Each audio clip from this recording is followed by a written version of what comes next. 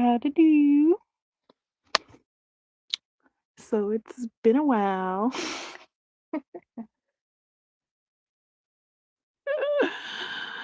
That's a quote from which one is it? Scary movie.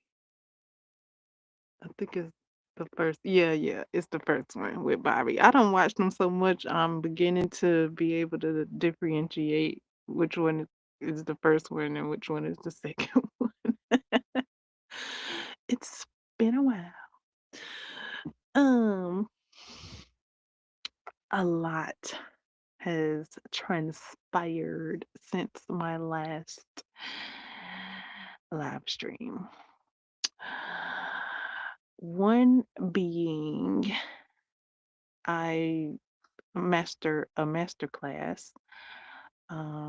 Since the last live stream, I've taken two attended two master classes, both of them quite fruitful. I did mention the master class and I did, invite you all to join the master class. Um, Prior to this second master class, I kind of drug my feet about it was like one thing that the teacher had mentioned and was like they had did this, so boop boop boop, and I kind of dragged my feet on it until the day of the next class, and then I got on the good foot and boop boop boop. Then after the class, um um I see some great prospects. A couple of them I favorited, and then I compared them, and I really wasn't feeling one of them, so I unfavorited it. And then yeah, so it's one that look marvelous, and I'm like, yes, I could see it. Like I'm seeing options and possibilities. So yes, and then okay, so for both master classes, a rerun was available.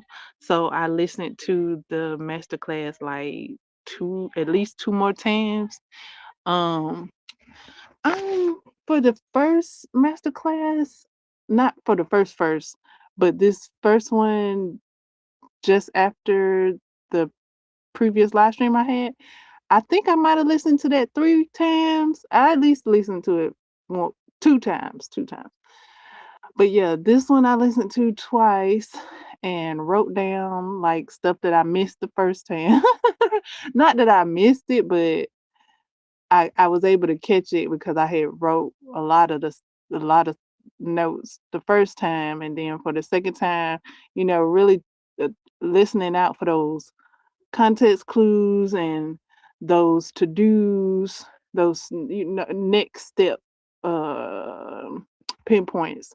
So wrote those down, and because I had did that, went on ahead and did the homework from the previous master class before this last master class. Okay, so the most current master class was just yesterday.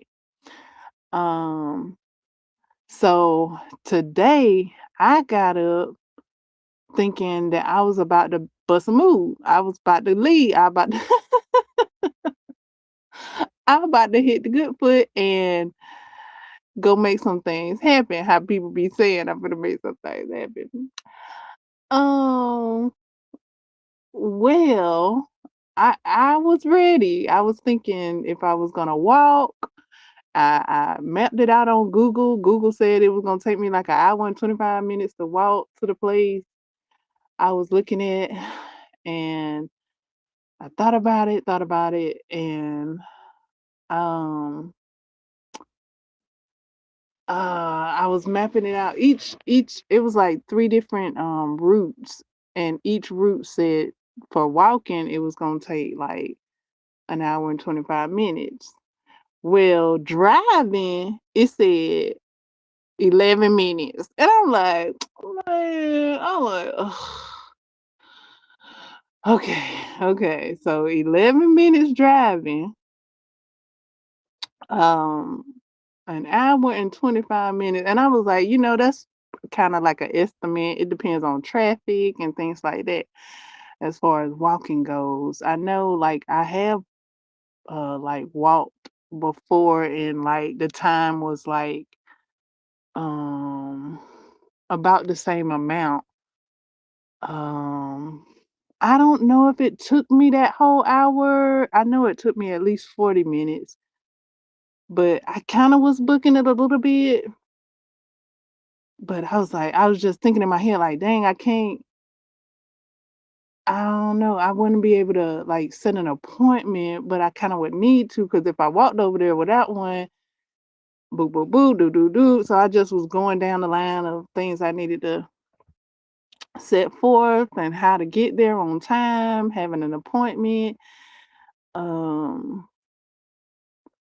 so I can make sure to see somebody on the property so they could show me the place I was looking at. And then I settled down, settled down, settled down. Whoa, horsey, whoa. I'm like, I have done this before. There are some steps prior to, like if they were to ask you, boo, boo, boo, if you want to get the place right then and there, blah, blah, blah. There are some things, they might ask for like a money order or whatever. So I was like, okay, okay, okay, okay. So, like, whoa, my horses, because I was just ready to get this place that I had seen. And so I was like, okay, so I got steps I gotta take before I get this place because yeah,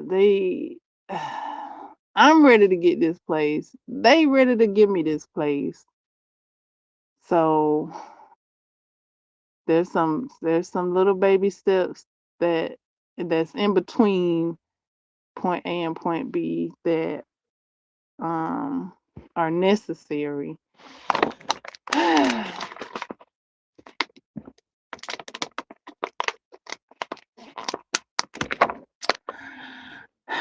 So I'm like, okay. So really it's not the fact it's not nothing like, oh, I'm waiting or oh, I'm not doing something about my situation.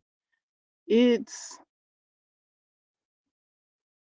it's the little things, but they add up to big things because if the little thing's not done, then I can't do the big thing. Like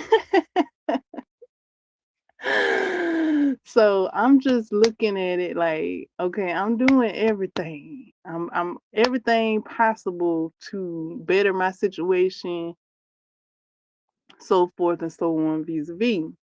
So I'm just really just looking at it like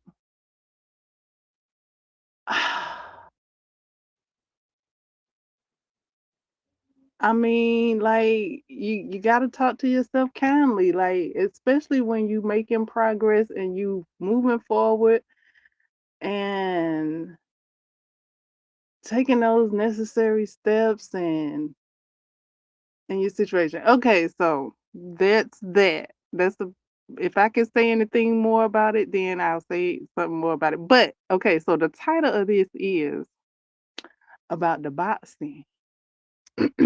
I okay, so boxing on April 11th. I I almost did a live, but I didn't realize that the match had already started. So I thought I had time to do the live. I had got a notification. I've been enjoying my notifications. I got a notification notifying me that Tyson Fury was gonna have a match.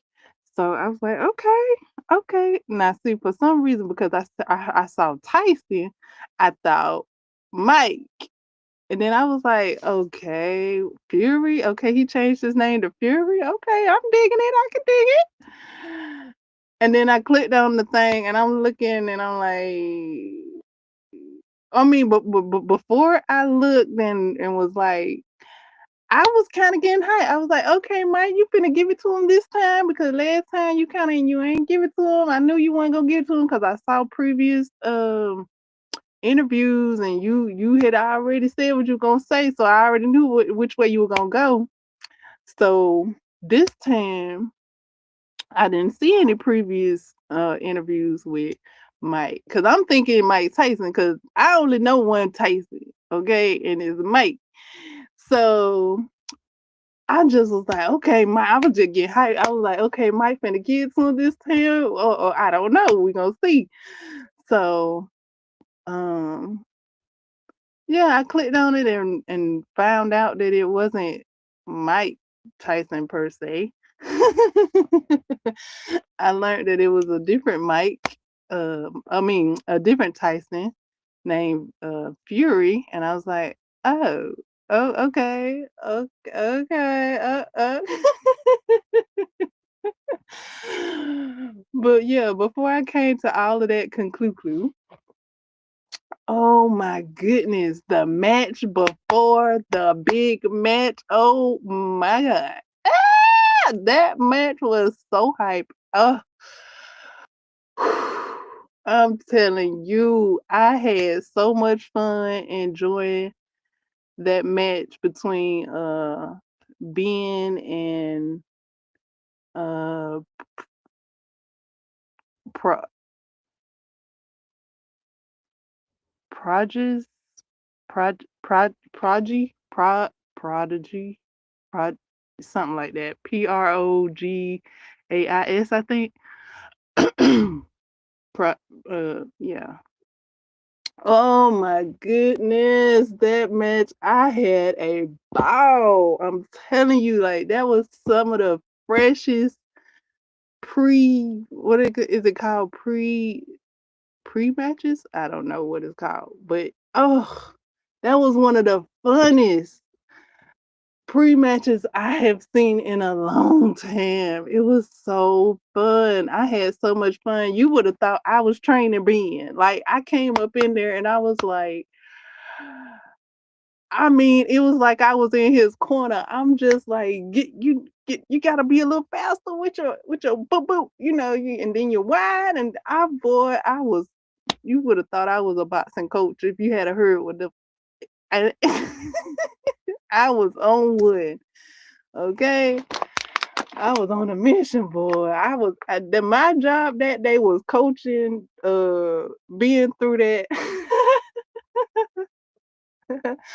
through that match. You would have thought I was getting paid, boy. You was like, you be like, why you ain't at the match? You his coach, ain't you?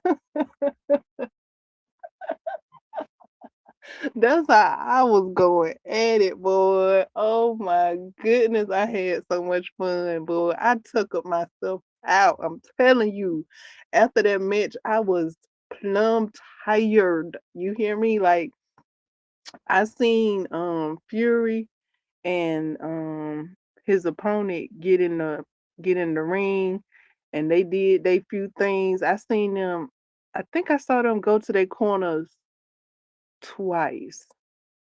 And after that, I went to sleep. Okay. TKO knockout. I was done. I was so hyped from the from the previous match. So I didn't even see Fury and his opponent all the way through.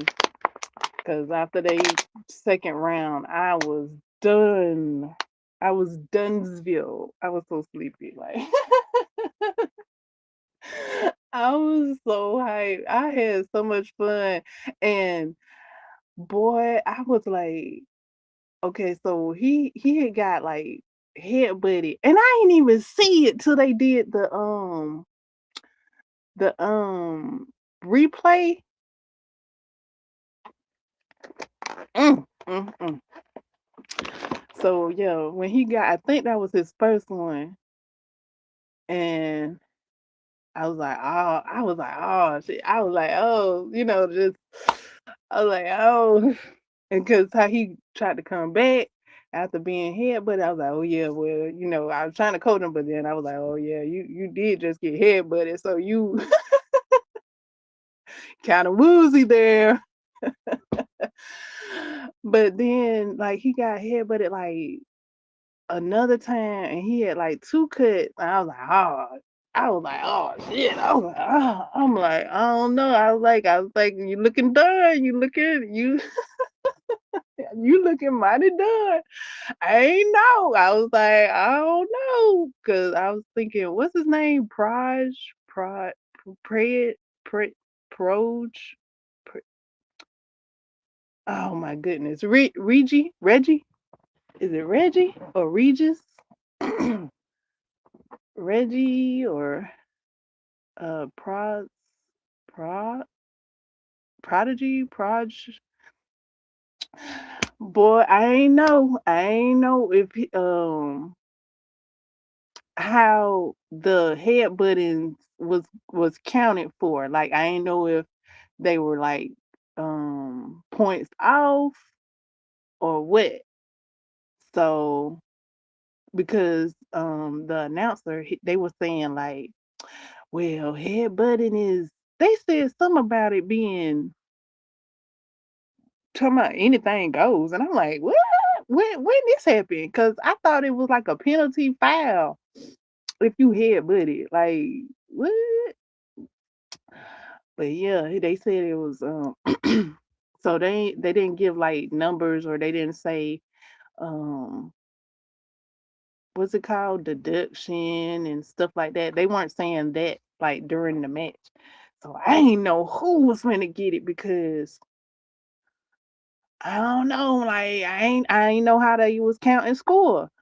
So I mean, being he was doing his thing, but I ain't know. But then he kind of came back with the pop, pop, pop. He kind of got a little faster, and then Proj, Reggie, I think his name Reggie. He was each round he was switching up his style. Like he was crouched down low, but then like each round after that, he would kind of lift himself up, up, up, higher, higher, higher after each round. And he kind of like seemed like his style, like he had a style. It just that's how it seemed to me. Like his style was a little different after at each round. But the announcers were saying he kind of was crunched low because um he had a punch to the gut. um but yeah, Reggie, I think that's his name. Um he he didn't seem like he was blocking as much as I thought he needed to, but because I was like, why you so open? Like you need to close it up a little bit, like oh my goodness.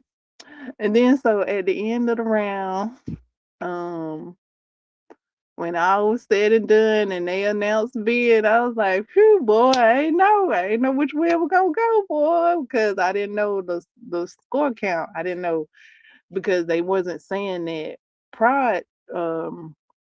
I know that's not how it's said. It's called. I now looked it up before I came online. I think his first name is Reggie, but yeah, the Progais. I think that's his last name. He he had headbutted Ben like at least 3 times. So I didn't know if they were gonna count that as a dis, dis qu- disqual is it called disqualification? Oh Lord, I don't messed up that word. Disqualified. But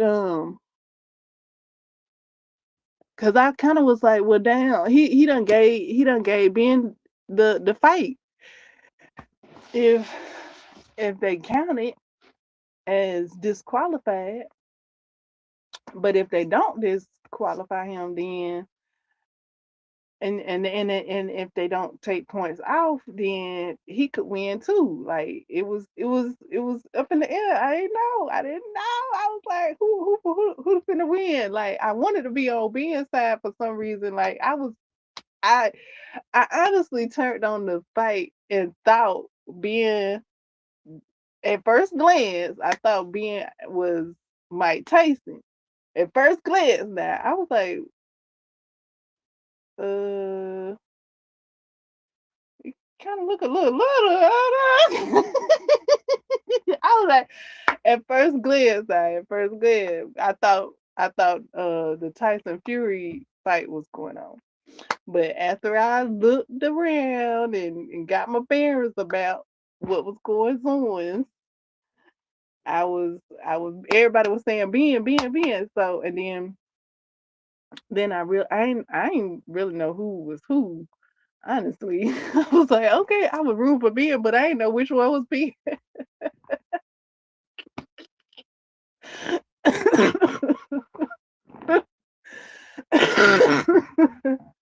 I just followed the announcer. The announcer seemed like they was rooting for Ben, so I was like, okay, Ben.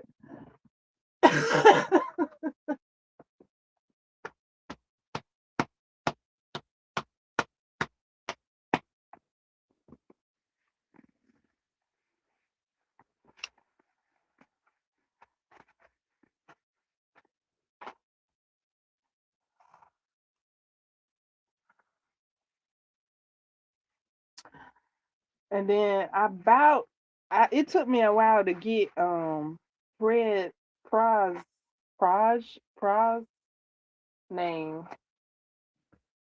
Reggie. I think that's his first name. Reggie. It took me a while to get his name.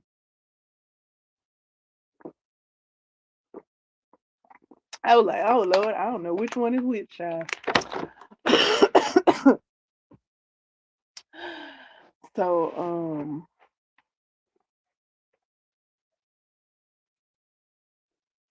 yeah. Then I found out which one Ben was. Ben looked like he had the upper hand, but then like I said, after each round, it seemed like Prize Pride had like a different style. Like he came at it different. Like each round, I was like, oh snap! Like dang, is this his routine where like after every round he come with a different style, or is this just did he train to do that, or what? What's up with it? Um,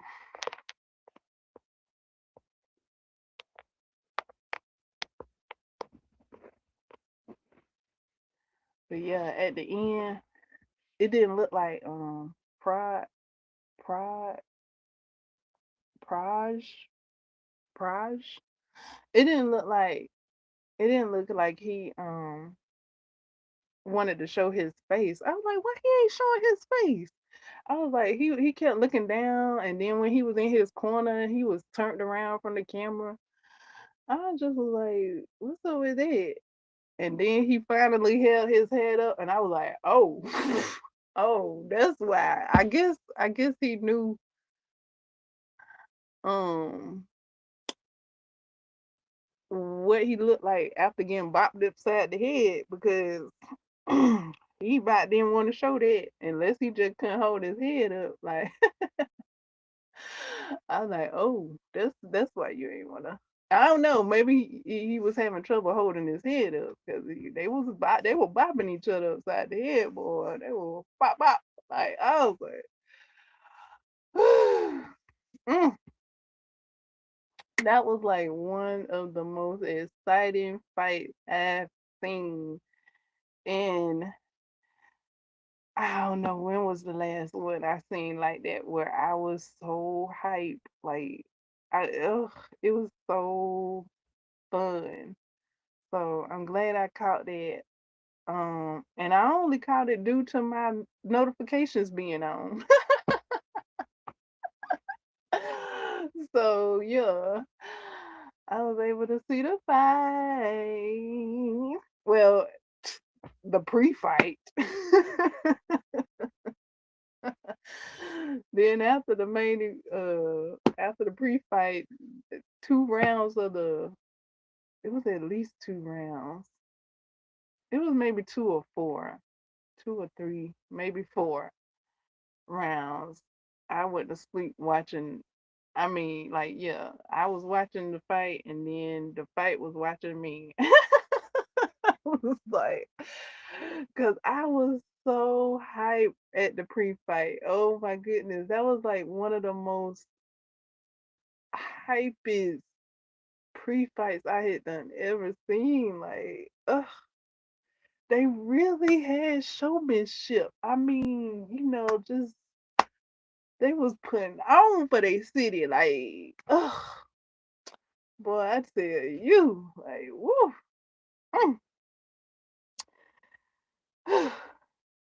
How they say GG, good game. Like, boy, they put on, boy. They was on it. Like, bop, bop, bop, bop. I was like, whew.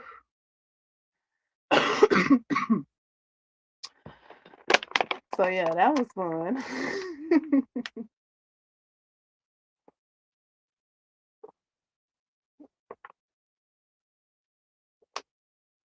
Mm.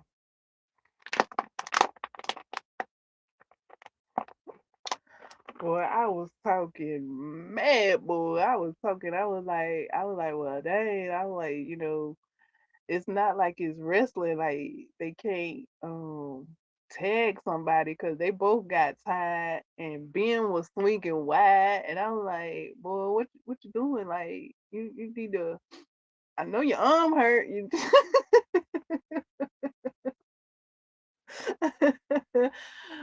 Oh my goodness! If they could, I was like, this not like it's wrestling, and they could tag somebody in for them, so while they can rest up, boy.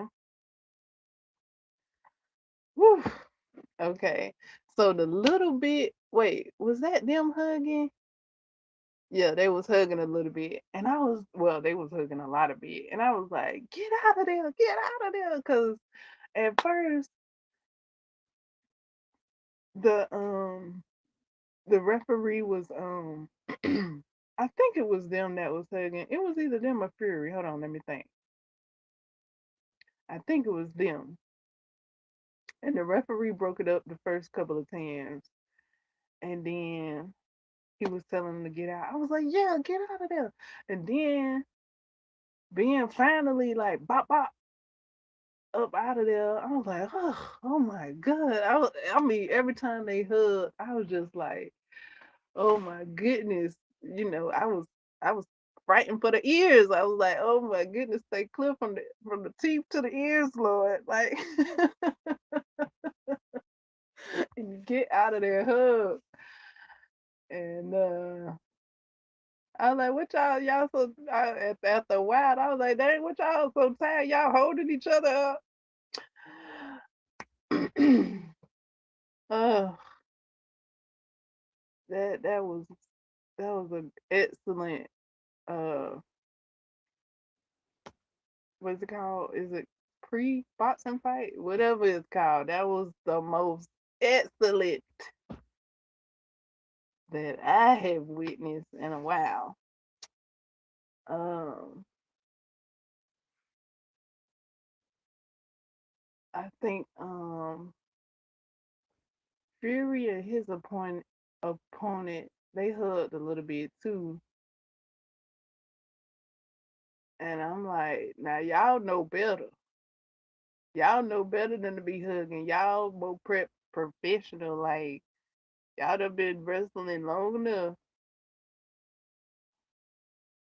And what I remember from that one is uh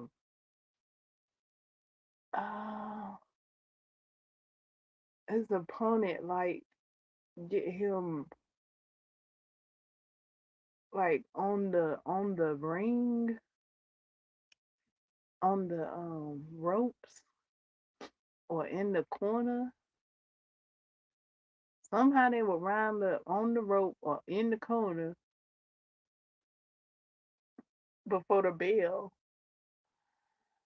And so that happened a few times.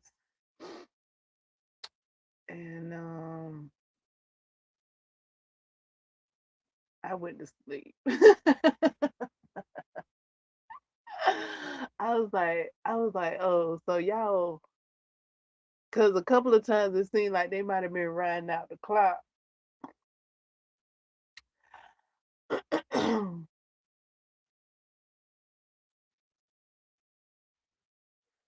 I don't know how long a round is, but their rounds didn't seem that long at all. Um, when I was watching it, like the first what 2 maybe 4 rounds.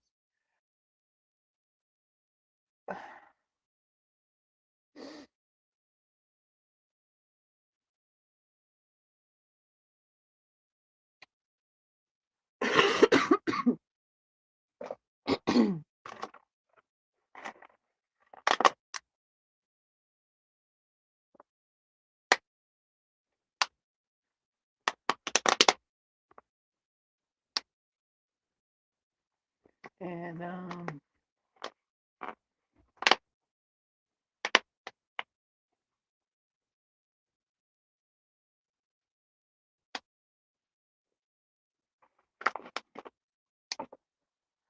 I liked hearing the stats. I liked hearing the stats on the I was about to call them wrestlers.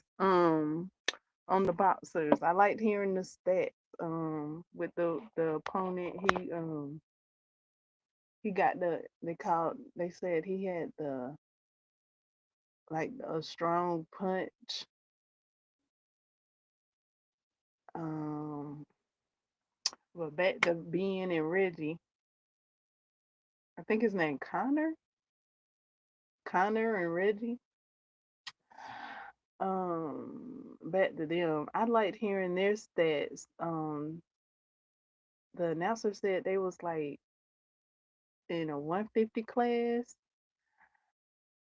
weight, but like neither of them was 150 all the way. Like one of them was like 148 something something something, and then another one was like 149 something something something. So yeah, I enjoyed hearing the stats that the announcers were saying. Um, yeah, that's about it on that though.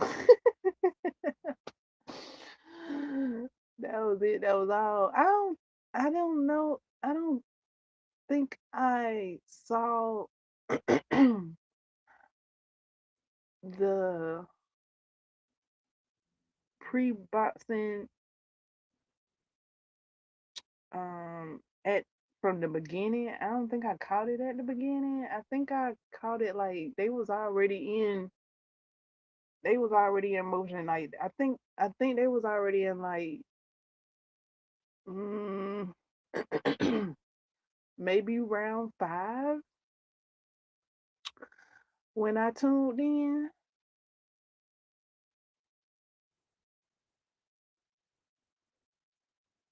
Yeah, somewhere around up in there. Anywho, I had a ball. I'm telling y'all, I had such a ball watching that show. Okay, so update on my yarn. My star top that I'm crocheting. I did have to refer back to the tutorial with every step. This time I did follow the tutorial as best I could. I kept looking at it and checking it and seeing if I'm doing it correctly with the um making the sleeve part. I almost veered off and was like, I like my way better. I almost did that.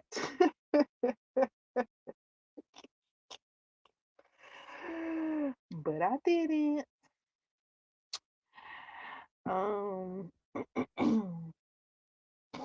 I almost did. I thought about it because I had took out what I did like a couple of times to get, because I didn't, it didn't seem like I was doing exactly what she was doing. So, but I was. So after I got that straight, I went on ahead and followed the tutorials best as I could, and I did it like the tutorial said, and perhaps I'll have more room in the sleeve. um okay, so as far as the yarn goes, I don't have as much yardage as I did with my first top. I got like 205 yards less out of this skein. So let me share what that gave me as far as this top goes. It gave me two panels, and I think this is a quarter length sleeve, a 3/4 length sleeve. Let me look. Let me, yeah, it's filling 3/4 length. It's giving a little bit of like 3/4 length sleeve. So that's as much as the smaller Mandela capes gave me in comparison to the Cameron cape, the Cameron skinny cape that I made my first star top with. Okay, so I love me a long full length sleeve. So I will be adding some yarn to this, and it's gonna come from another skein that I have that's a similar color. It's not exact, but it's the same. I mean, what? It's not exact, but it's okay. Uh, okay, so the the star top that I'm working on, it has a blue and a purple. I think it got some purple in it. It has a pink. It has a orange. So the skein that I'm gonna be working with the outside because the mm, inside pull already has a star that I've already started up. So the outside pull has like a blue, purple, orange that I think will be all right to match up with this top that I got going on. So that I can create the rest of this. Okay, so let me give you another idea. Like if you are already familiar with this tutorial, 1, 2, 3, 4, 5, 6, 7. I have 7, 8 of the chain open space rows.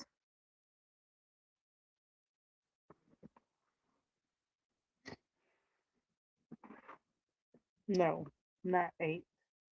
Let me think. Hold on. 1, 2, 3, 4, 5, 6, 7, 8. Yeah, yeah. 8 of the open chain space rows. Um, so 8. I got 5 more open chain rows before I reach 5 more open chain rows to go before I reach the full length sleeve length. And then um I have an option.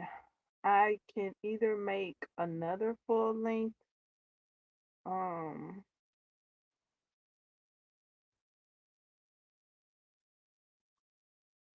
sleeve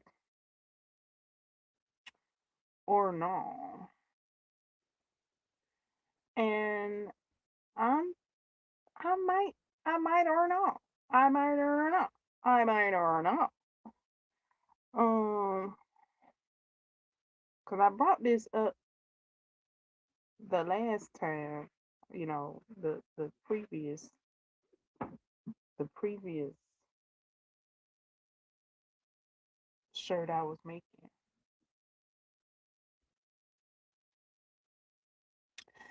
and I was like, make two sleeves, make short sleeves, make one sleeve. What? What?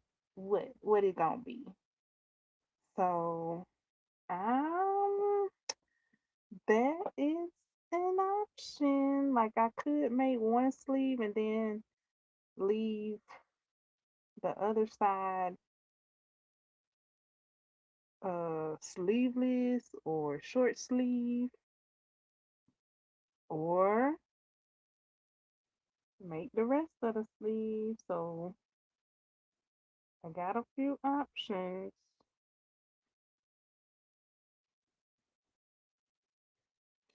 but like because the yarn colors are similar, but they're not the same. They're not the same shade. They're the same color, but they're not the same shades. So like the shirt I got going on, like the color scheme shades is a little darker than the yarn that I'll be adding. However, I mean, it's rocking. It's rocking. It's still rocking. I think it was still rocking. It'll still rock and roll. I think it'll do. But at the same time, I'm I'm seeing where I could take creative license and maybe do um no sleeve, kind of like a rock and roll type thing, like a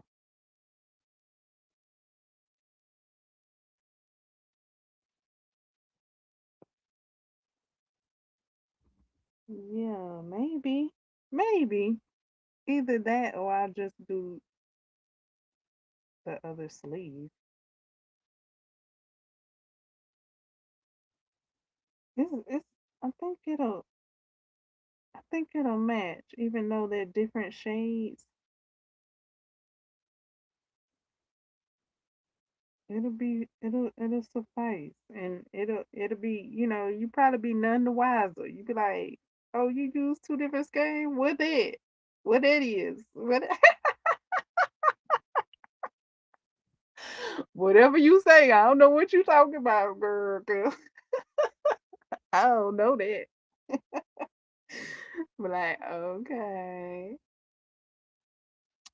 So yeah, but yeah, that's what it's looking like. I'm trying to see if I want to make one more of the sleeve or leave it sleeveless. I don't know.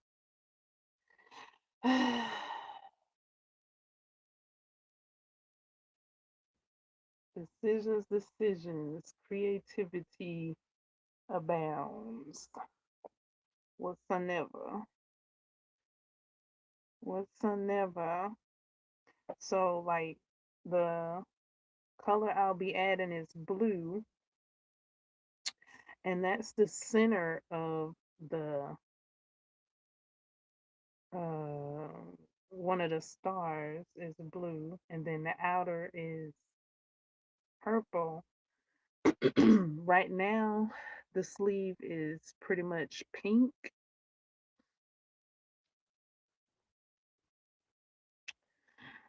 but I'm about to add blue to it,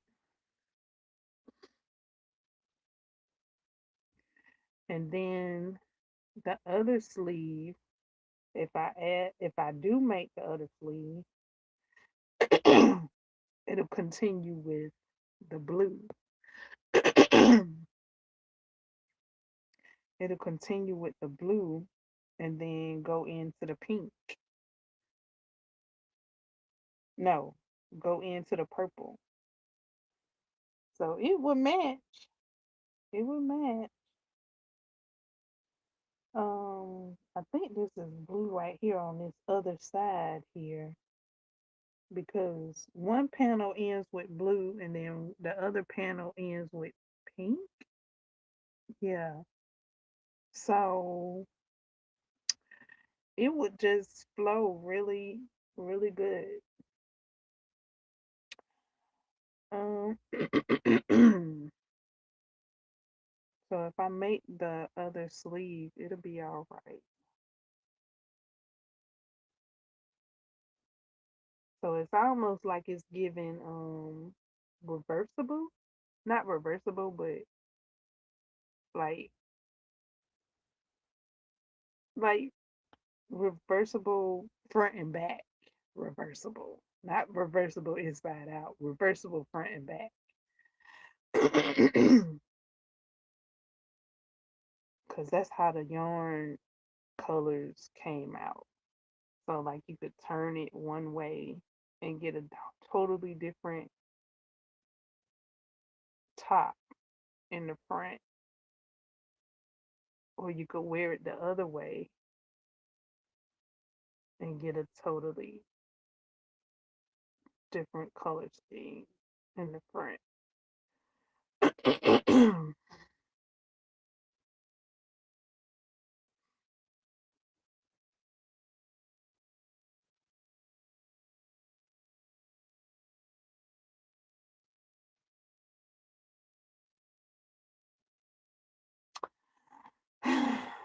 So what say you, crew?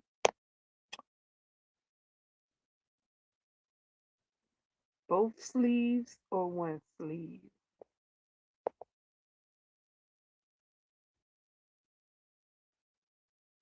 That is the question.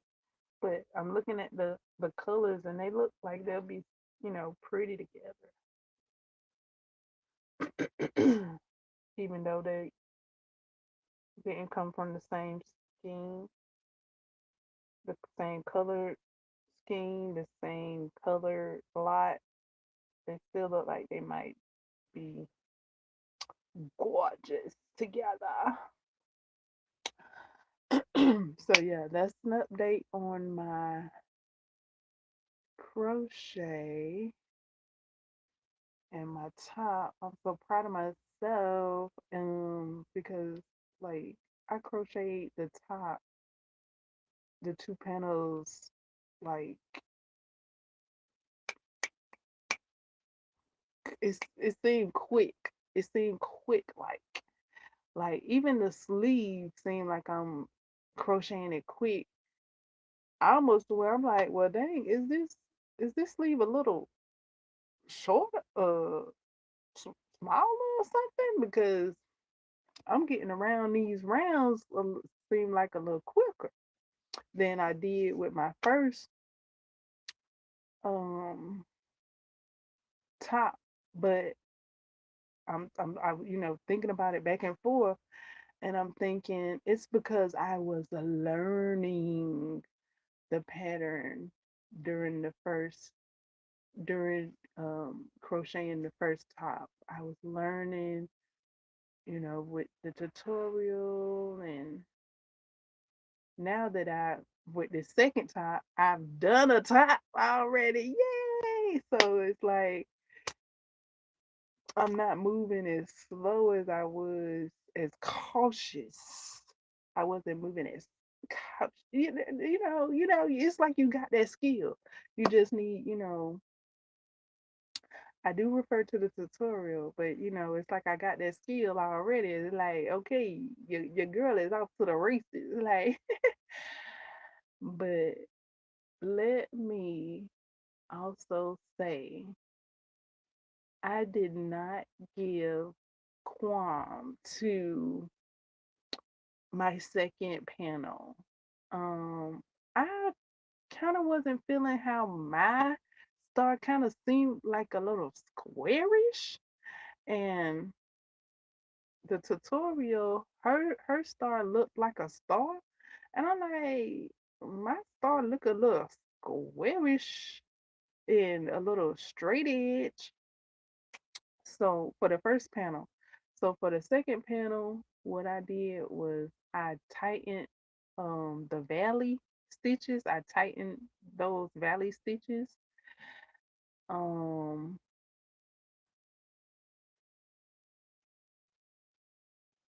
and it seemed like that made it like a star because I was wondering if my valley stitches were too loose. So let me tell you the qualm on tightening my valley stitches on my second panel. When I went to put the two panels together, the second panel is much tighter than the first panel. So I'm like, whoop, well, I did not uh put too much weight on the panels being congruent. Like I just was thinking in my head to get my second to see that star form instead of the straight edge form that it seemed like was going on.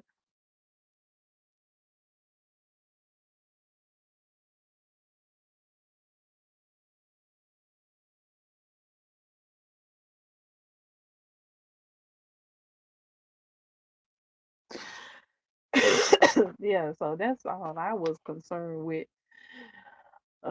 But yeah, it is much tighter because I did tighten every single valley stitch. So I'm like, ooh, well, that's that. I got one loose panel and one tight panel. Um, yeah, almost to the point where like they don't match up. I was like, why they ain't matching up? I was like, oh, the stitches aren't evenly tensioned. That's why. I'm like, well, it gonna be like that this time. Cause I was on a mission to see that star panel. Y'all heard me? You feel me? Um, cause it just seemed like my edges was straight, but it I don't think I changed anything. It just might be this size, this weight 3 yarn. Even though I took my time and tightened the belly stitches, I mean, I saw a slight difference, but maybe not enough to do that again. So it could just be the weight of the yarn. And yeah. Um, okay, so crochet, yarn.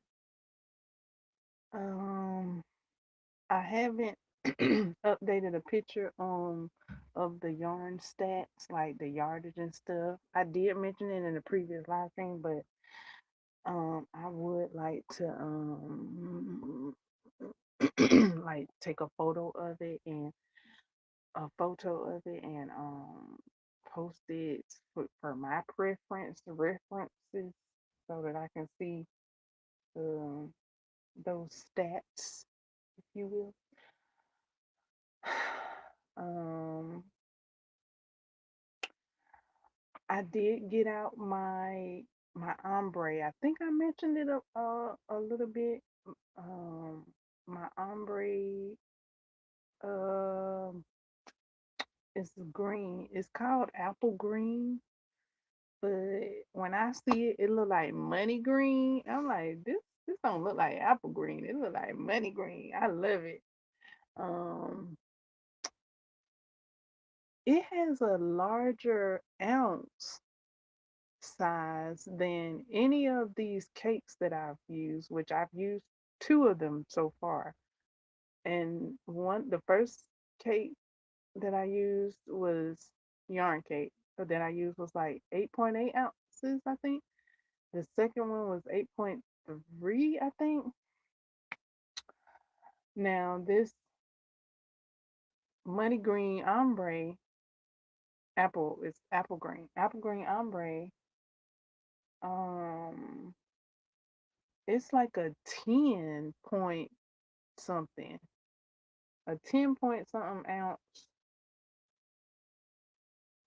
skein. This is a skein. The ombre is a skein. The other two were cakes. The ombre is a skein, and it got like a 10 point something ounce. But the yardage is, I want to say the yard is trash. The yardage is trash. I'm telling you, the yardage is like 400 and something. Um, the first cake that I had that I used was like 700 and something, 792 or 795, something like that. Yardage. The second cake I used was, hold on, I got the, well, I had the, dang, I had the, oh, here it is. Okay, so the skein that I'm using now, and this applies to the skein that I'll be adding to this one. They both have the same stats. Oh, 5.3 ounces. Okay, this one is 5.3. The first one, the Cameron Skinny Cake, I took a picture of that, so I don't have to remember that. It's like 8 point something ounces. You can see it. Um, 8 point something ounces. Okay, so this skein is 5.3 ounces with a yardage of 590, 590 yards. Okay. The first top that I made um with the Cameron Skinny Cake, the Cameron Skinny Cake, that yardage was 7 something. 7, you can see it when you look it up. Um it's 205 yards more than this one. This one is 590 yards. So 205 yards more than this one. Okay, so 795. Okay, so back to the ombre. This ombre is,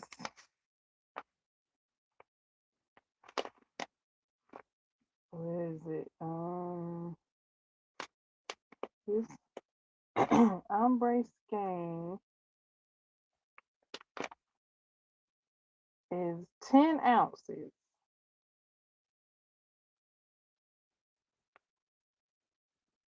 and the yardage is 482. What the fudge? How you got more ounces and less yardage? Tell me, please. How, Sway? How? Like, what? What sorcery is this? Like, what is this gonna get me? Like, I feel like Smokey and his mama, like, this ain't enough. Like, and she say, make it enough. I don't have what you call it to add to this green at the moment.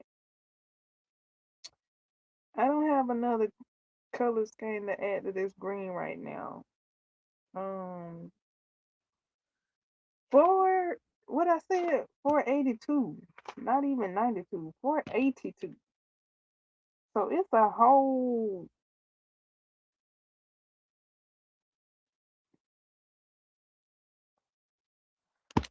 I don't get it. How is it more ounces and less yardage?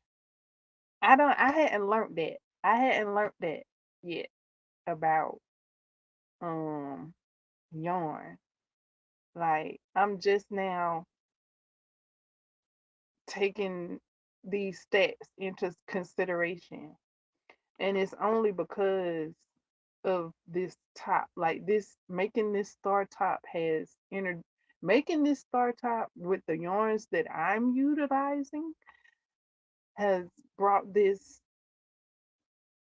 skill to the forefront. It's a skill to know these stats and what these stats can do and what you can make with these yardages and ounces and how far they go and stuff. Like people be knowing it. Like they be knowing how what they can make, how much they can make, how far it can go. I'm telling you, like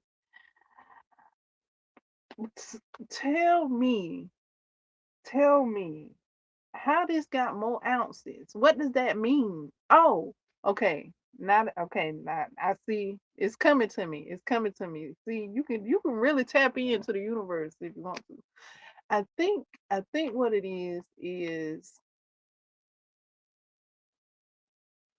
the weight of the yarn.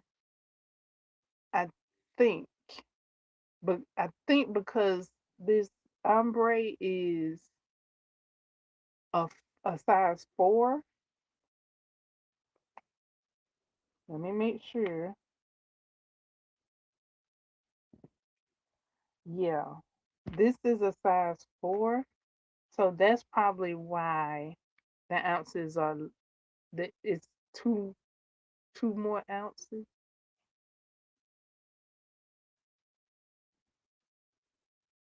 That's probably why, and less yardage because it's a 4. But so I just answered my own question. I am the solution. I am the answer. Okay. Um. So these other cakes that I've been utilizing previously are size 3 yarns. So that's probably why you got more yardage and less ounces because it's a size 3 yarn. I think that's the answer. If anybody, you know, want to say, oh no, contraire mon frere, that's not it, and clarify it for me, you can do so. You can clarify it for me. Um,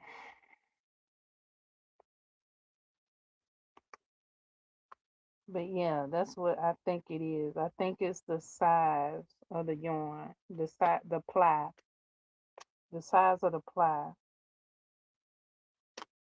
that's got it being this size 4 yarn being 10 ounces, 482 yards. So working this up, I'm gonna get to see where this goes. I know I'm gonna at least get one panel out of it. Um, Perhaps I'll get two. Um, I'm gonna just have to see. I don't know if I'm gonna get two panels because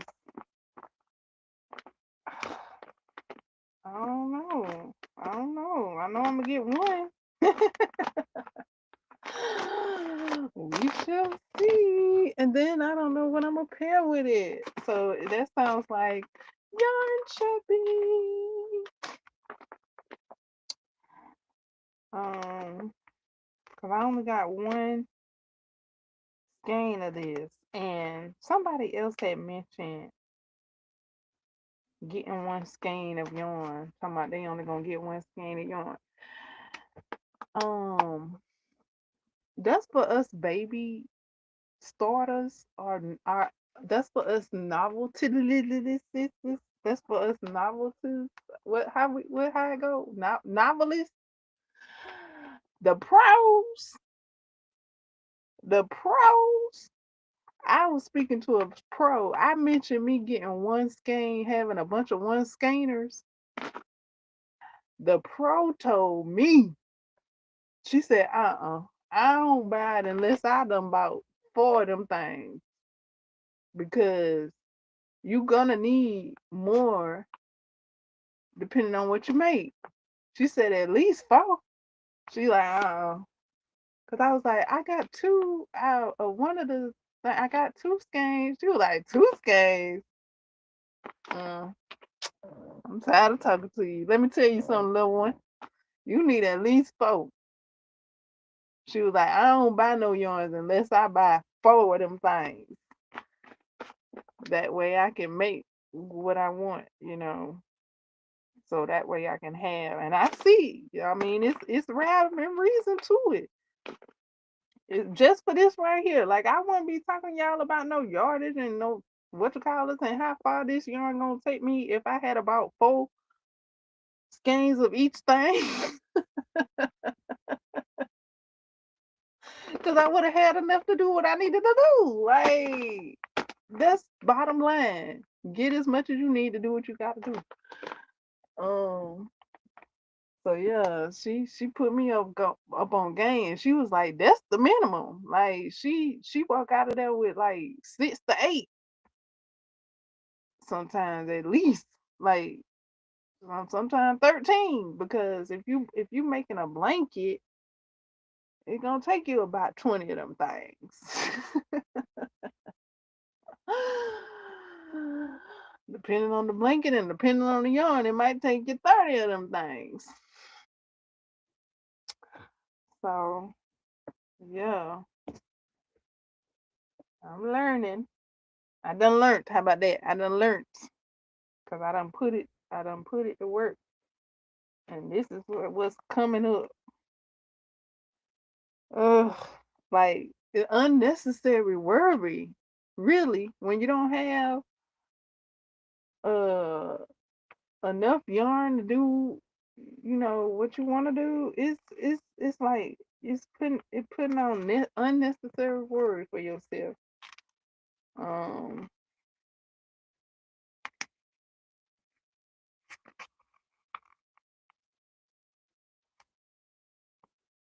one another pro tip that a lot of crocheters share is getting the same lot. If you want your product to be the same color consistency throughout, get the same lot number of the colors. Um, like, cause I was mentioning putting this skein with this other skein, they totally two different skeins. But you can see like if they were the same skein, which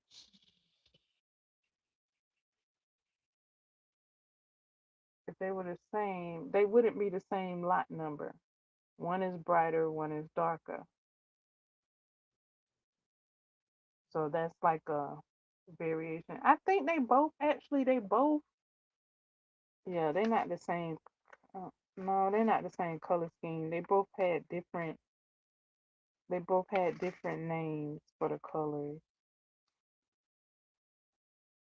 All of them had different names. I had got like one of each, which is amateur.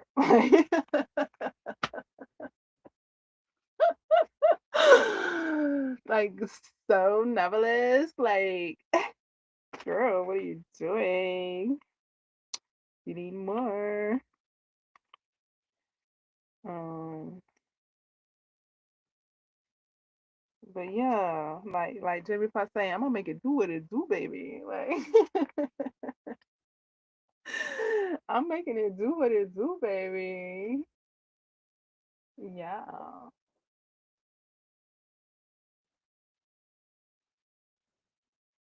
having fun with it, playing with it.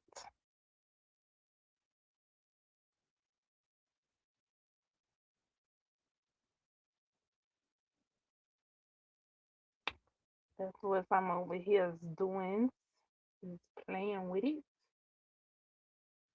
playing with this yarn.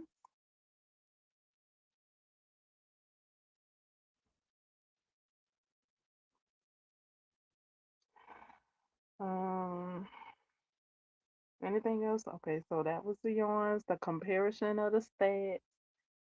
I actually need to take an intermission.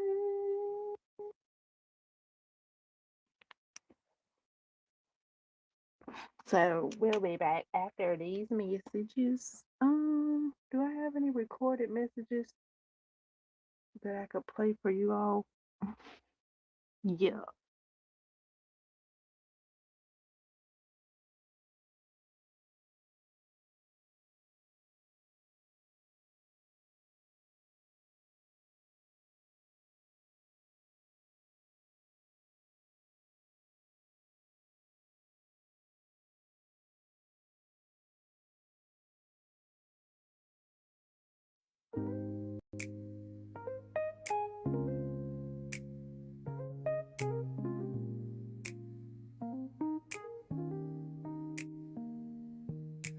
April skies are glowing soft and wide.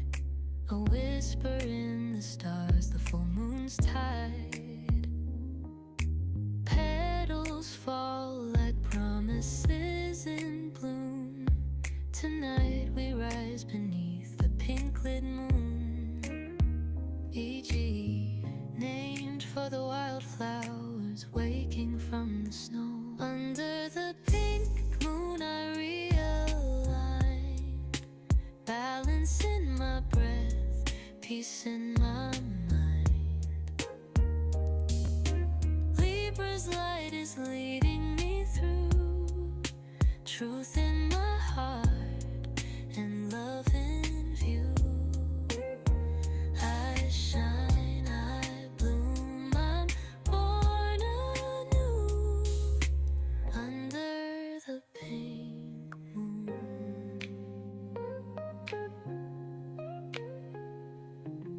The air is calm but shifting deep within. I hear my soul where silence has been.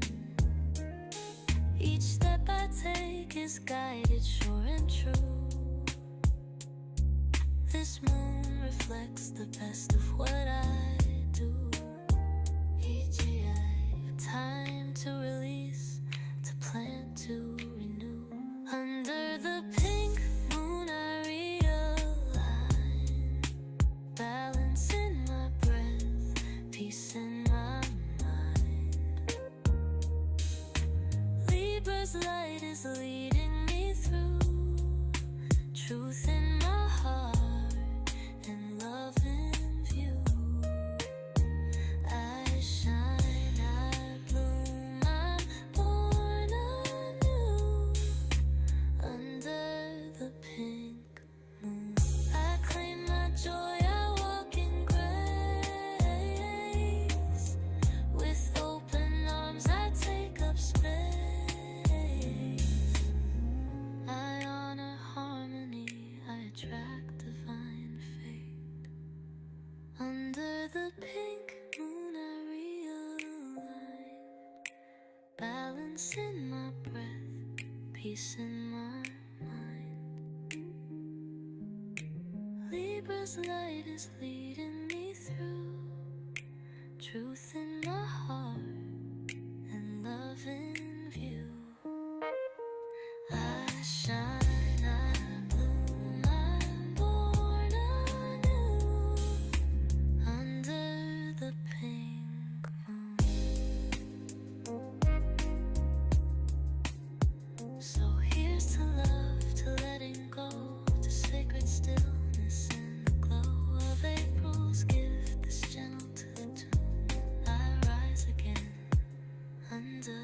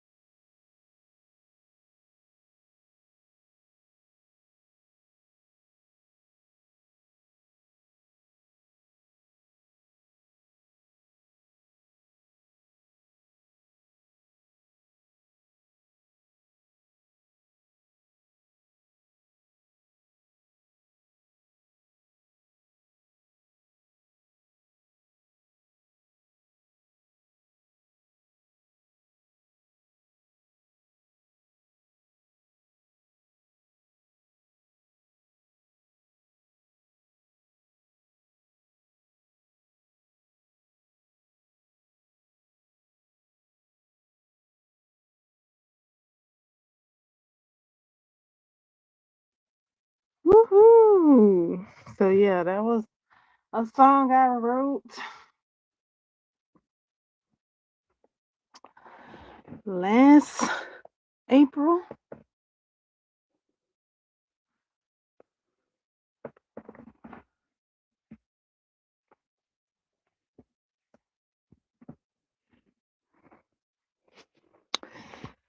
Um,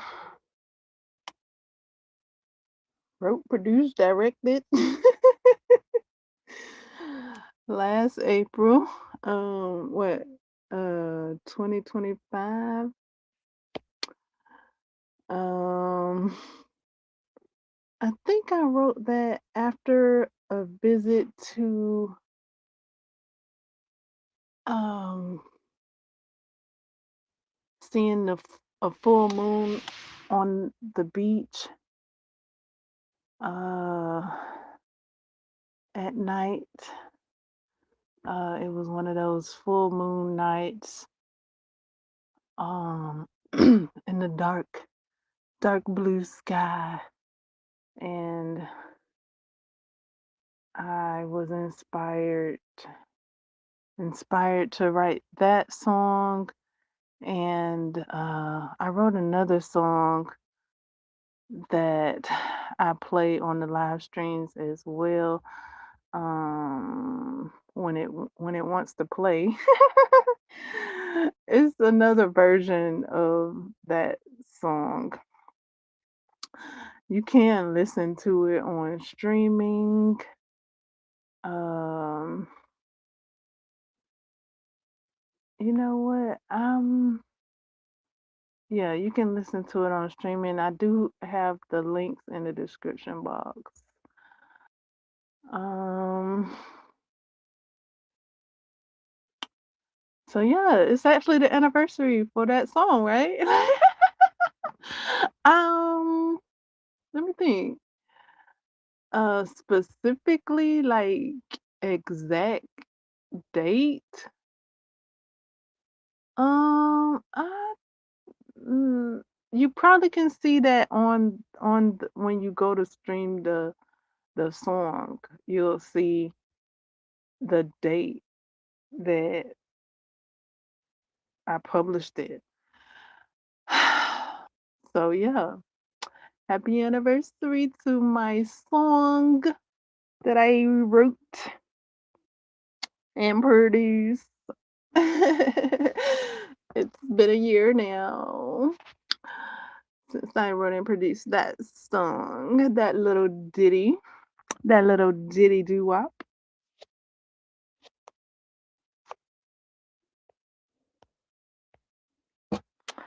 Um, that one and the other one. You can see all the songs that I've created uh last, I think I created all of them last April. April was very inspiring. I was inspired. Like some transpired and I got inspired and wrote a few songs and a few versions of the song. And to give an update on how the months are going. April, him doing him big thing. April boy, I'm telling you, April, he done showed up strong. Okay, April is strong. I want to say he's silent. Like for the time being, he's pretty silent. He ain't said too much. Just he let me know he here. April let me know he here. He in the building. And he's grown. He is grown. I'm telling you, he's like in action. Like, uh, he reminded me what March did. Okay, March did him big team when it was March. March already done opened the door. April is just, continuing. Like this is continuation. This ain't this this is not start over. This ain't none of that. This is continue and continue. This is in action. April is in action. March opened the door. April say end action. I'm just like, okay, like, boy, these months are so beautiful. Like,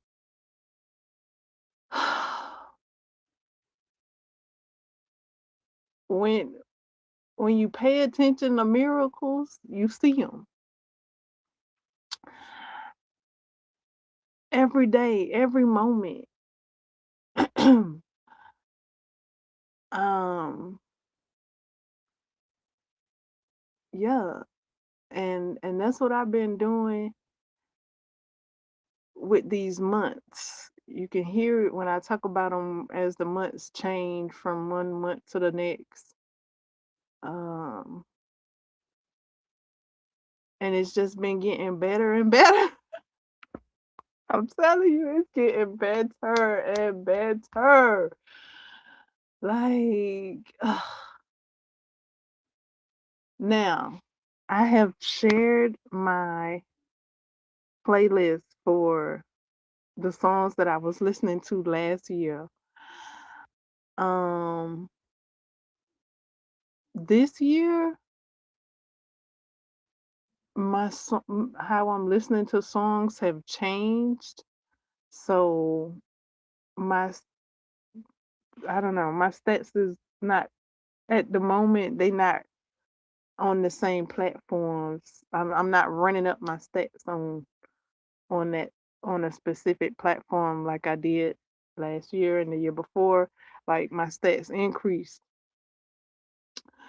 on that on a specific platform, but I have since changed platforms that I'm listening to songs on. So yeah, that's that. I get less commercials. I get less commercials. Like, and then when I do get commercials, if I want to skip them, I can skip them. But because I'm getting less commercial, I be like, let it ride. Like, I let that commercial ride because I don't listen to so many songs.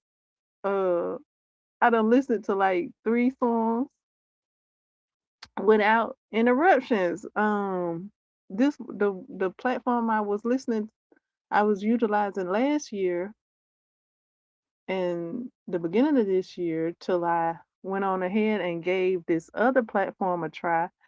It would say, okay, now you listening to like 30 minutes of music. And I would time it too. I'm like, that was not 30 minutes of music. That was not 30 minutes of music. But so I'm giving another platform a go and I've been enjoying it. It's actually been surprising to me to actually listen to 3 songs and not get a ad. So I be looking, I be like, oh, there was no ad. I, I'm still listening to music. Like it's a surprise. It's a surprise. Like, oh I listened to 4 songs and it wasn't the ad. Phew. Got me feeling like like I might be listening and just being able to listen to it music more fluently is beautiful. Um especially with ad interruptions where you like, what the fudge? Like this I I done already pressed my thumb down and then said that this don't apply to me and I'm not interested in all that, this, that, and the third, and then you still gonna play the ad? Like, Why folk come? Why? Like you ain't hear what I said the first time. You ain't see my thumb down, and I'm not interested, and this don't apply to me. You ain't see all them responses, but you still finna play that ad, right? Yep, you playing that ad. So yeah, I switched music platforms this year.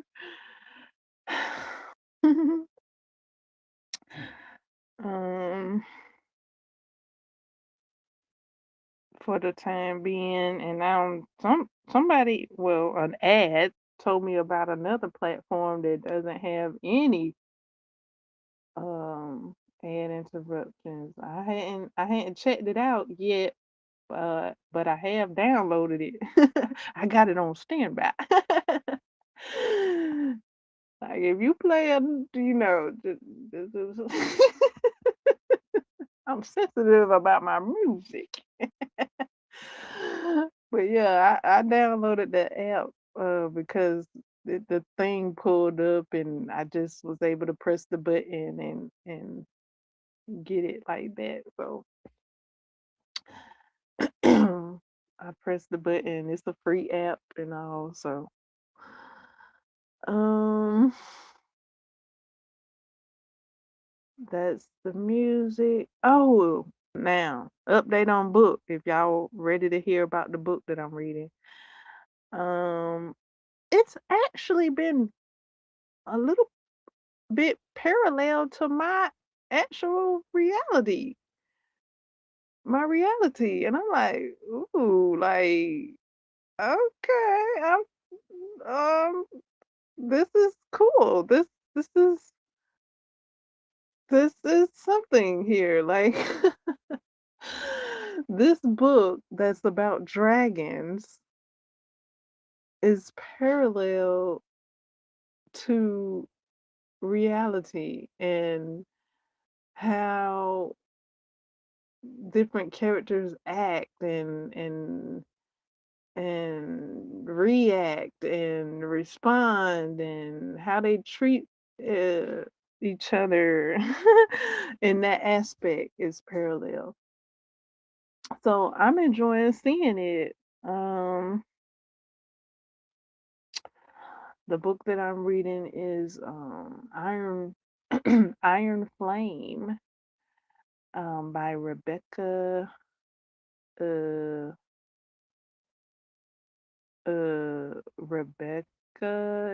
Y. Yeah, Rebecca Y.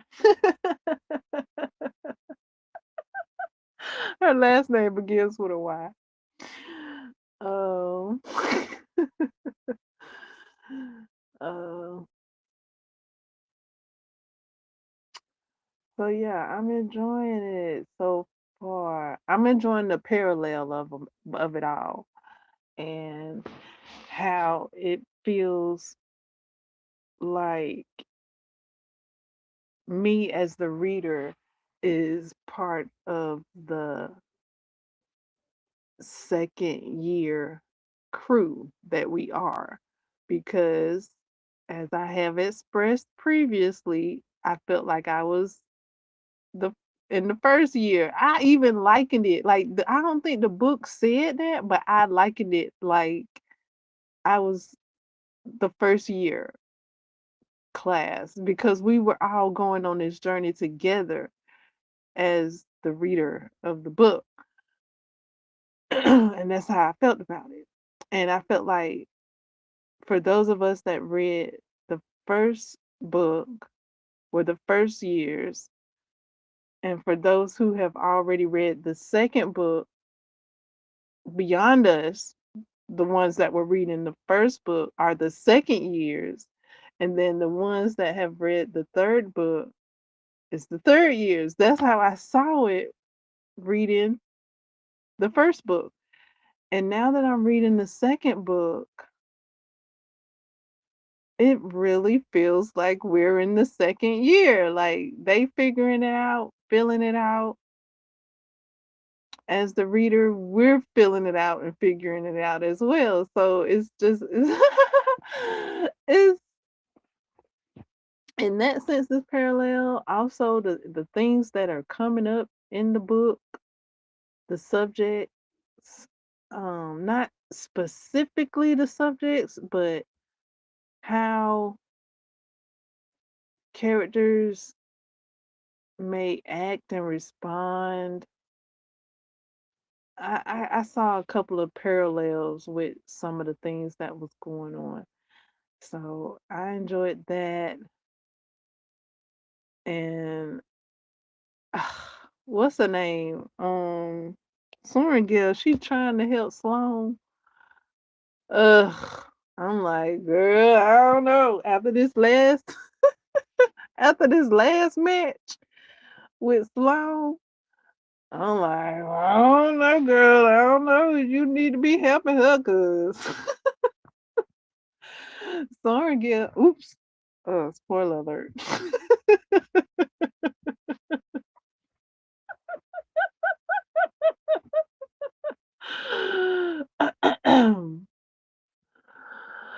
Soren Gill was like, Salone had put her opponent in like the weakest headlock that she had ever seen. So I'm like, I don't know. You need to be helping Salone. Oh my goodness! Like, I don't know. I don't know if you helping her or what. I know you. I know she helping her, but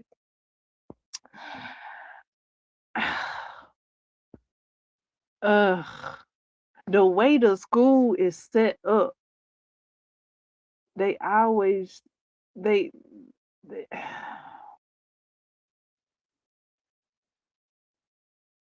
Soren Salon wouldn't have been there if it weren't for Soren Gale. The way the school is set up, and if Soren Gale had followed the rules, Salon may not have reached where she is right now. However, I do like the quote, dragon riders write their own rules, and I love it. I love that first opening quote.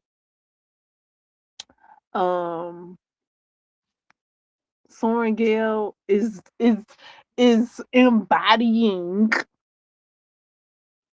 that quote.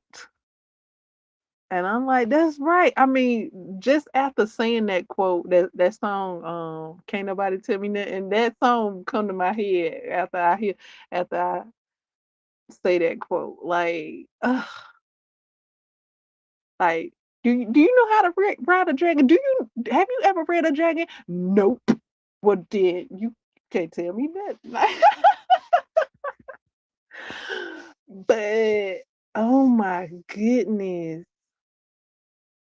Oh my goodness. If y'all read up to the part where I done read up and y'all saw what Soren Gale went through, or not saw because we read in a book, but if y'all read what she had went through because she didn't adhere to what the teacher told her to do.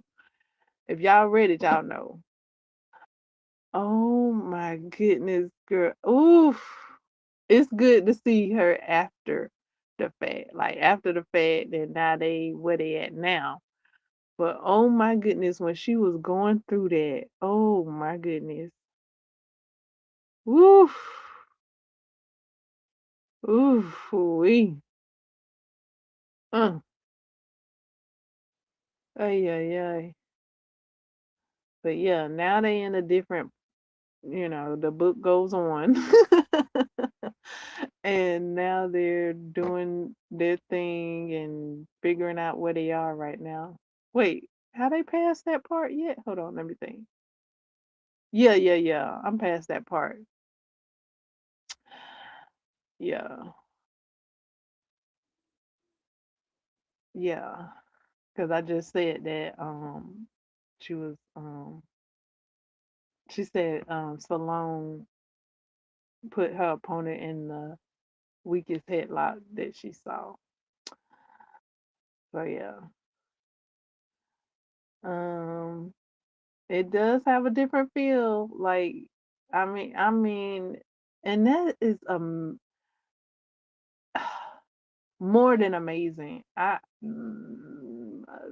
To say amazing is like more a simpler term, but for a book to feel like it reads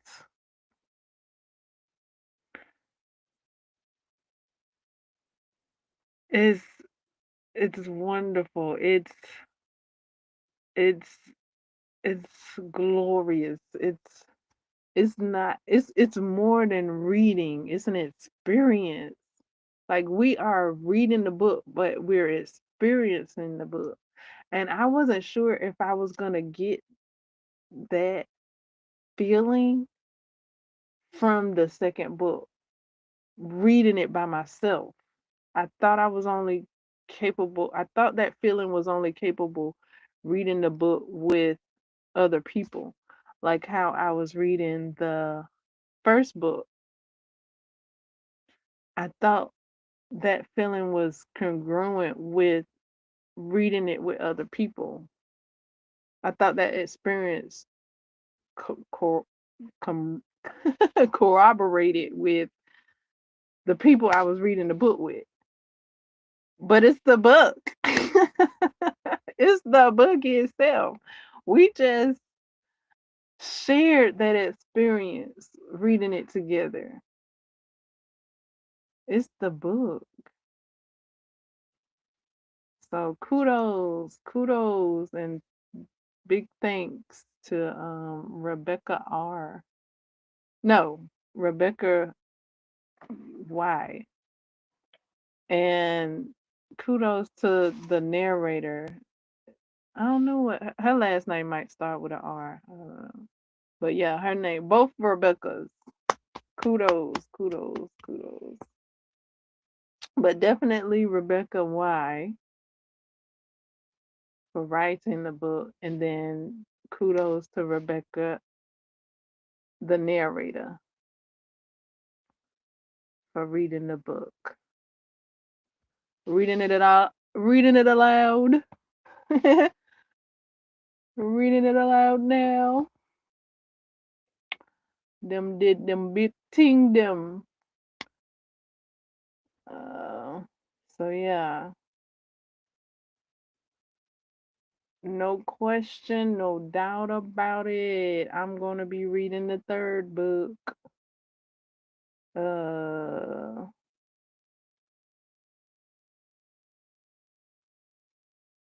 I don't have it scheduled. I'm still reading the second book. So, but yeah, for sure, I'll be reading the third book. Because what?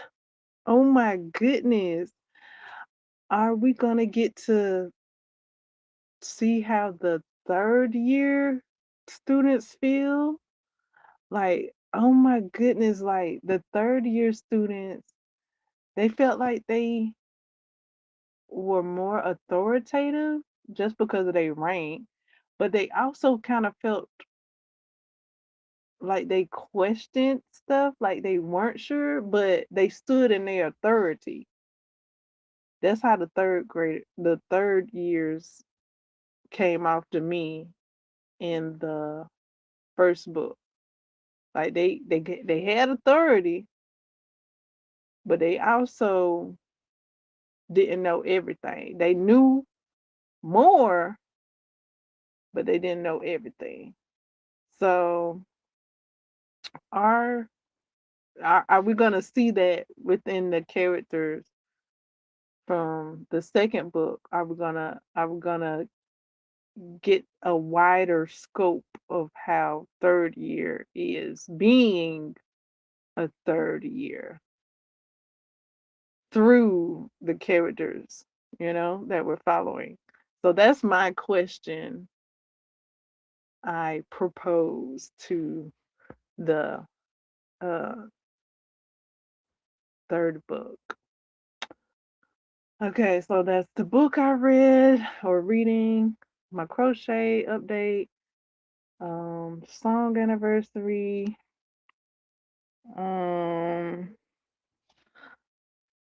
the boxing, um, what else? The master class update, mm, new items in shops,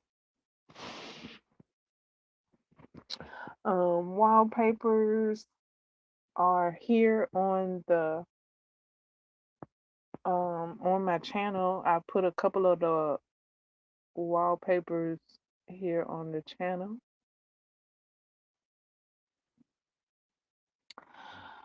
Um, and you can catch them all. You can collect them all. More to come. Daily uploads, wallpapers, my wallpaper series. That I've started. You can collect the ones that I've already um made available in the gallery at the coffee shops. And you can enjoy the shorts here on the channel. Um, and the videos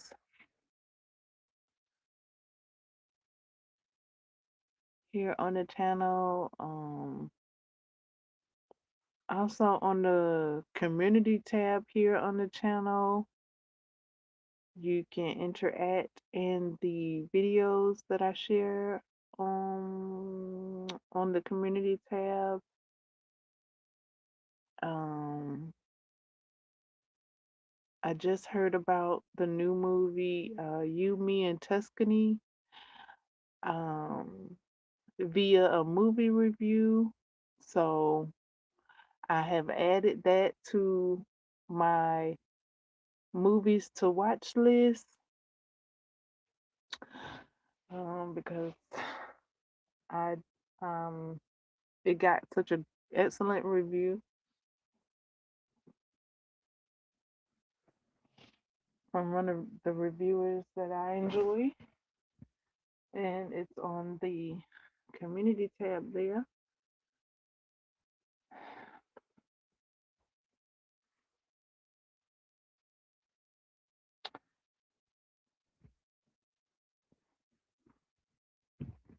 And yeah, Italy. That, that I was um learning how to speak Italian a while a while back. Um and listening to Italian music while enjoying my dinner via candlelight, and I had me a whole Italy setup. My little Italy, uh was it last year or the year before? When I would travel to Italy per se, like via the mind, uh via vibes, via vibration. I don't know, via traveling, via music. Um, where I would put on some music and have dinner at Italy, have dinner in Italy. Like I just was enjoying that vibe. Like I wanted to have dinner in Italy, so I made it happen. I made it happen how I could. I'm trying to think if that was last year. Actually, that might have been last year and the year before. I mean, I do enjoy dinner themes, like Mexican dinner themes. I mean, the whole nine, like decorations for the dinner themes and all. So yeah, I heard Yumi and Tuscany is a fun movie watch. So yeah, it made it on my list to see. Um Avatar is not on my list to see. I haven't watched the first one or the second one or the third one or however many of those Avatar ones there is. Um I hadn't watched them recently, and now there's like purple people eaters. I don't know. Like it's that.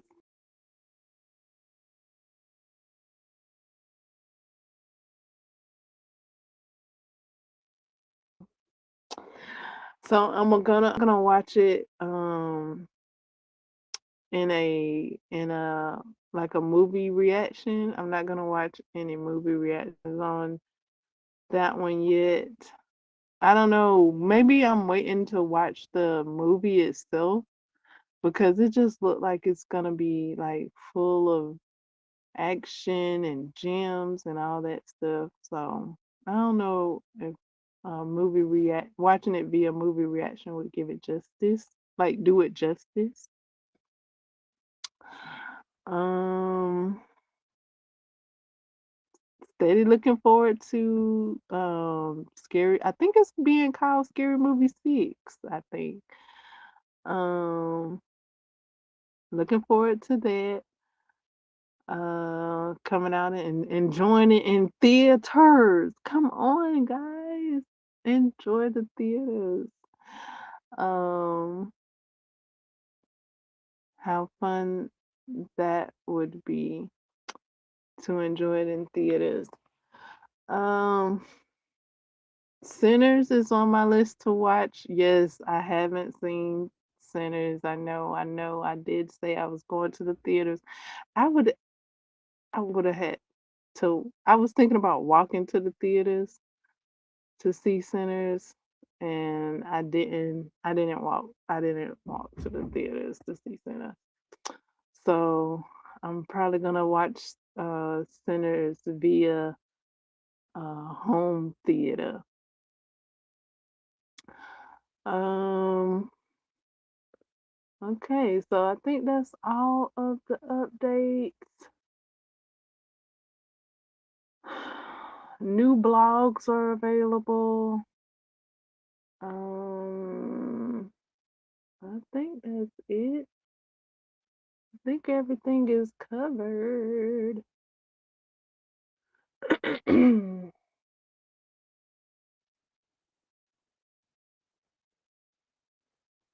Hmm.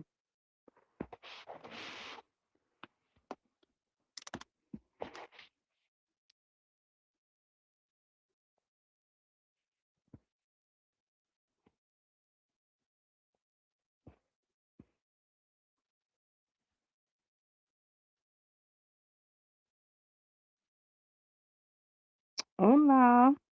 Checking the chat. We got a hola and we got a hi. All right. Valerie. Hi, Val.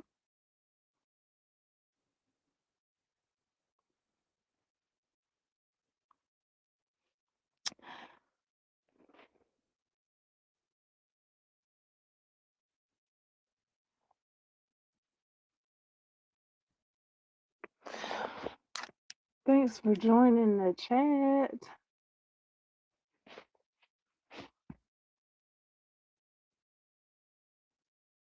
I don't think if there was, I mean, of course there's more to share. Of course. Of course. Sure it is. Sure it is. Um, stretched ear update.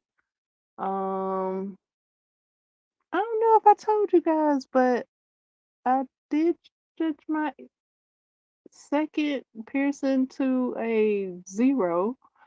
I'm so proud of me. And I stretched my first piercing to a 16 mm. Yay! Like, oh my goodness, I got over the what is it, 9/16 hump. Lord have mercy.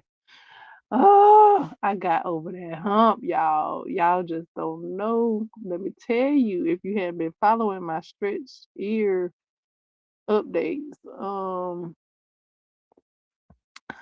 I think it's been over 2 years. I was probably three, yeah. Over 2 years is 3 years. um, it's been a while. I was at po uh uh it's a 14, but it's 9/16. I was at 9/16 for a long time, y'all. I'm talking years. Ugh. And see, the thing was, somebody had asked me what my goal was, and um, I heard somebody say that their goal was 9/16. Well, that's not my goal. My goal is 2.5 inches. Um, I just I didn't share my goal at that time. So, well, to that particular person. Um, that was somebody else's goal that they had reached, and they didn't know if they were gonna go bigger. I always knew I wanted to go bigger. Like I always knew I wanted to go at least 2.5 inches at least. Like that was my at least 2.5 inches. So um yeah, but I took my time, took my time, took my time, took my time. And I kept going back and forth from 14 to 15. 15 is the middle size that you have to get in addition to help if you want help to get from 14 to 16. So I had got 15, but from 15 I couldn't get to 14. I kept having to go back, and then from 15 I went back to 14.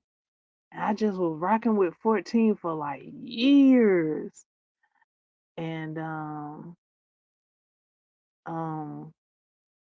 but yeah, so this previous ear stretch from March, because I had a previous ear stretch in March. Um, it's almost been 6 weeks. I think I'm on 6 weeks. I'm on 6 weeks since I stretched my ears last month. So I'm so happy because 6 weeks is like the least weeks um to wait in between putting double flares in. So yeah, it's recommended like 6 to 8 weeks.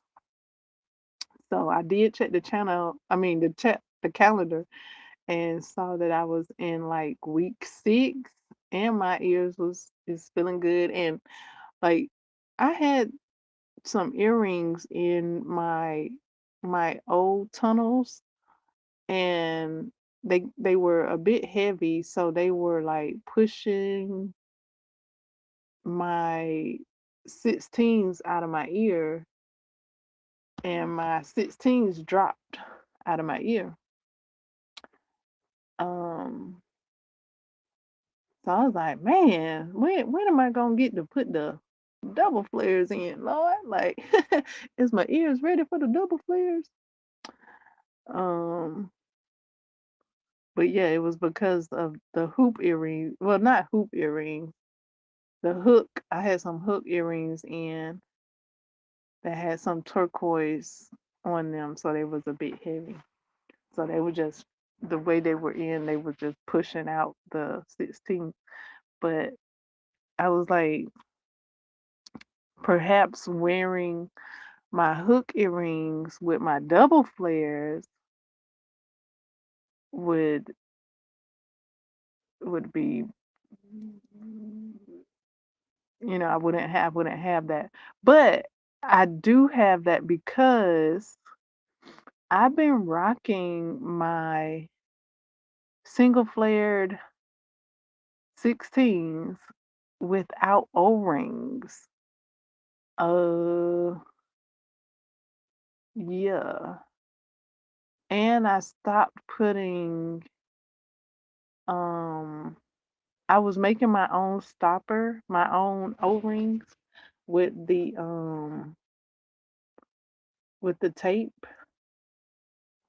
Um so yeah, I've been rocking these things without O-rings and they've been falling out. I'm like, oh Lord, do I need some O-rings, Lord? Of course I need some O-rings so they won't fall. But yeah,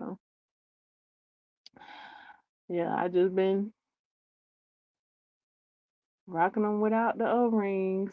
So I'm ready to get the double flared in, but I'm not rushing it. See what my ears say. Um, the last time I put a double flared in my ear after stretching, it took a while. It took a while. It took a while. It might have took another year.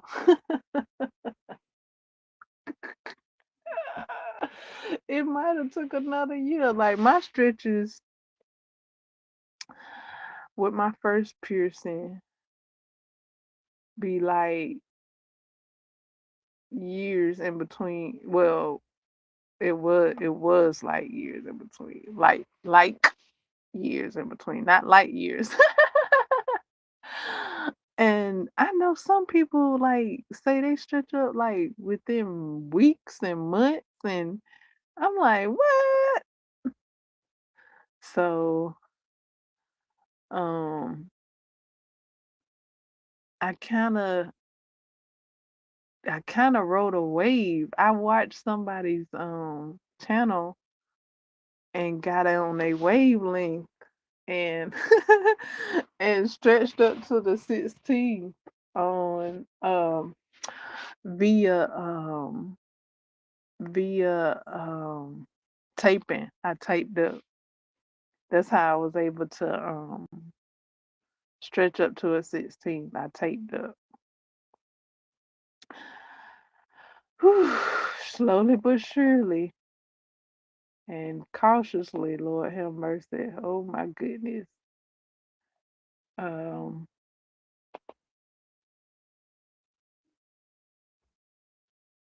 yeah. Well, we made it. I've been in a 16 uh millimeter for 6 weeks now. Woo! This is my longest uh time rocking the 16 millimeters. Like my first time, 6 weeks. Uh, so yeah, it feels good. And um I probably I don't know. I'm looking forward to the double flare. Now, I had got so hyped. I had put the double flared in after I had sized up to the 16. And because I had just stretched, they went in. And so I wore them for a couple of minutes. My ears started feeling some kind of way. I looked up because for a second, because it had been so long since I had sized up, I was feeling brand new. So I looked up, like, basically, I looked up, like, how to stretch and how to wear double flares and all that stuff. So it was saying, um, what it say about the cautions and things like that. So I took them things back out of my ears, the double flare, and I put back in my single flares. Because my ears was transforming. I could feel it, Lord. It was coming on. I felt the whoop coming on, and you don't want no whoop. You don't want no whoop coming on your ear. So I took them things off because my ear was like 5, 4, 3, 2, 1. Come on now, whoop. And I was just like, you ain't finna whoop on me. So I took them things out and put my single flares back in and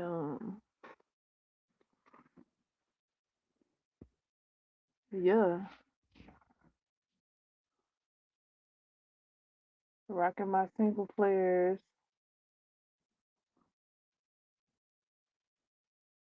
which I probably could wait a little longer for the collagen to increase so that I could have a thicker ear span because I do see it. It has done it a little bit. I'm like, okay, if I see it, thickening a little bit, then it'll thicken some more. I just got to give it some more time.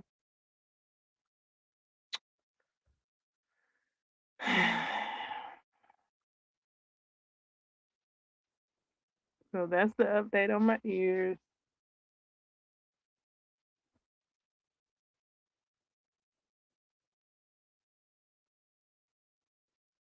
So yeah, real proud of that. Real proud of me.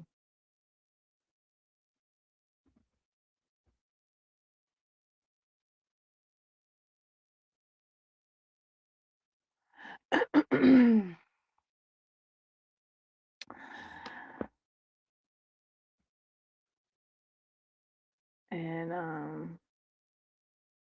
I love the ear stretching individuals. I don't know if I could call it community, because they basically individuals that have posted things. Um, so yeah, I'm loving that the individuals they post for their own reasons. Um, and it's been helping me come across their videos and what they say and what they share and the questions I can ask them and the questions that they answer that I've asked them has helped me along my um, ear stretching uh, actions. So I'm enjoying that. I mean, they didn't post it for me. Some individuals, they post it for their own reasons for posting, and I just happened upon uh their videos and got something out of it. So yeah.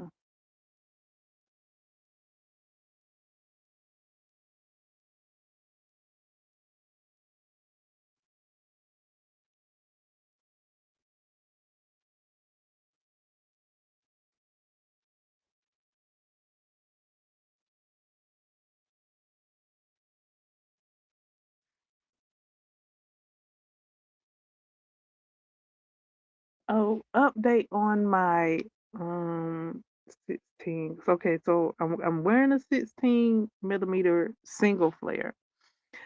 My 16s, my other 16s that I have is double flares, and that's the only thing I have.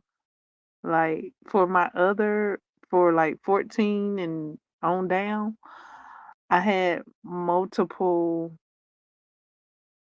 tunnels and plugs. Um,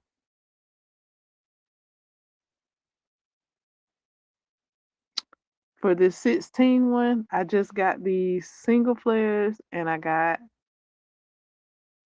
double flares at the moment. That's what we rocking with at the moment. Now, the melodies of this and that is that crisscross ain't coming out wet. And for all y'all suckers that don't know, check it out. Some people try to rhyme, but they can't rhyme like this. So for okay, I think the net size up is 18 or 19. And then there's,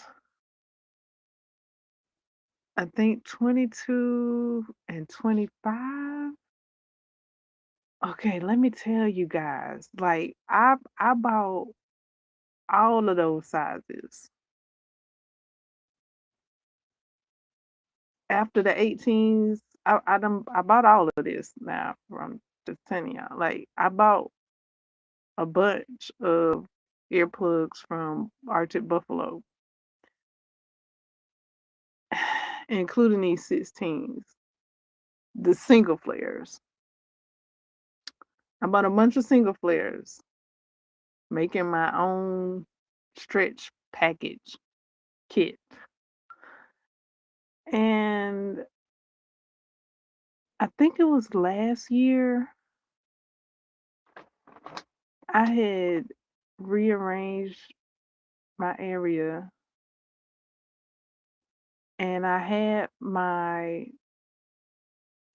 earplugs out and I was looking at them and admiring them and moving them about. I had them in a like a clutch purse.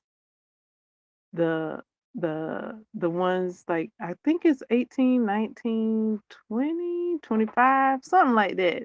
Like the last, what is it? 5, what I say? 18, 19, 20, 25. The last 4 or 5 plugs to get me to 1 inch. Cause that's as far as I went when I had made this kit, which I had made like years ago. I bought it years ago. Well, last year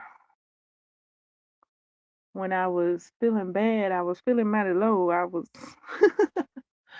pulled out my earplugs and I was looking at them and admiring them and seeing what they can do and things and the colors I had because I had certain sizes in black and I had certain sizes in white and I had certain sizes in clear.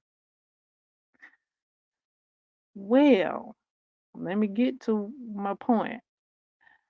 I took them out of the clutch purse that I had them in. It was like a toiletry bag I had them in. I took them out of there and I put them in a box or something.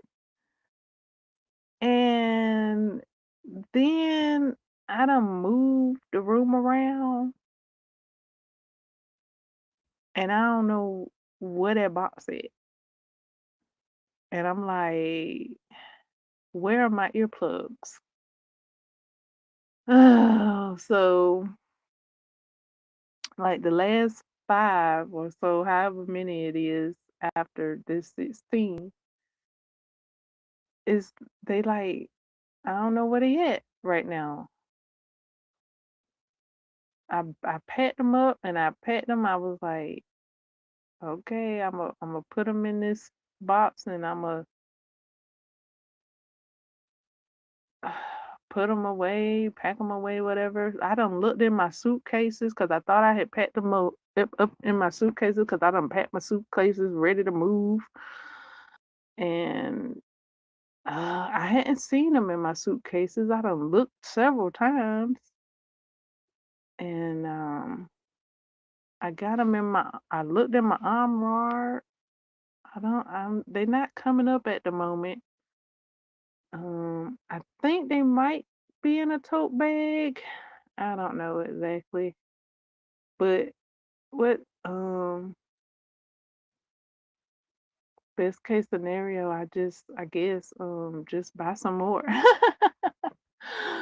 I did go to Arctic Buffalo, but Arctic Buffalo when I did go to them, they said that they got a message up saying that they were closed and basically no cameras, no cameras.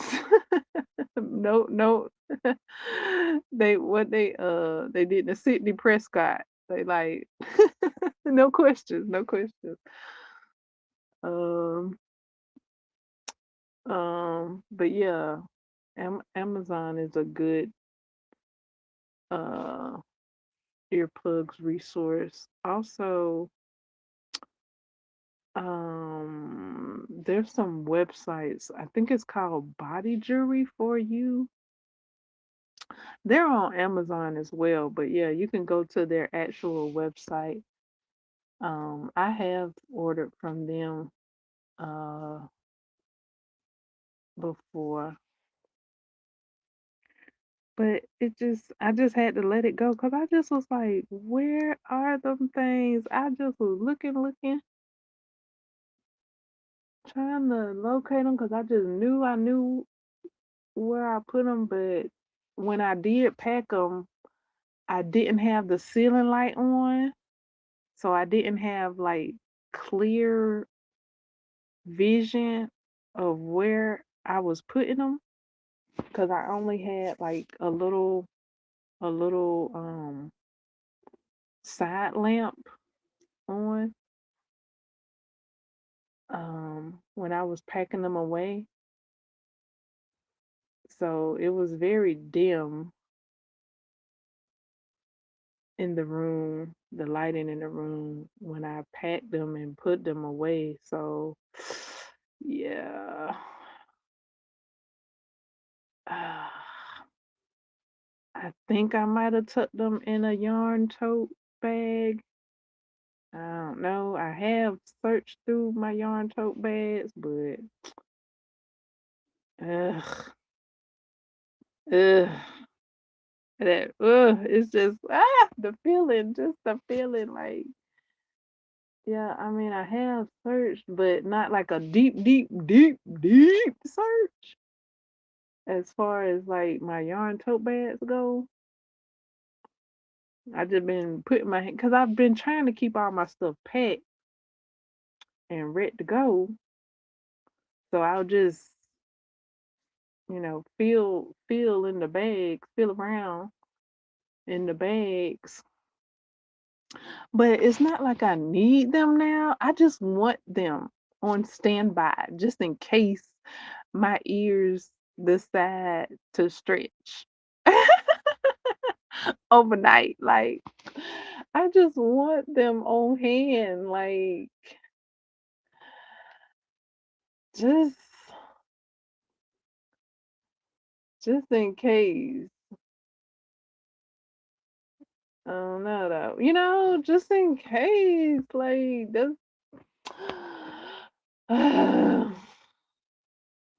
but whatever. I mean, this just how I feel like just have them just in case because that did happen. Now it was rare for me, but it did happen. My ear had stretched like uh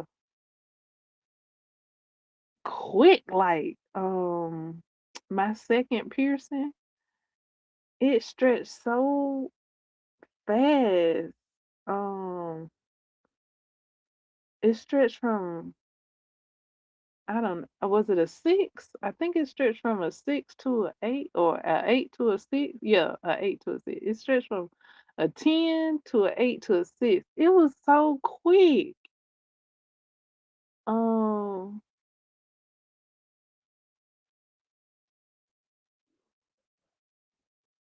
I mean, like my tunnel, I was wearing double flares, but not double flares. I was wearing tunnels and it fell out my ear. And I didn't know how it fell out my ear because I just like that. How did that happen? And my ear had stretched. That's how it happened. Like it happened twice.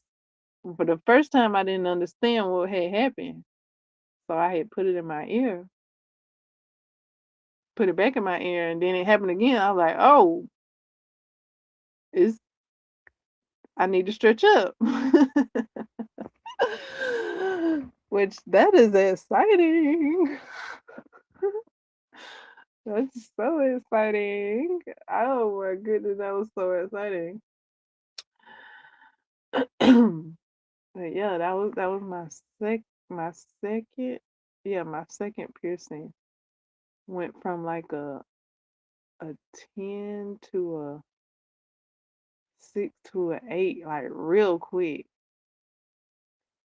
It seemed real quick considering um but yeah, that's I think that's been the only one that like that type of incident happened like where my tunnel fell out my ear because it was too big or the tunnel was too small. It my ear had stretched. I think that was the only time that had happened. Um, I don't, not to say it is gonna happen again. I just want my tunnels. Like I don't need no excuse. I just want my other earplugs on hand, Lord.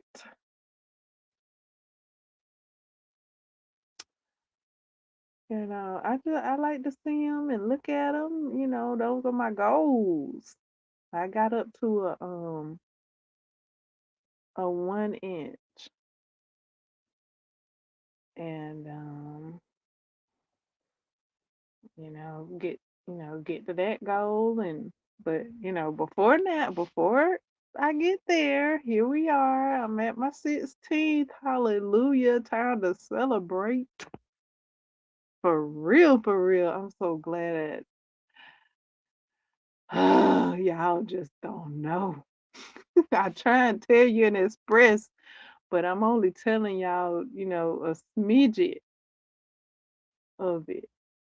Um, Me being in that 916 for as long as I was uh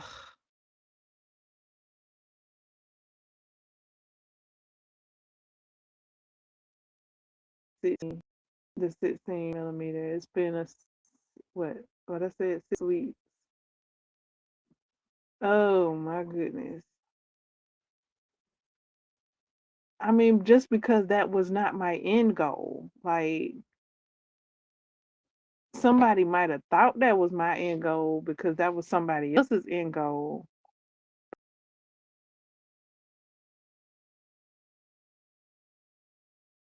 I'm I'm going further with this ear stretching. I mean, that's always been my goal is to go further with it. Like, cause so when I was at that 916 for as long as I was, Lord, I was like, this ain't it. Like that ain't my goal. My goal is bigger. My goal is bigger. So being in the 916th is like, yes, my goal is headed forward motion. Like I ain't rushing to get to 2 inches. I just would like to one be prepared and two, celebrate. Celebrate what I've already accomplished.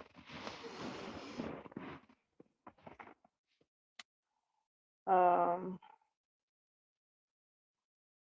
'Cause yeah, I got my second piercing. I'm kind of repeating myself now, Lord. I got my second piercing to zero, like whoop, whoop, whoop, whoop. And so my next goal for that one is gonna be double zero. Like I'm taking that one like as it comes, as it presents itself. So yeah, the next goal is double zero for that one. But I do have the 9 in between the size in between the zero and the double zero. I do have that on standby. I think what is that? Is that a 9 or is it 11 or whatever that is? I got it. I think so. Yeah, but yeah, like I said, I'm not rushing it. I'm not rushing it. I like I like to be prepared though, and I've been enjoying the sizes in between. They've been helpful, even though I have had to tape up to the size in between. It ain't like the size in between be helping me by themselves. I mean, they do, but they don't. Like the way my ears, well, see, and then it could all change. That's why I need my other plugs on hand. It could all change because my ear could decide to wanna, stretch. Um, but yeah, I've been taping up um to get to the middle size in between sizes um for some of those stretches. For some of those stretches. Yeah. I think I've shared some of that when I've done it. Or maybe no, maybe I haven't. I don't know. Mm, maybe I brought it up, but not specifically. Anyways, I just brought it up. Uh,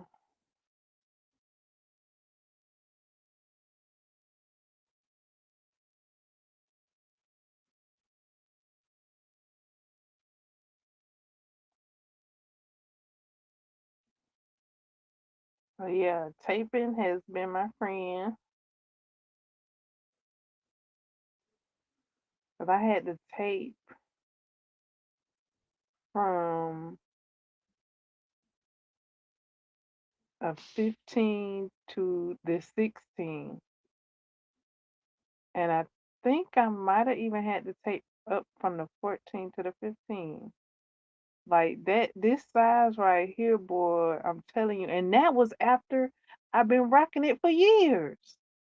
I still had to tape up from 14 to 15 to 15 to 16.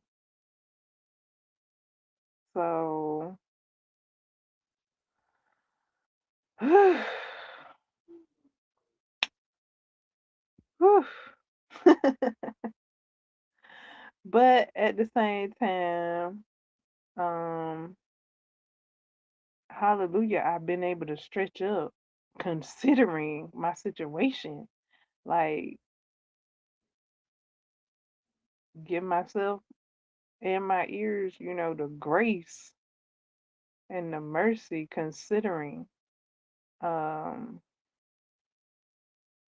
considering what it takes as far as like care and maintenance, and I kind of been on the lesser side of massaging my ears, and I think that's really what help your ears stretch because I think that's what I was doing when my ears stretched up from that 10 to 6. no, 10 to 8 to 6 so fast. I was oiling my ears, I was massaging my ears. It was like daily. And my second piercing did that. So that helps, and that helps the ears get thicker as well. Oiling and massaging your ears, that helps your ear get thick. Now I did notice my ear was different. One of my ears was different as far as thickness goes after getting into the 16th. So I was like, oh, okay, I see. I won't be going to a bigger size right now because the 16 is where it's at. So I gotta, do those things that help promote blood flow to the ear and elasticity and get my water intake in and all those good things uh, to help build my ear up before even stretching it to another size. So just speaking out loud as a reminder to my own self.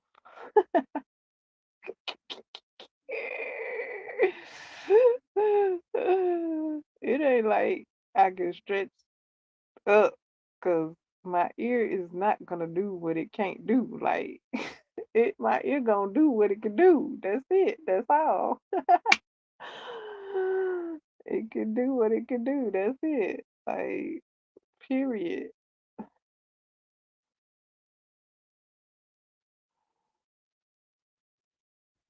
Y'all, ugh, to be a size 16, I was like, just, just let me get over this 916. This is not my station. This is not my stop. Boy, y'all just don't know. It had a hold. It had a hold. And I was like, release me. Like, release me. Let go. Let me grow. And I finally, um, through the time it took, um, taping up, because taping up took the amount of time that it took each layer. I didn't rush that at all. It took as long as it took. It might have took a month. It might have took 2 months for me to go from 14 to 16. It took a while. It took what it took, and then because I was going back and forth from 14 to 15 a lot, or however long. Yeah, from 14 to 15, and then taped up to 15, so I wouldn't have to go back to 15 because I almost thought I mean 14. I mean, it was a back and forth. I was going back and forth between 14 and 15. Whenever my ears felt tight on the 15, I would go back to 14. But with my double flares, they was falling out of my ears and on the 14.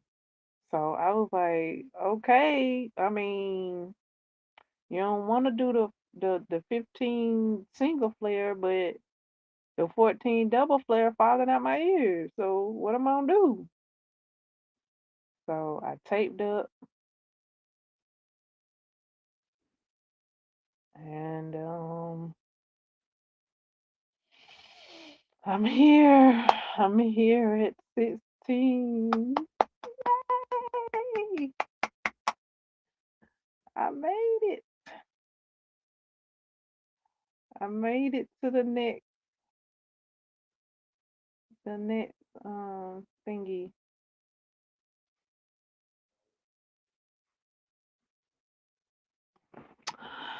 So yeah, that was just me. What you call it? Self expression, having a bit of a self expression moment. I did put that in the title.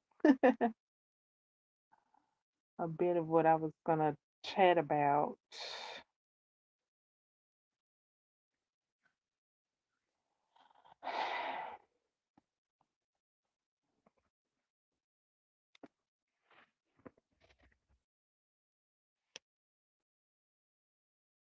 Okay.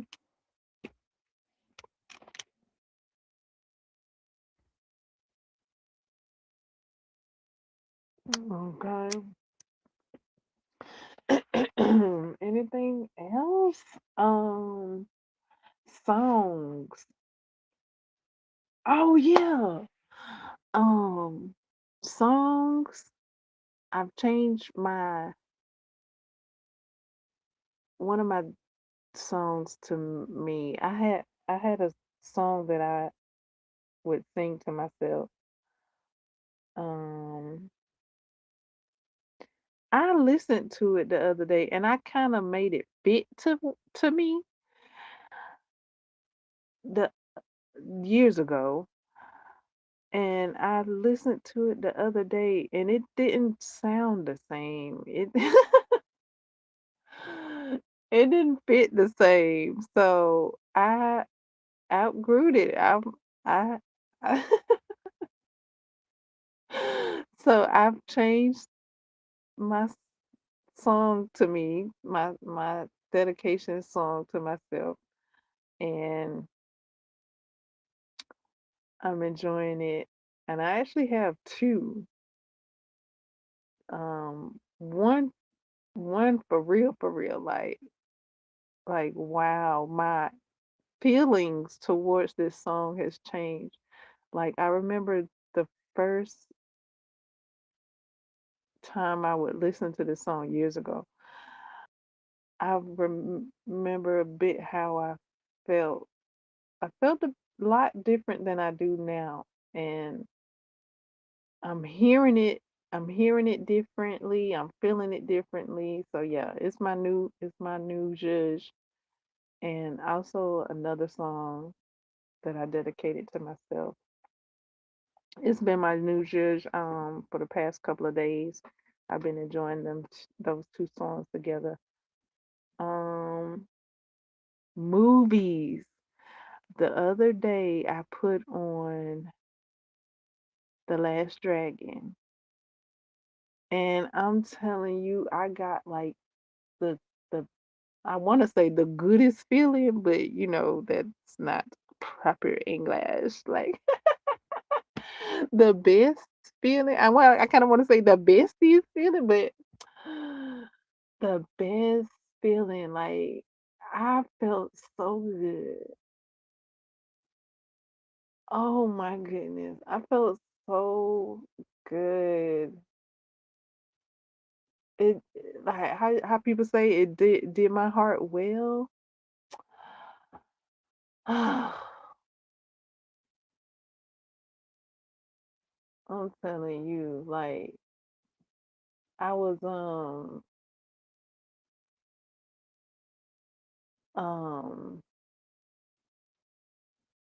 I'm trying to think of the actual scene. Um it was a bit of the the first show enough scene in the movie theaters. Uh, yeah, that part where uh I'm trying to it might have been a little bit before, but yeah, that part Yeah, it was showing up scene when I'm trying to think it was if it was just before the part where he went up to Bruce Leroy and was like punching towards him.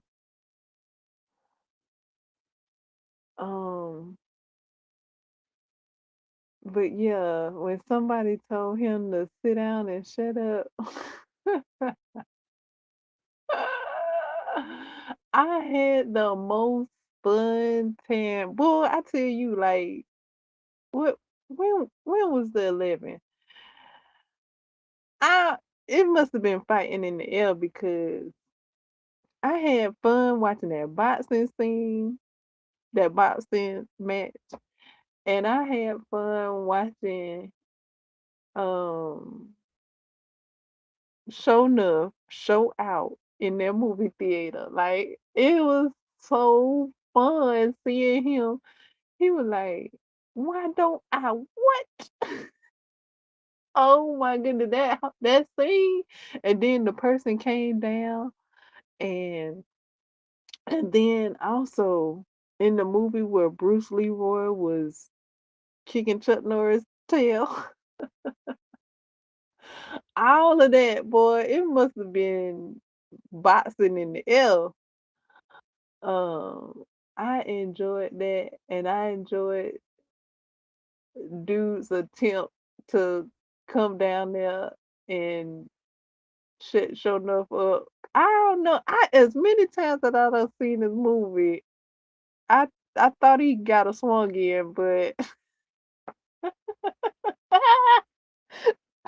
and then and then show enough uh did him in, and I had fun seeing that, and then how show enough got up on the how he used him as a step to get on the stage. I I hooted and hollered laughing. Oh my goodness. As though I didn't even never seen it before. I was enjoying it so much. Oh my goodness.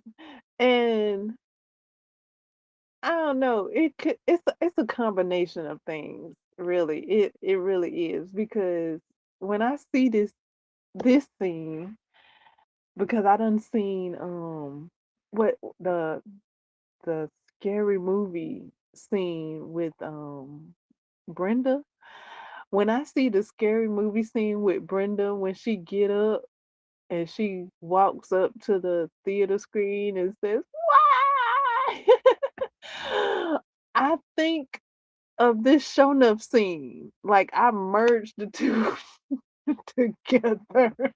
Cause they similar. They not the same, but they similar. And think to myself, like, is um is um the Brenda scene um inspired by the Shonuff scene? Cause they similar, but they not the same. But I just was wondering, could it be a hint of inspiration from the Shonuff scene? Oh my goodness. But if not, they are both how do people say iconic scenes. And they are similar. They both in the theater, they both in front of the screen. They both got popcorn flying and people trying to get somebody to sit down and shut up. Got similarities. They got similarities. And then so um sure enough So Leroy gone. He at the door. And was he walking on the back of the chairs? It looked like he was walking on the back of the chairs. I still haven't figured that out after all this time I done seen it. But I was looking, I was like, is he stepping on the back of the chairs? Like, is he walking on top of the chair? That's what it looked like. It looked like that's what he was doing. And so he made it to the door, and then sure enough was like, Leroy, Leroy. And then so, because Leroy was walking out, and then Leroy turned, and then sure enough would go say something, and then somebody was like, Beep. And but was that the same one? No, yeah. So yeah, he said, "Hey, yeah." So he took that foot and he beat, and I just had me a ball seeing that scene. And then so he told Leroy something about um um I don't know, something about he gonna see him. And Leroy was could be less pressed. Okay, Leroy was like, "Is this the exit over here?" He was like, "What exit at? Is it left or right?" Cause he was gone. He was, cause at first I was like, okay, so Leroy was like, okay, good luck with that. But he wasn't even like that. He wasn't even like that. He was just like he was so past that. He was like, "Where's the exit?" Boy. And um I don't know. I've seen interviews with Ty Mac and a couple of the rest of the crew. I don't know if anybody asked them what was in that tank for real. What was in that water? What was in that for real? Like, was that a for real thing in that water? Lord have mercy. Oh my goodness. Okay, so I got a question for Mr. Arcadian. Okay. Mr. Arcadian, why folk come? You didn't just play your videos at your arcade, being the video game king and all. Why not just play it at your arcade? Why? I don't get it. Like,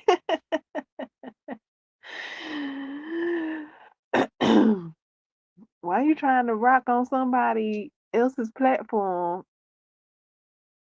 Um, I mean, you didn't dine her, you didn't wine her, you didn't let her out of car, you didn't. You didn't let her do none of that.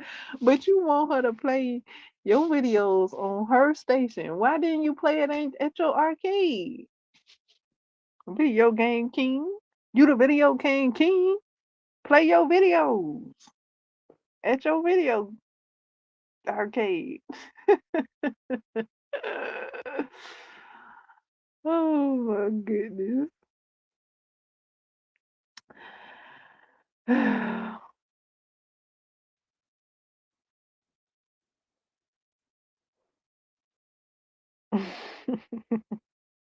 I was so looking forward to dinner. When he told me something, you don't know how to treat a lady, Rock. You gotta wind them. You gotta dot them. You gotta let them water a lot of God. I was looking forward to dinner for real, for real. I'm like, okay, we finna get a dinner scene. He finna wind her. He finna dine her. He finna let her water a lot of God. Like, he ain't do nothing. He didn't do not one of them things. I'm like, you don't even know how to wine and dine and let her order a la carte. And you asking her about this video, but you hadn't even let her have a drink. Like, what type of host are you, sir? You're not even a very good host. Like, oh my goodness. He hilarious. Oh. He didn't feed her nothing. I was gonna take you out to a real fancy restaurant and let you out of.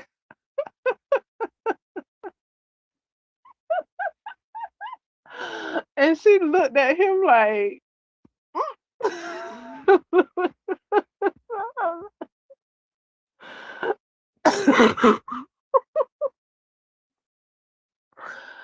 oh my goodness. That movie just get better and better and better and better. Like everybody talking about, well, a lot of people is talking about having a part two. I mean,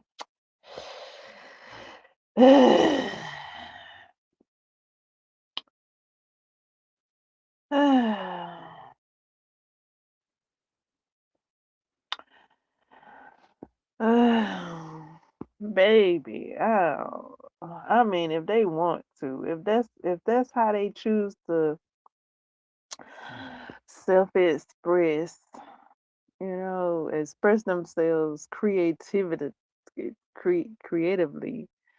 then if you feel like you have to get that out creatively, yeah, go ahead. But I'm still rocking with the first one. I'm still rocking with the first one, enjoying it. I'm enjoying that. Beauty and perfection are what how he say. Oh, I like all the sayings. I like all the sayings. Um, no, yeah, he say beauty and perfection is our life. Yeah. Oh, yeah. I'm still right. I watch it on a you back can say on a consistent basis. I've been watching that movie on a consistent basis since uh uh um because I know the year I started watching it consistently because prior to watching it consistently I watched it and had seen it, but I didn't watch it consistently. But then at a certain year, I started watching it back to back to back to back to back. um, it was around.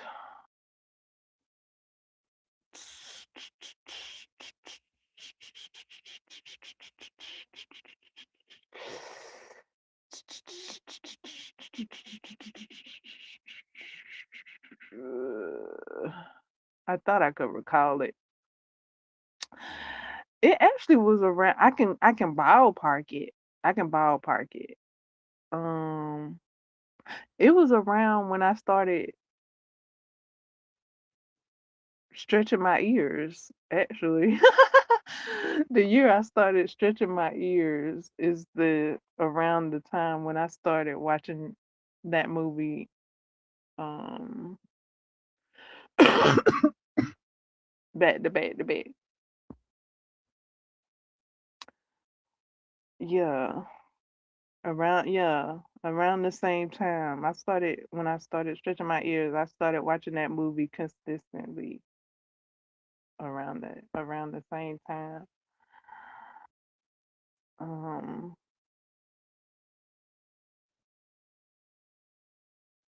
what year was that?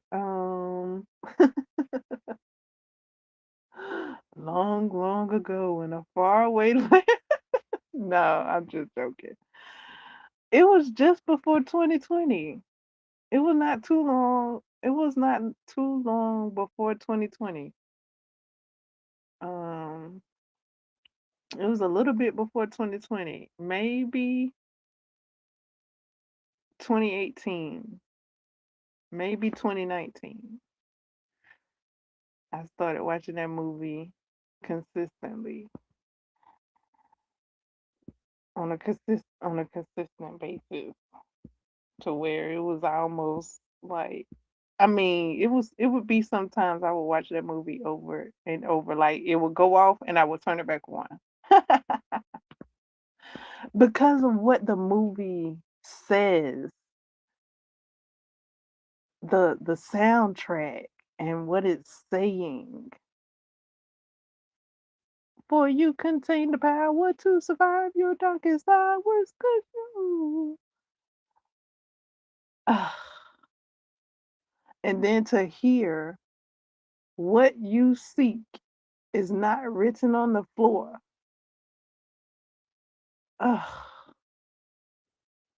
That is some wonderful words that are being said. Inside you is where the film is in. Yeah. Inside you. So yeah. And when I wasn't watching the movie, I was listening to the soundtrack.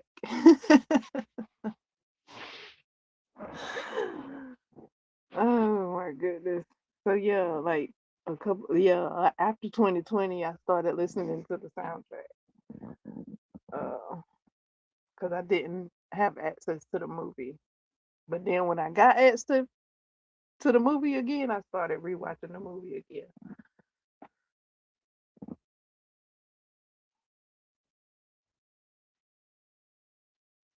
because that that the sayings in that movie be word, like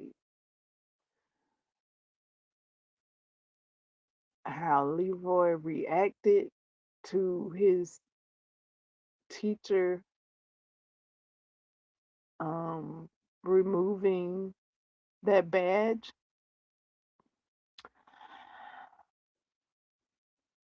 It's because of the way the teacher removed the badge, and a lot of people react, you know, in ways because of how what somebody else did. And then for the teacher to, you know, put Leroy up on game, you know, about how he was reacting because he thought that's how he was supposed to react because he's seen other characters react like that. Ugh, I just love it all. Just love it all. Just whew, that movie is gold. It's gold. It's diamond. I don't know. It's precious.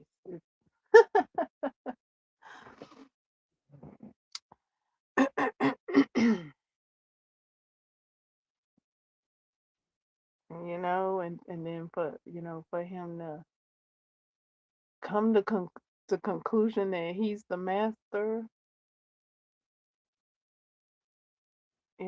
after all the run around looking for a master when he didn't need a master. Oh, I love it all. And him, him coming to the conclusion, and he knew how it was gonna look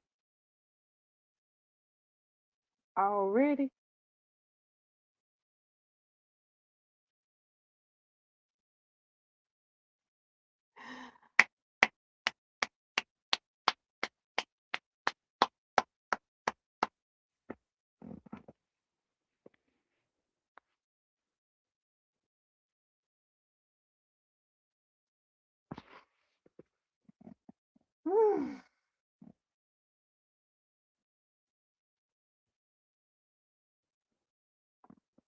And then you got, and that's just him. Then you got Richie, the brother. But let me also just, when I look at that family, it's such a diverse family and their interaction, they feel a little like it feels a little like a foster home a little bit. Like the way Leroy is, and then you got Richie, then you got Natasha. I thought it was a like a foster family. Cause I'm like, how Leroy hadn't rubbed off on Richie. Like Richie being the youngest, he not in the meditation, Leroy didn't get him to meditate with him grown as, he was getting older, growing up from a child. Like that's what it gives it kind of gives foster home like they just made like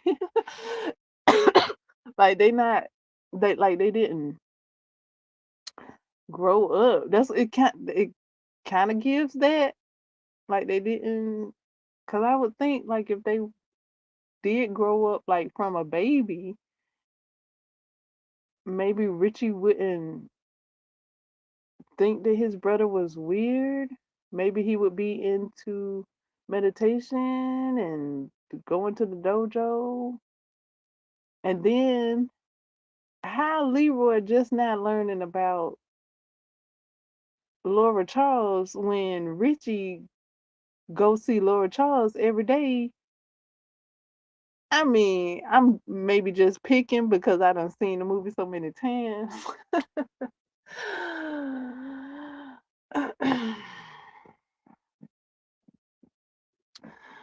But yeah, it kind of gives like they not biological siblings. Like it kind of gives that a little bit to me, kind of sort of, which is fine. That's excellent. Like I kind of was confused. I was like, are they is this a foster family? Because they was calling the daughter like different names, so that kind of gave foster family a little bit as well, which is fine. It's excellent. It just hadn't been blatantly pointed out that if they are a foster blended family, that that part wasn't um blatantly pointed out. I don't guess it. I don't know if it should be blatant or if it's just pointing to it. I don't know, but it's beautiful either way, whether they biological or not biological, because it kind of seems like they not. But if they are, cool, fine. If they not, that's beautiful. Because then you got Richie, coming to the conclusion that you know Leroy is his brother, and he is the master. I'm like, I know that's right. He not, he not ashamed of him anymore, which I don't think he needed to be ashamed of him in the first place because he's a teacher in a dojo. Like your brother got it going on. Like, why you ain't at the dojo? Like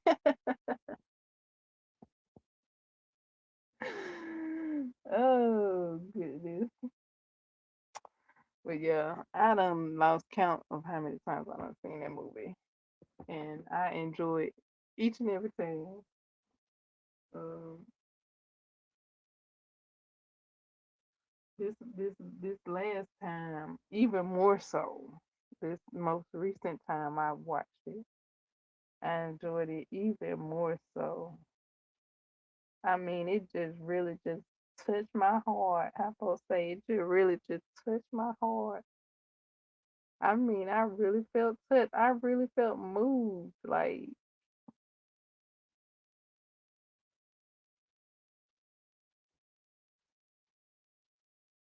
this is a beautiful movie.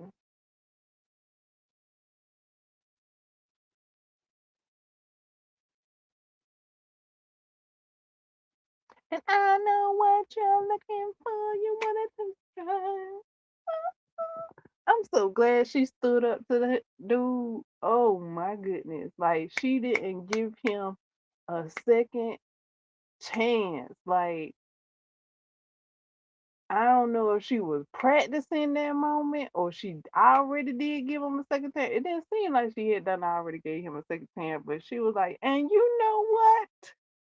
Yeah, I might be from Hugh Gordon's and getting by, but so are you. And boy, she was out of there. OUT. Mm. I was like, wow.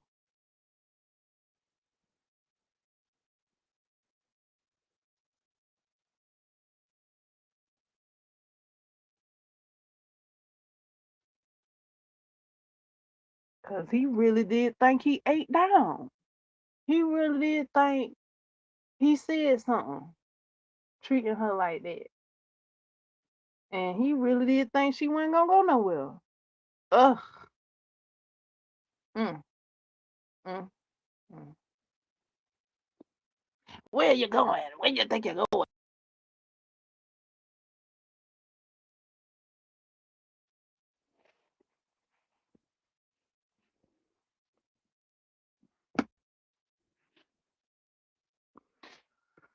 Oh, boy.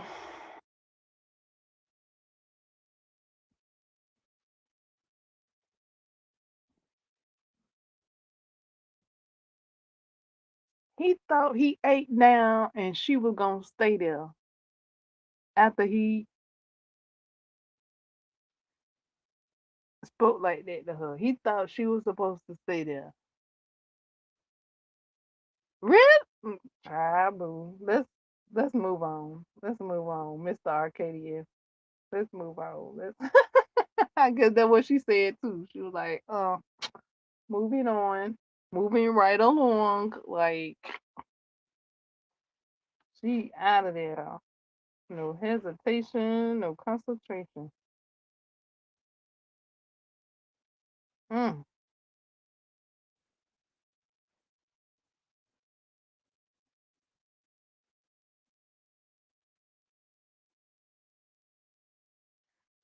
Cause she found, she, saw what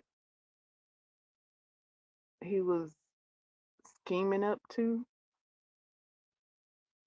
what he was planning on doing with Leroy, and she wasn't with that. So she was like, I don't know about that. I don't know about that. And Mr. Arcadian, he was like, nobody gets away with that. And talk to me like that. And oh, he was on one, boy. He was on it. Nobody. You hear me? Nobody.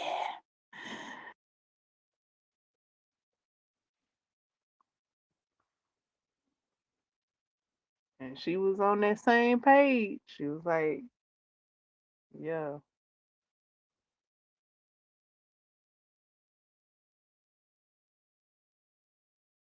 boy, he really thought he was her end of the road. He really thought he was her dead end. Like she couldn't make her way up out of there. She couldn't make a U-turn and get up out of there. He really thought that was her dead end, and she was supposed to sit there and take what he was dishing out on her. I don't know. Maybe Rock did that. Maybe Rock did that.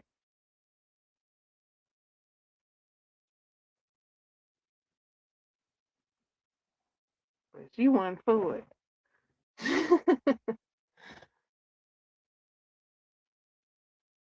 That was messed up. Cause she was with him. She was rocking with him.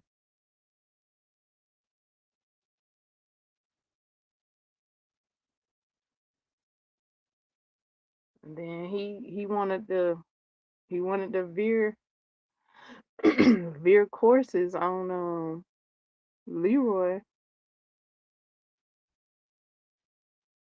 And she said, "Nah, I'm not finna veer with you this on this one or whatever. However, I'm not veering with you." And he was like, mm,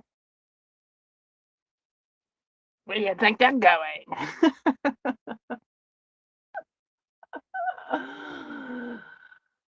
Oh my goodness! I'm like, dang. I mean, she can't stay. She can't stay after that. Like, boy, where do you think you're going? Oh, boy. And then how he talked to her and getting by on her. Boy, she had to leave.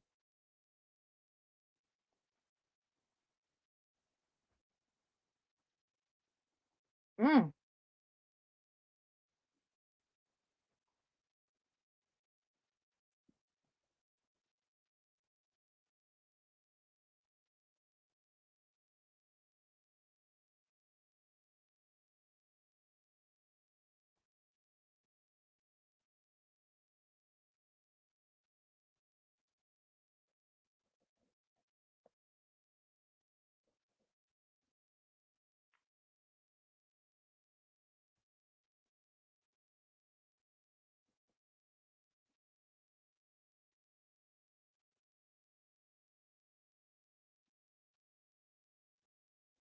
I'm trying to connect my skein, the next skein to my working yarn so I can finish this sleeve.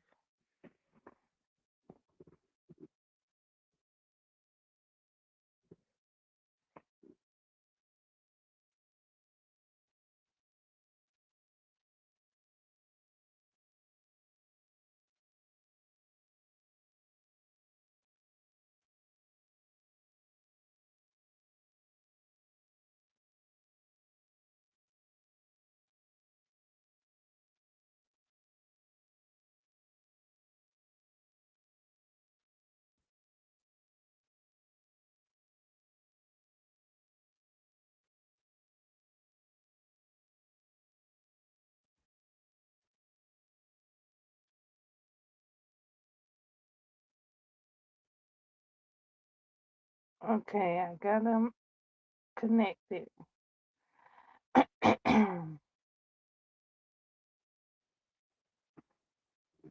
Rock was jealous. Rock was jelly.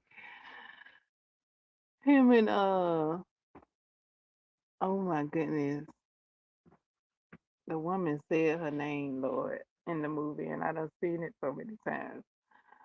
But Rock was looking at them do smoochy face, smoochy kisses and stuff, and Rock did like some kind of face, and I'm like, ooh, jelly much? Like he's so jelly. And then he told us, so if you had to put this much into my fights, blah blah blah. I'm like, dang, rock jelly. Like, oh my goodness. It's just cool to see the all the actors and actresses doing them thing. They really did it, boy. They did it. That's a great movie.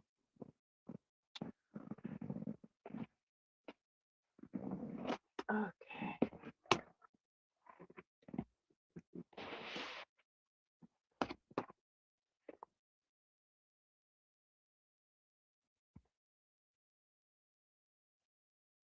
Awesome. I did it too, Lord. We made it to 3 hours.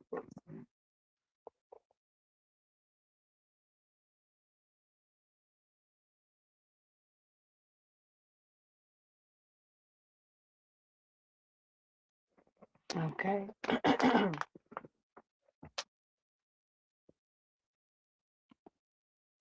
I did come on early, so I thought we was gonna get some chat back.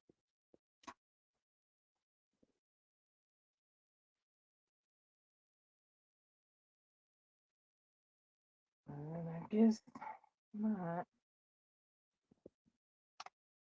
Oh, they say apparently not. I had said something on the live the other day. I had made a reference to like a movie, and a movie character, like a parallel. And after the live, after I had, yeah, after the live, I was thinking about it, and I was like, I didn't say metaphorically speaking, like, because I used like a movie reference as a metaphor, but I didn't say metaphorically speaking. Like it kind of it ran into like like I was saying it as such, but I was thinking it as metaphorically.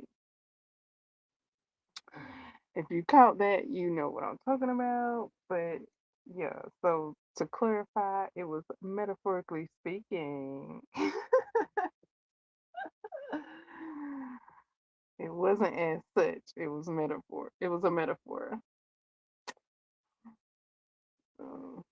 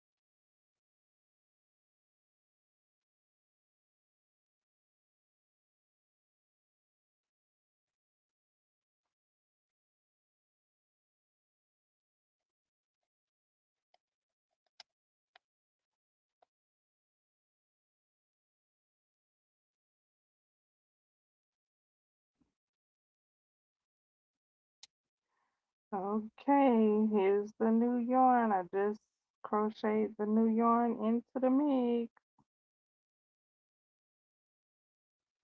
So the new yarn is connected and it's crocheted into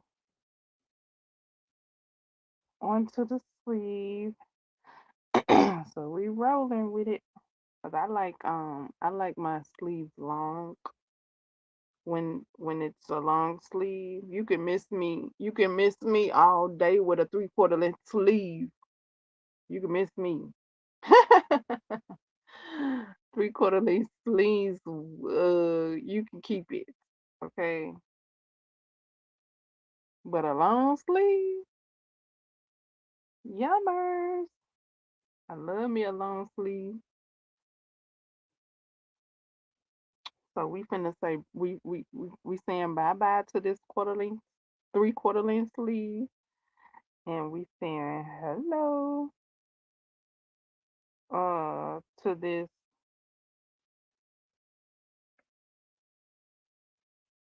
full length sleeve.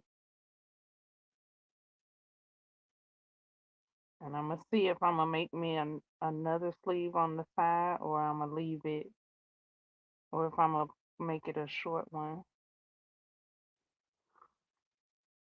make it a short sleeve. I don't know. I mean, I could. The options, are there. Seeing as how I'm gonna rock this in autumn, though, it's almost like if it's gonna be for autumn, it need to be two sleeves.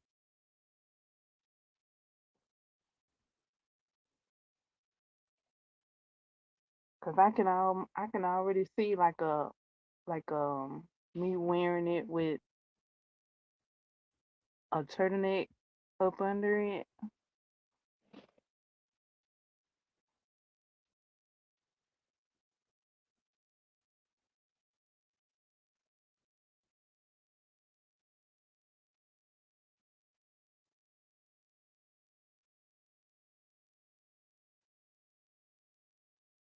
I could pair this with a turtleneck in the in the autumn.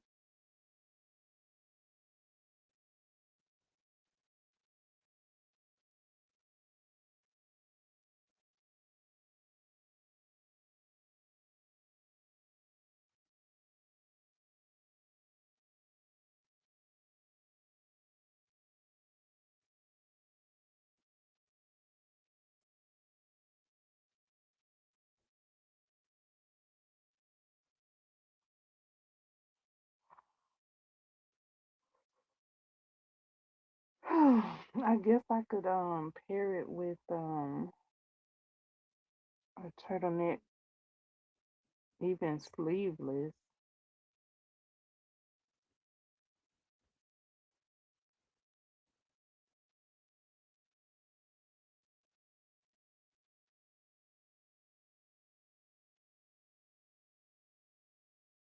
I don't know. I'm gonna have to check and see if that's a look. I did just make that up because um I think I had crocheted a lot and wasn't I was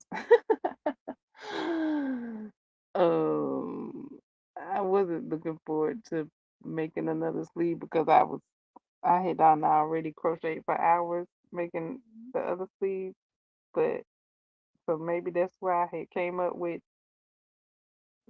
not only making one sleeve. Like the pattern calls for two sleeves. I'm just I'm just the one that done said one sleeve.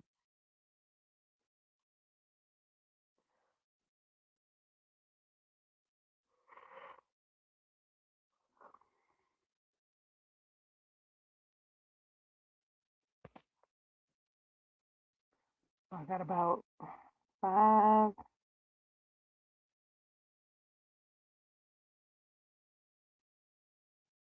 maybe 11 more rows to go on this sleeve.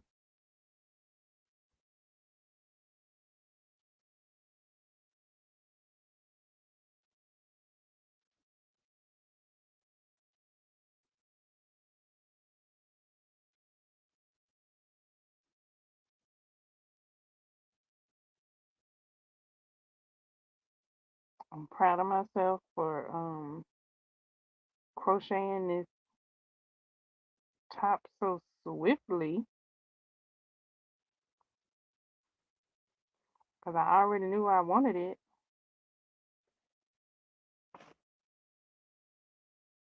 I already knew what I wanted to do with the yarn once I found that pattern. So I'm glad I stayed on it, stayed on top of it, and making it happen.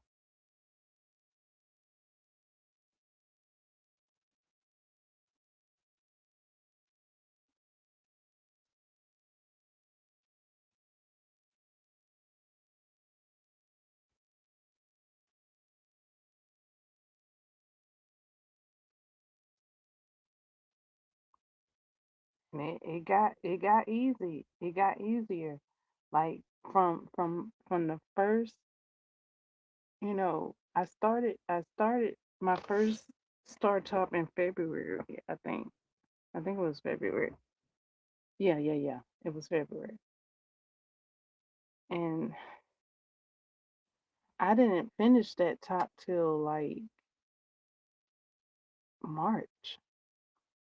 February, March. Why did that seem like it's a long time? When I say it out loud, it don't seem long. It seemed long when I was making it though. But this time it doesn't seem long. Um, I guess where I was in February to March made it seem long. like I was at the in the middle of February starting this shirt, starting that shirt. I was in the middle of February and then or at the end of February, somewhere in between there. So it seemed you can go back and see the thing. You can see the progress. It took me like it seemed like it took me 3 months.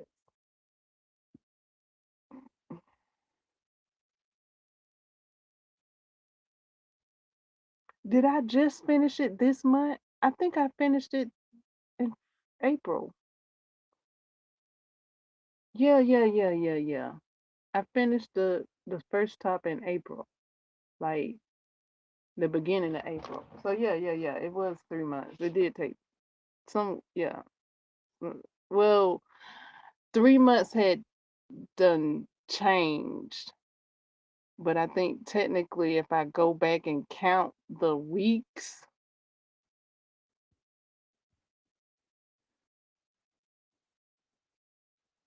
that the weeks might add up to maybe a month because it wasn't a full February of me working on it, but it was a full March, and then I finished it in April. So yeah, that's why it seemed long because the months was changing while I was working on it. Um, and I was learning the pattern.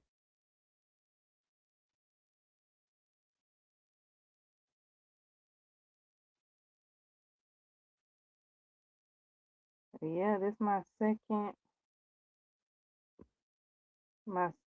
top, and red. It's April, and it looks like I'm gonna be finished with it in April. I started it in April. It looks like I'm gonna be finished with it in April. Woo! Exciting.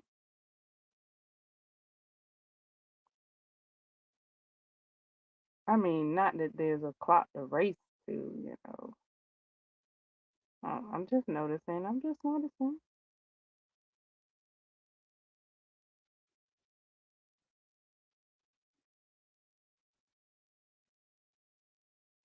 Now, I say all that, talking about speed and stuff.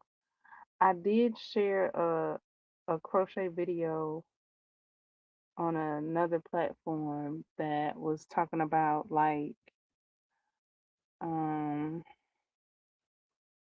like somebody crocheting fast, their work might not look good. Somebody who crochets slow, their work might look gorgeous. So it's not all about speed. It's a lot of things to take. It's a lot of things to factor in.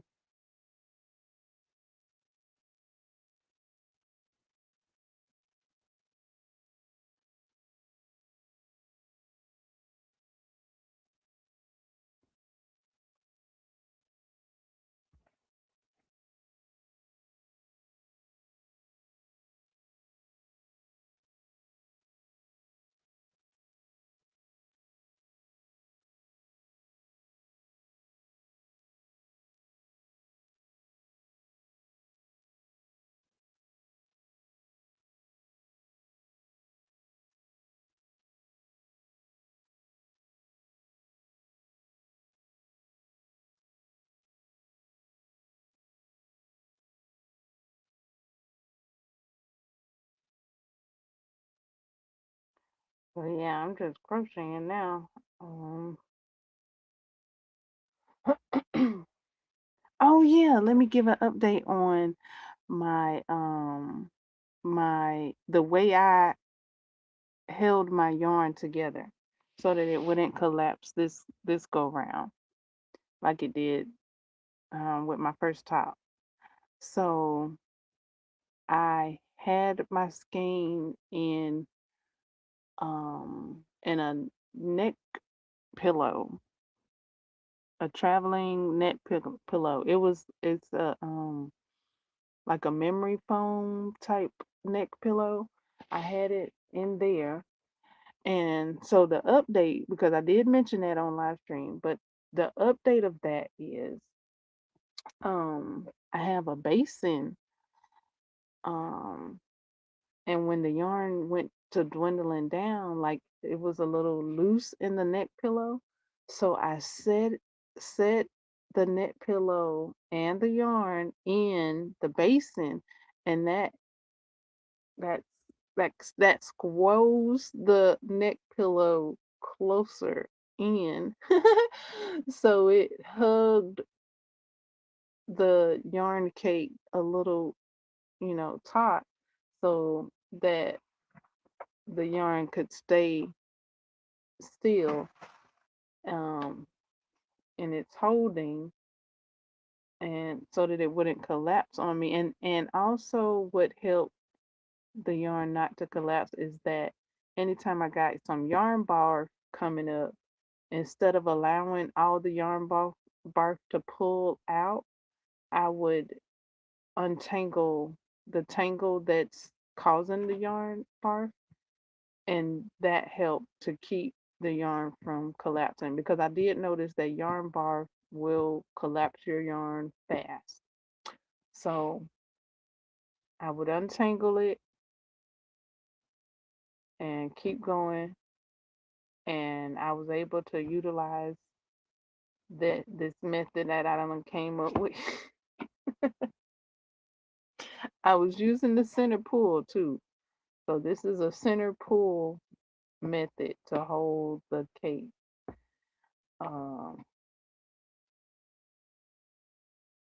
and I didn't get that collapse. And I did my best to keep it stabilized, because that's how my yarn collapsed even further, because I was moving around, crocheting here and there. So this time I kept my yarn stationary. I might have I had to move it one time, and I said a prayer. I said, "Oh Lord, I gotta move my yarn." and so for the most part, I kept it stationary. Um, I did have to move it that one time. And when I moved it, and then I moved it back, I said, "Phew,"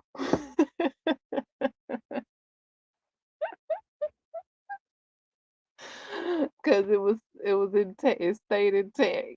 So I was like, "Phew." So yeah, I was able to use that um this method from beginning to end. No collapse like I had uh last last time.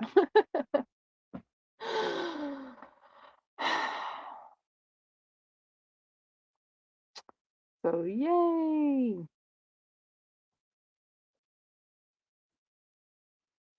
So I'll probably use that way of holding my yarn again when I use the center pull, which will be 2, 3 more times at least. For cakes, I got like 3 more cakes in this acrylic, and then I guess I'll use it for the cotton cakes that I have with whatever I'm gonna make with those.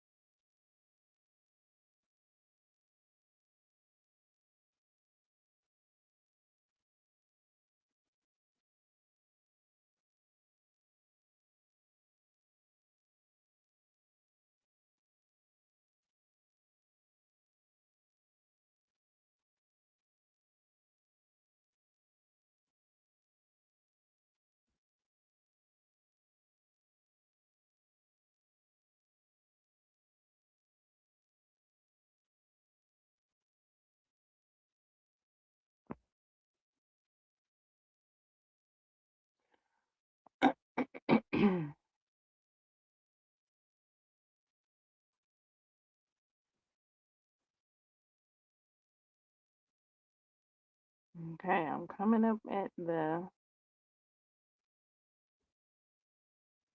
end of this row here.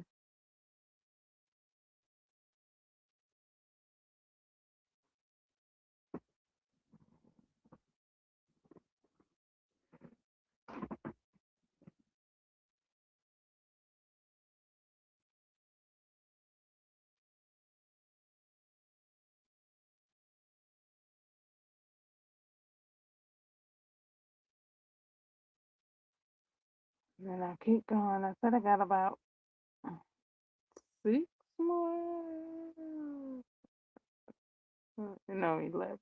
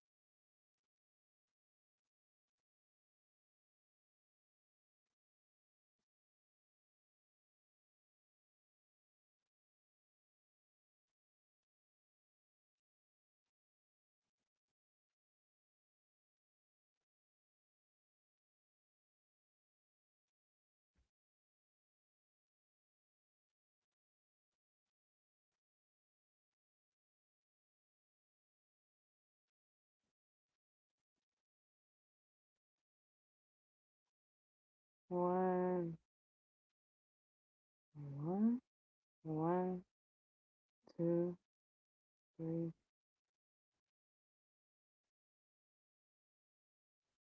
I don't know. I don't know why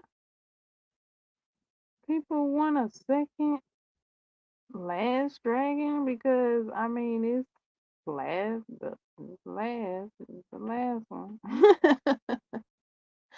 I mean, maybe he taught some other student to have a globe. I don't know, but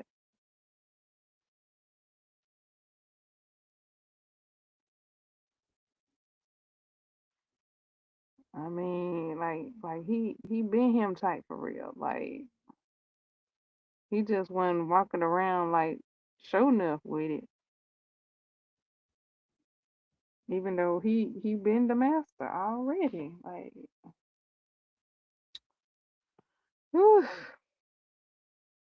Okay, I'm coming. I'm on the next um row here. I gotta do some counting. One, two.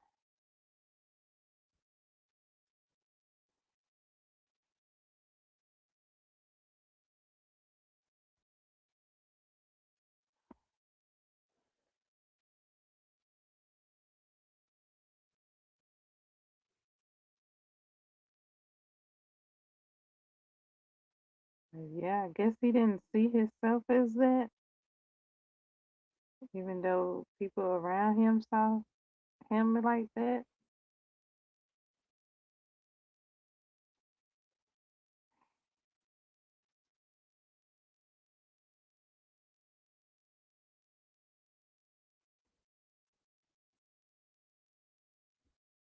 But yeah, he been there. He been there. He was that already, and his teacher knew it. His teacher knew it, but the connection that Leroy had with where he was in his training, like he thought he needed more time, but he did like a I don't know exactly how long he done been training, but he got to a point where he was like Doctor Strange, like he could do it. Like like he like the teacher like I can't teach you no more. Like he done surpassed the teacher. Like Teacher said, I ain't got nobody to teach you, child. You done. I think he really just wanted to continue his training, I guess. I guess he wanted that space to, he wanted more time and that space to fill himself out, I think. Like a lot of us, we that time and space to fill yourself out, to just, the like you just came into something, something about yourself, a new skill or a new level, but now it's you done. That's it. Get out of here. You gone. I can't teach you no more. And just like Leroy expressing, but I need more time. It'd be like that. It was you need more time. You want to fill it out first before you gotta take it on the road. And he ain't had that time. A lot of us don't be having the time. We have to take it out on the road already. And his teacher was like, if it's a master, you must. And then still, he needed, he was a bit disappointed. And I understand that. And then his teacher gave him that belt buckle, and then had the nerd. I about to hit a cuss. He and sent him on this wild goose chase. Oh boy, I tell you, I honestly think he was trying to leave town before Leroy caught wind. He just didn't make it, and he had to play it out. He was packing, boy. He was packing. Oh, but yeah, sent him on this wild chase, and then laugh in his face. And Leroy don't ain't getting it. Like he not. And it be like that too. Like you not getting it. Like it's almost, well, I guess you could say like the jokes on him. Like, and people be like, people be like that. Making a joke,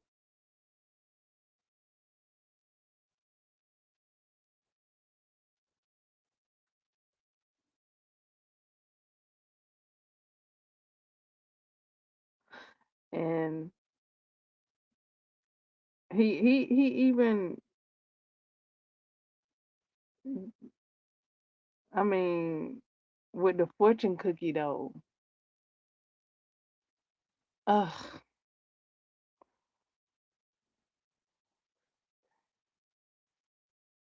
you know, just just amazing. Like the movie is amazing. It's more than amazing. It's cinema at its best. Like it's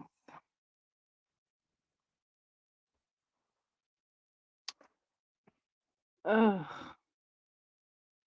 But yeah, he was trying to tell him. He was like, "Think, Leroy," but at the same time, he pulling jokes on him, like, and Leroy, like,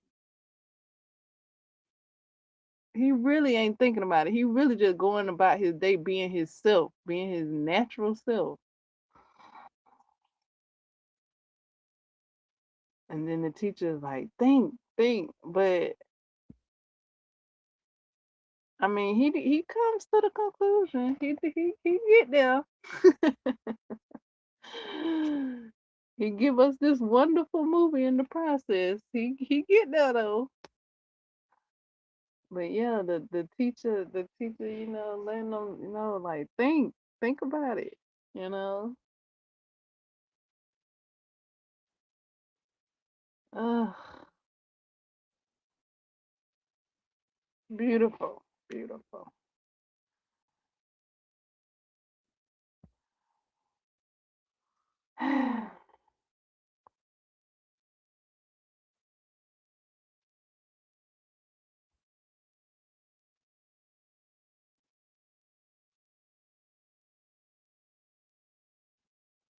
An innocence you find in time of need. Mm.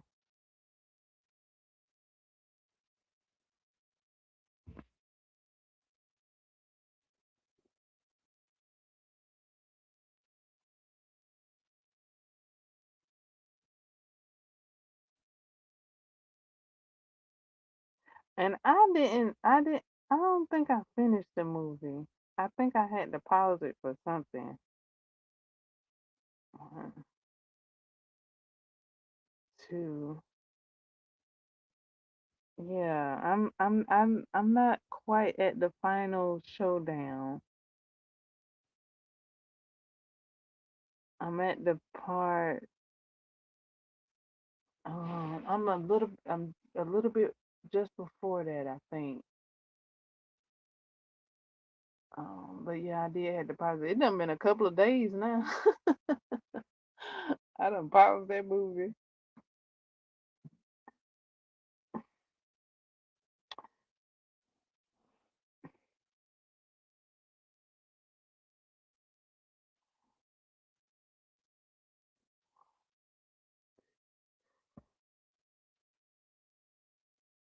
Whew.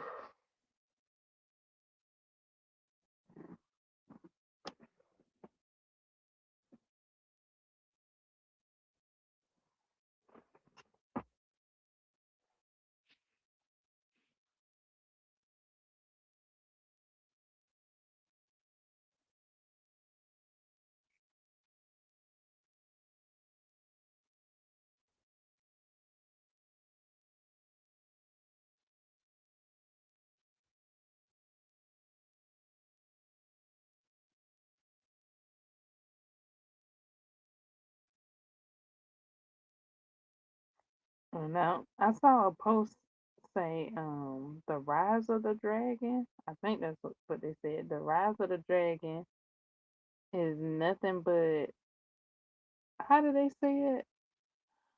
No, they said it like Mortal Kombat, the movie Mortal Kombat is nothing but the rise of the dragon, something like that.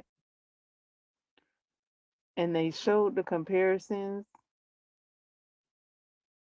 or they told the comparisons about the different characters and things like that. And I really enjoy Mortal Kombat. It was one of my favorite movies for a long time. Um, and then this latest one with Sub Zero and Scorpion. Oh my goodness,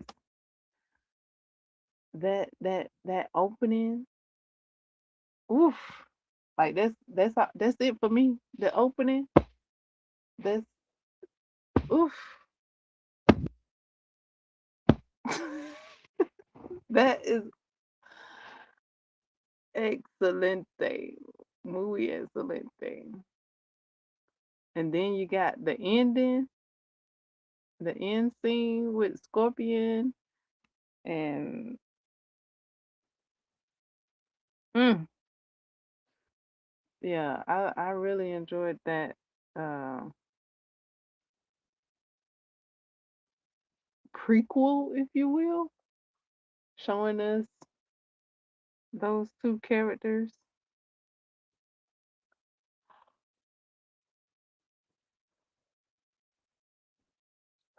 But to hear that the Rise of the Dragon is nothing but Mortal Kombat, it's got me thinking I need to watch it. I need to put it on my what what movies to watch list and watch the Rise of the Dragon. One, two, three, and enjoy that.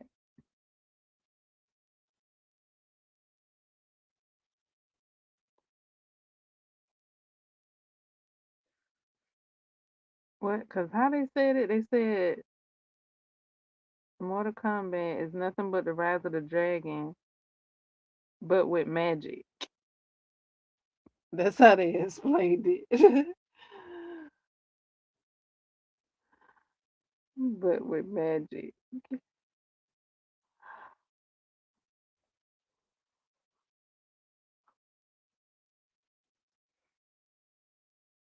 I think that might be why I like the Mortal Kombat because it got the magic. One, two, three. But I hadn't watched The Rise of the Dragon yet that I know of.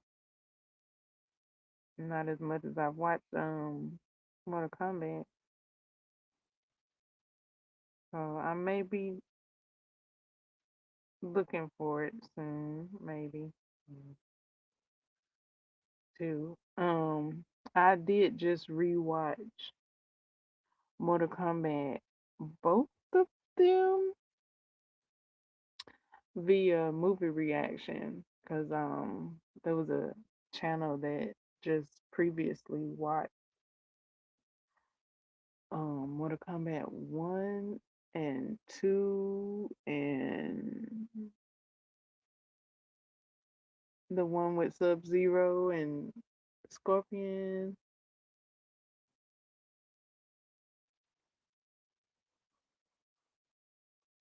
And then they started watching the game stories,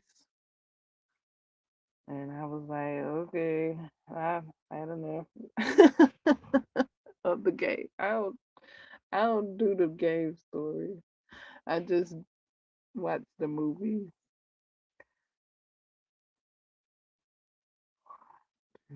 Mhm.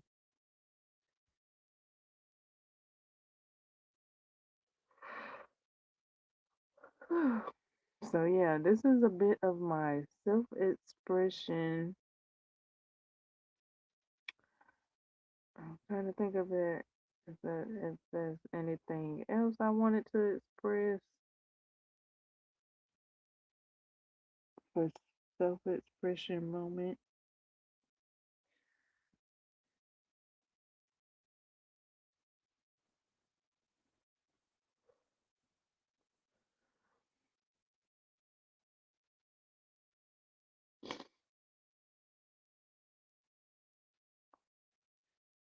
So I could feel satisfied with my self-expression, have my self-expression outlet moment, you know, an outlet for self-expression, if you will.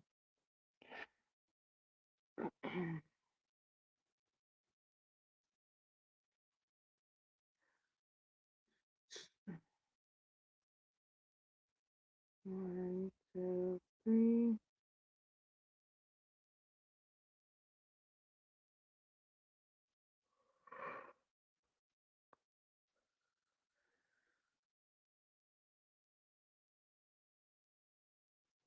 1, 2,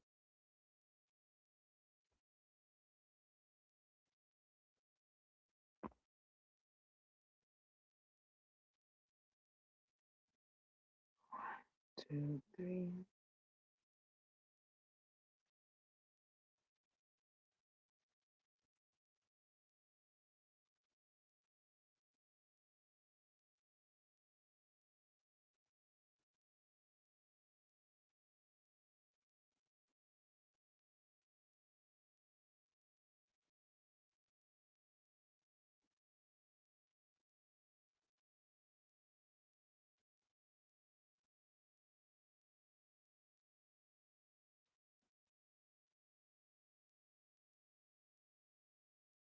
1, 2.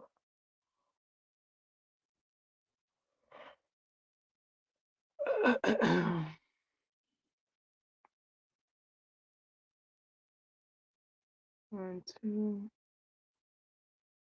1, 2, 3.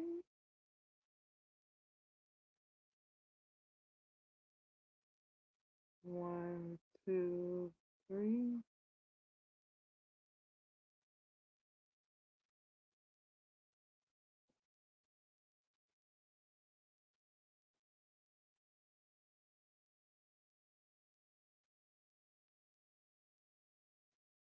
1, 2.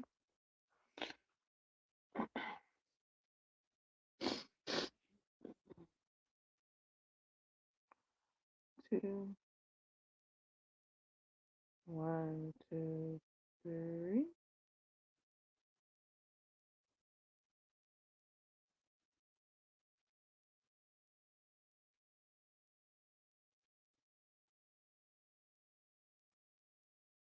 One,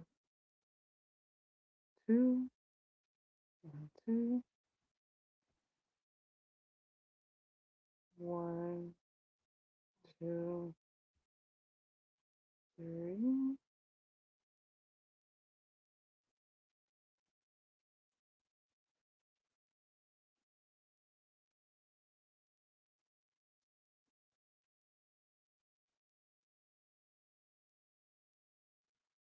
Okay, and then another row. That's what I'm talking about. Like, these rows are going quickly, and I guess it's going so quick. It almost seems like it's a smaller row, which I was worried about that because I was like, if I do what the tutorial say, that it might make the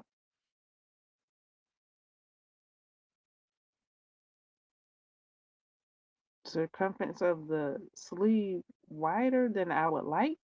However, that is proven to be false.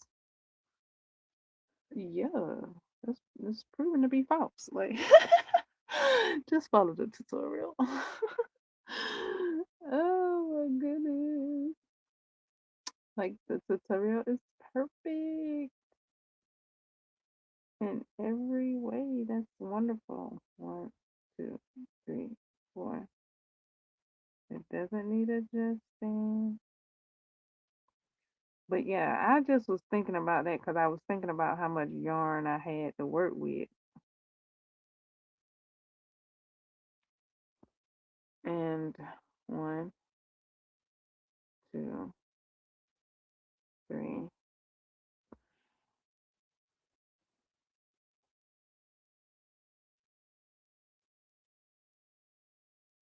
Everything is a-okay. Like, it's alright, ooh baby. Um, I'm just moving right along. Uh-oh, hold on. Let me make, wait. What? Why that seem closer? Hold on.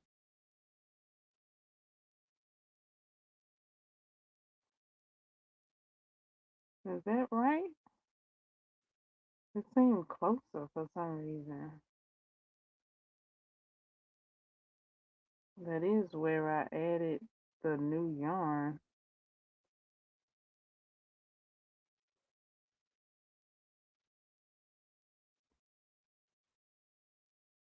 Hold on. I think I went up stitch over.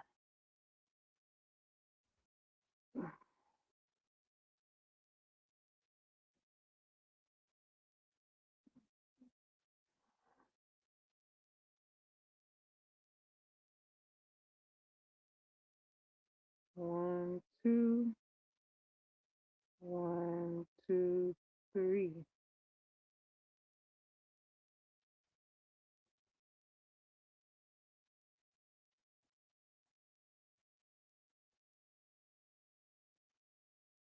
Okay, that's better. That's better.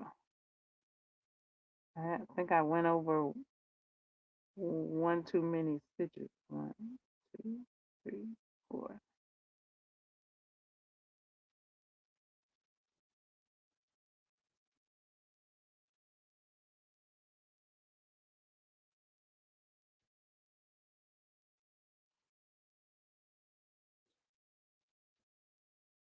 Three.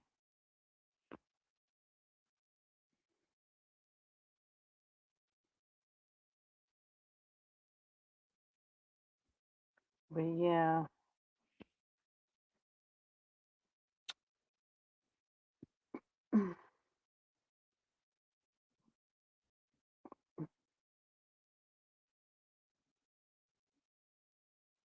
Okay, straightening out my yarn.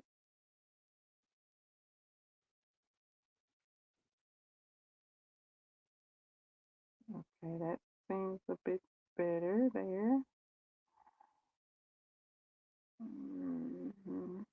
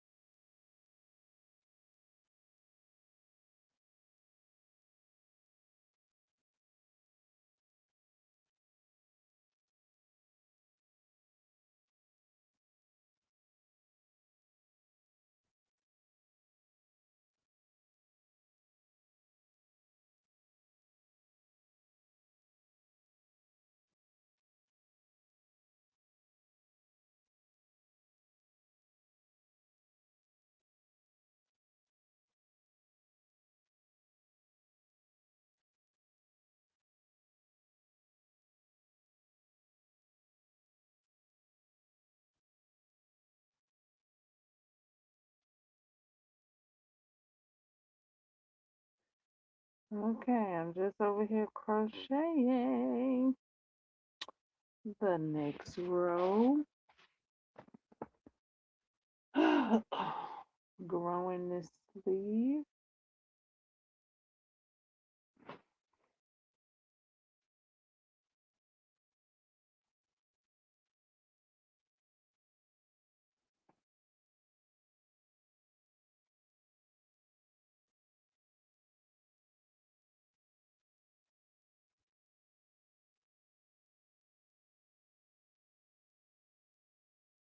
For my crocheters wanting to get something done, knitters, crocheters, weavers, y'all wanna get some stitches done, you know what they do,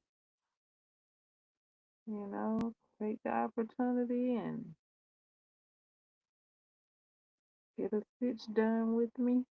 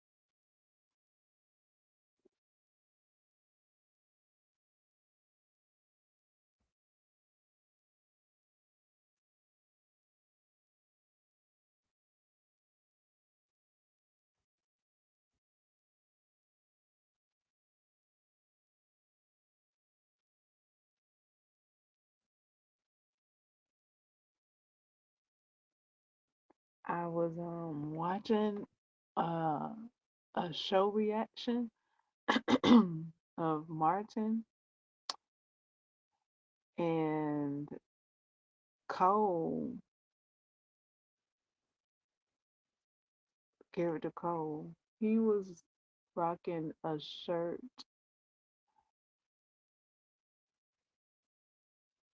with squares on it, colorful squares on it, outlined in white. Looked like a window pane type of situation with colorful squares. And it wasn't crochet, but I saw it and I was like, I could crochet that. Like I could turn that into crochet. It ain't crochet, but I can make it crochet. Um, Cause it was like squares and such. So I was inspired. I mean, so much so that I had paused the video and everything. I was looking at that shirt front, front and back to see what I could see of that shirt and how I could make it a crochet shirt.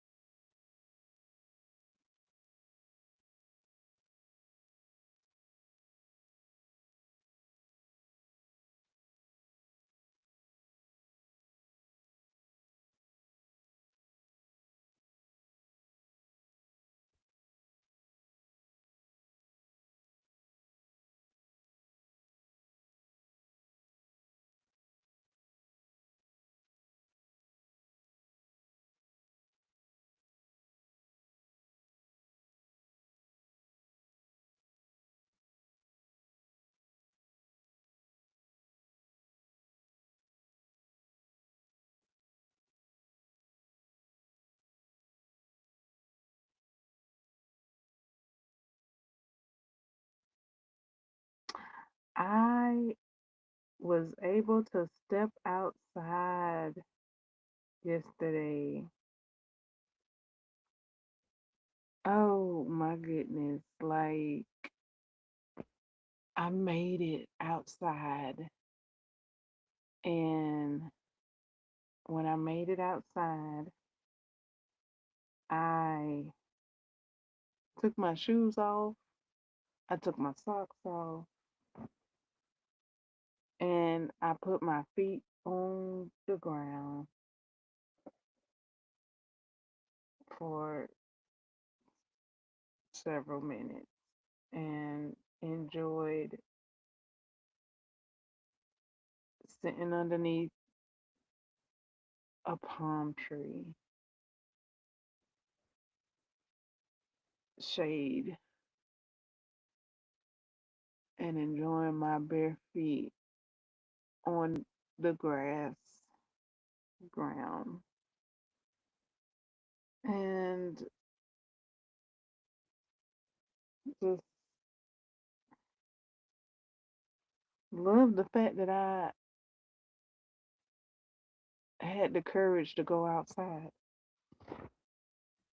And I had time. I had time to go outside and I took it. I had time to go outside and I took it. And I went outside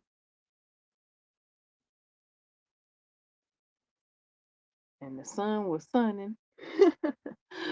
So I found me some shade and sat under the shade and enjoyed being outside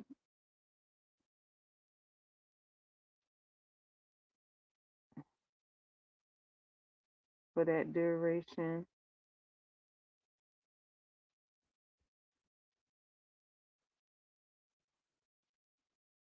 Going over um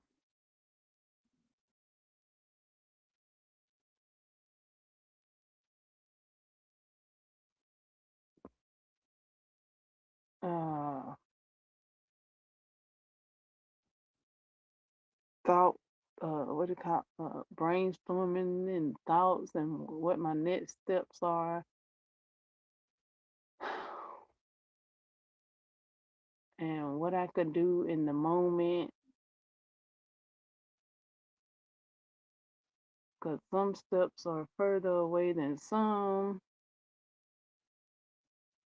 steps are a process, and really just big and big up in myself for moving forward and seeing what I could do, when I could do it, how I could do it, and encouraging myself in this situation that I'm in, and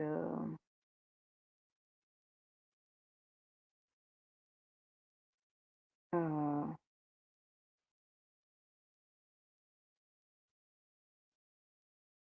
making clear about what the next step is, because I I I thought the next step was get my own place. So I went looking for places, and then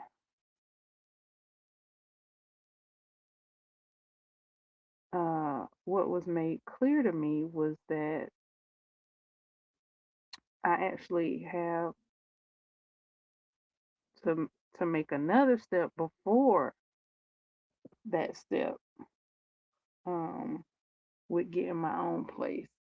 So I'm like, okay, it's all right. That's all right. See, I wouldn't have put that together had I not, made a move forward into getting my own place. So, now that I, made that step forward, now I see, which way to go, how to navigate moving on.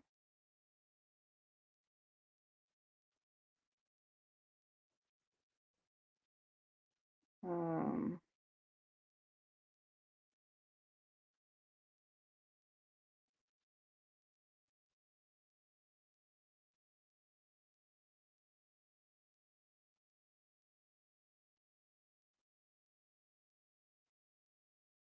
and really just having grace with myself. Like,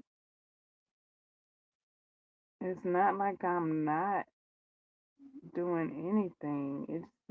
It's like there's steps and progresses, and I'm doing everything that I can do and that there is to be done. Like, it ain't for lack of trying, boy, I tell you. It ain't for lack of trying. It ain't. It ain't. It ain't. It ain't. It ain't for lack. It's abundance over here. It's abundance of trying over here. Uh,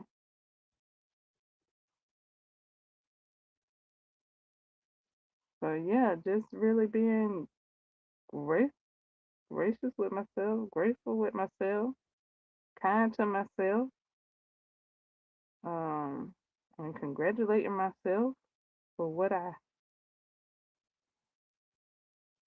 have clarity on now.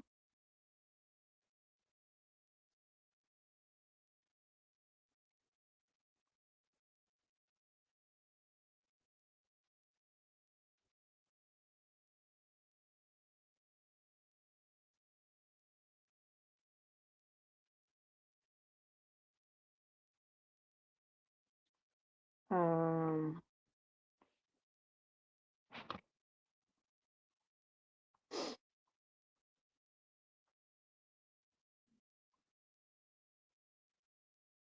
so yeah, it's really just more of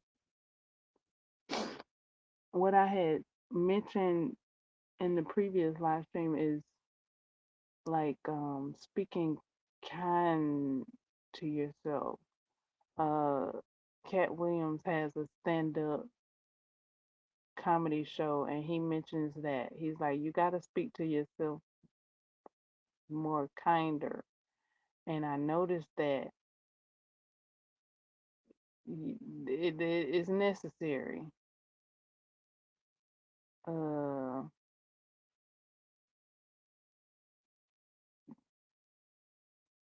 because pressure could be coming from other places and spaces around you, and you yourself need to be a safe place for your own self. Like if you got, and I'm speaking for myself, if you got pressure and stress coming at you from outer and surrounding places, uh, uh, and on that from the inside out, it's like what? Yeah, okay. That, but if you are a safe place for yourself and speaking kind to yourself,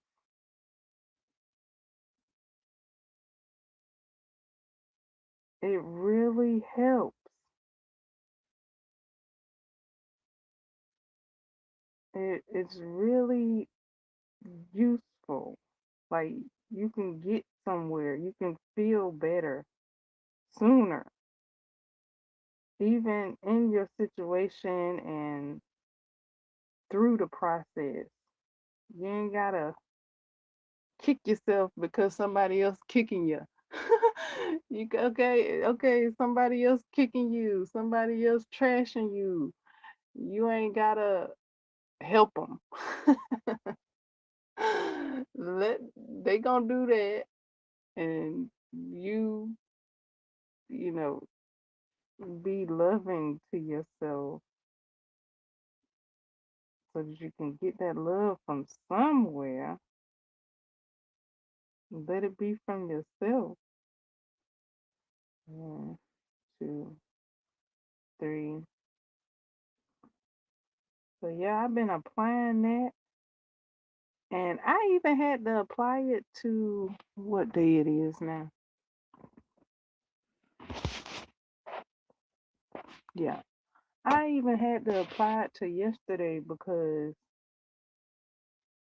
I was telling myself I needed to go and get my own place. One, two, three, four, five, six, and why hadn't I left yet? And I should be gone, and just like, whoa, Nelly.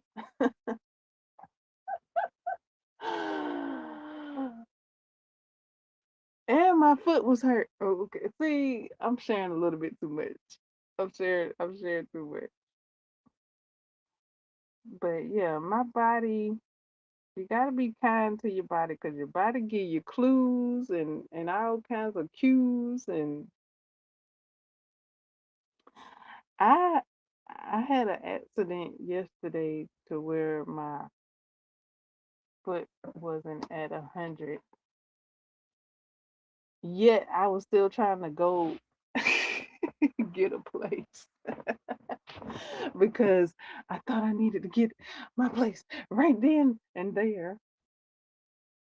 But then when I slowed down and allowed my body to let me know what was going on with it, prop my foot up,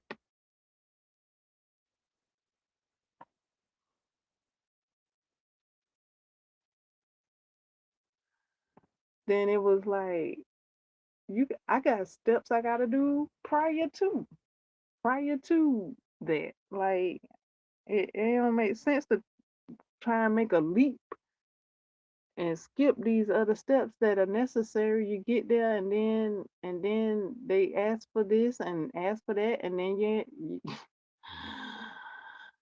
you know, and so yeah, I'm listening to my body and respecting and honoring my body instead of pushing on through it, because my body was like, boop, wait a minute. And then when I waited, I was able to see clearer some other steps that I was skipping just because I felt pressured to go out and get my own place right then and there, which it wouldn't have happened because I'm missing a couple of necessary steps in between getting my own place.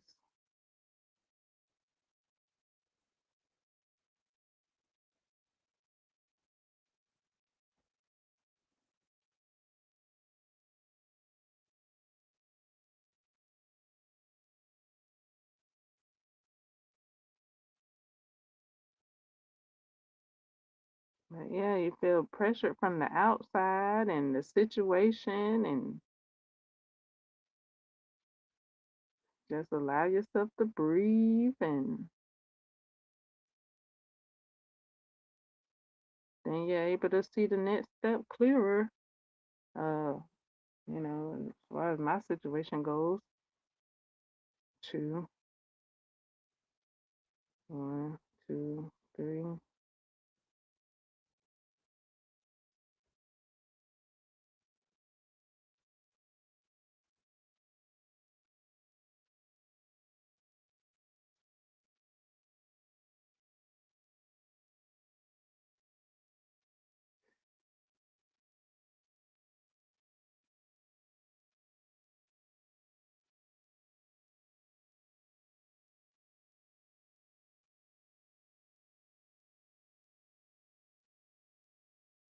1, 2, 3, and to realize, your body is supporting you. I'm guess I'm talking to myself, but yeah, to realize that my body is supporting me to move forward. My body, my my okay, body, yes, body. My heart, because uh there was a thought in my head that and I don't even know if it was my thought per se. I think it might have been somebody else's um that was like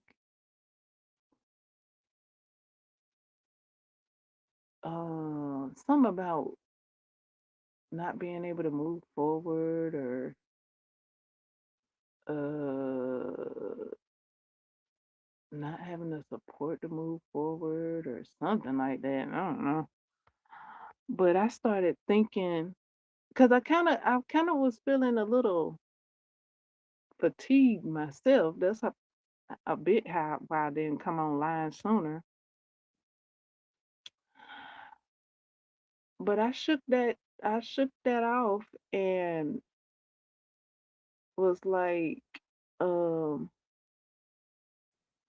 my heart is beating. That is support. That is a my heart is continuously beating. Like, that is showing me that yes, I can move forward. My heart beating. That means I can move forward. I'm breathing. My lungs are working. That means I can move forward. My lungs and my heart is in support of me moving forward. I just chatting with myself like that, just to big up myself to continue on with what I gotta do, because after being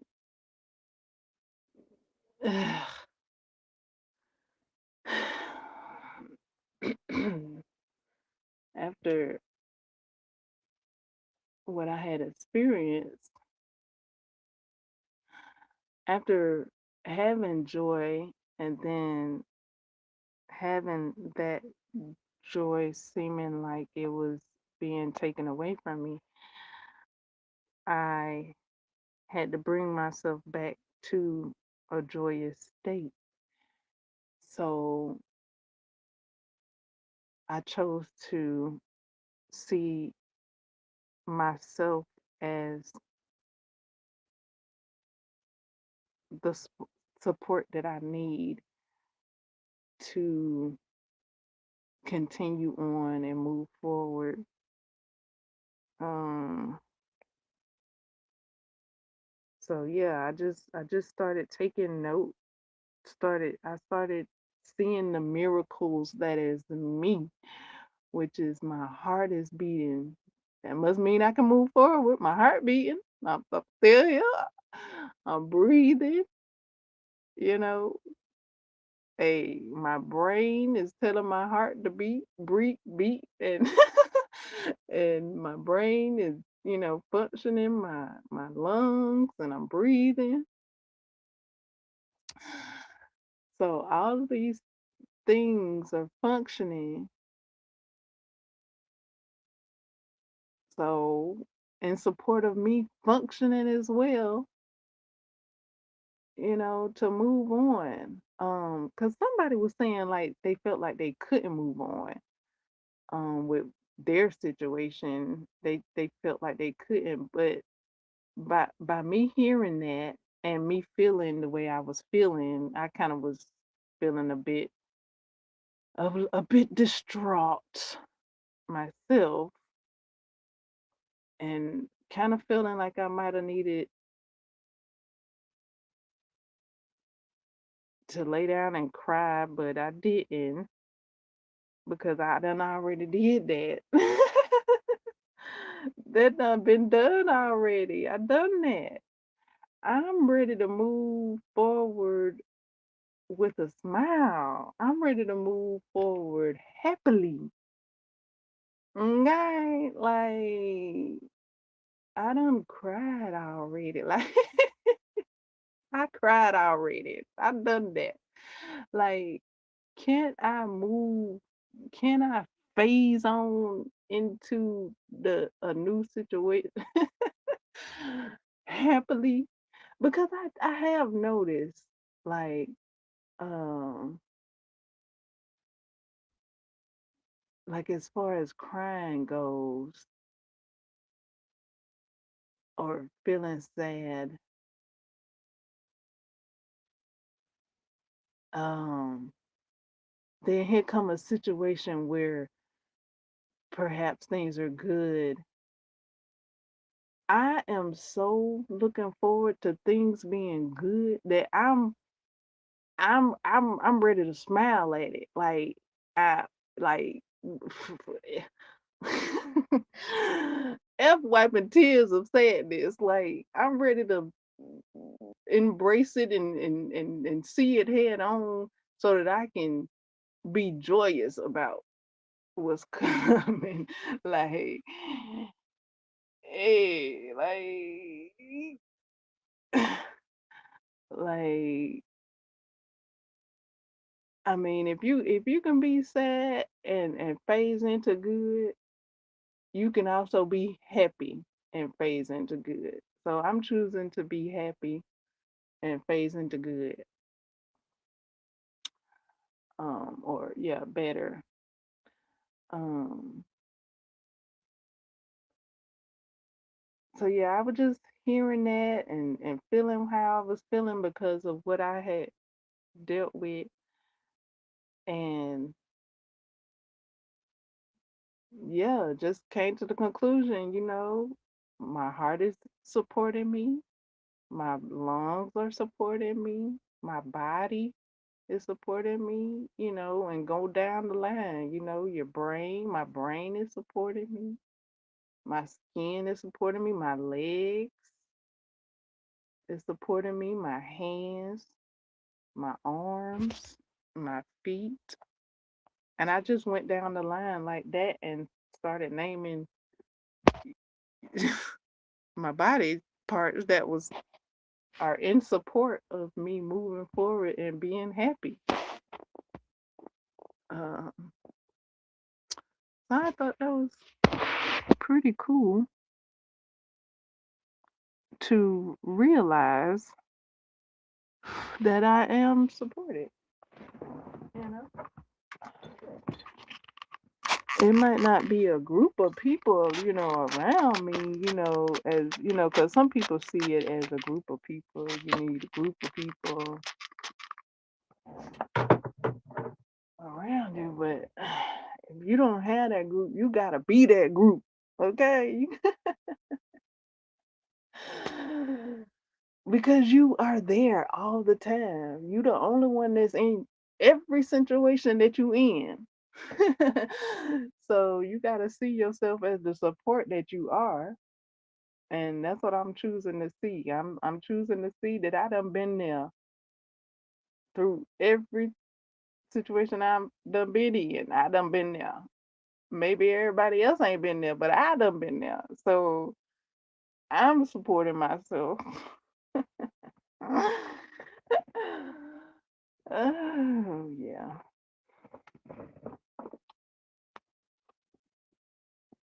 And I'm in support of myself. And it's a good thing. It's a good thing. It's a good thing. And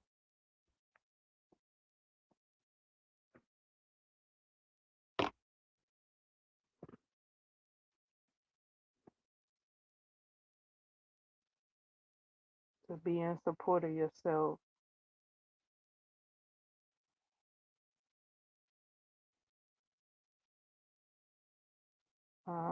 Because you count.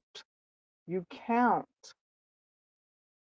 So that's for anybody that, you know, that need to hear that, you count, you matter and you count. You are somebody. And when you support yourself, you a person supporting yourself. Your support matters and counts for all that. Yeah, all that.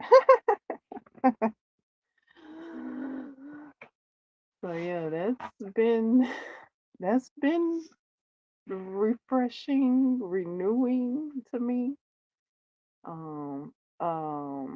That's been a different perspective for me, and I'm glad I've been able to peep that perspective.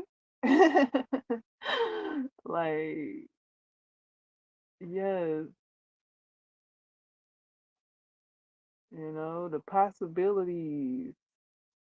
I mean, I started seeing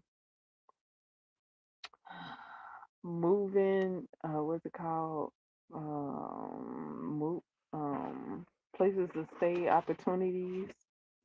Um,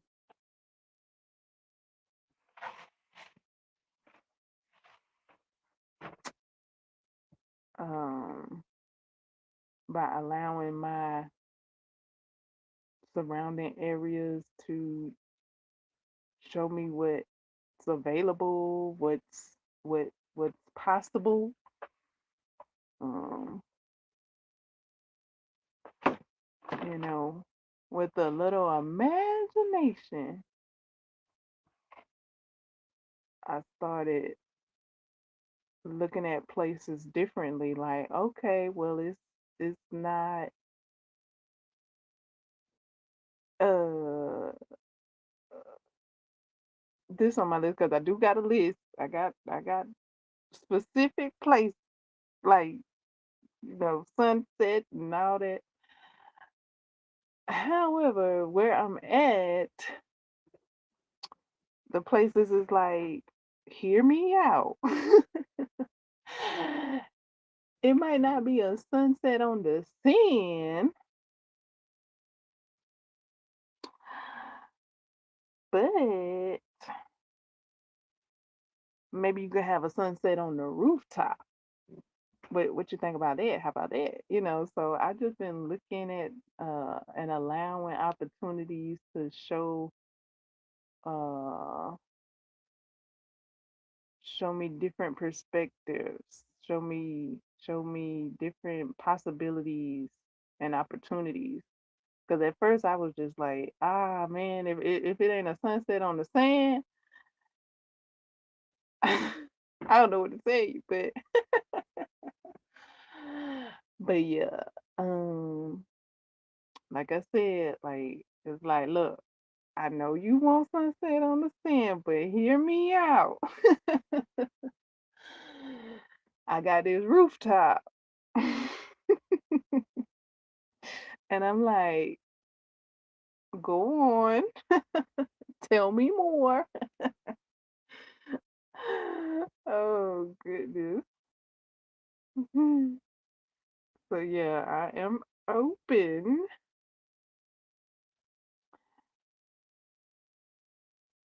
uh,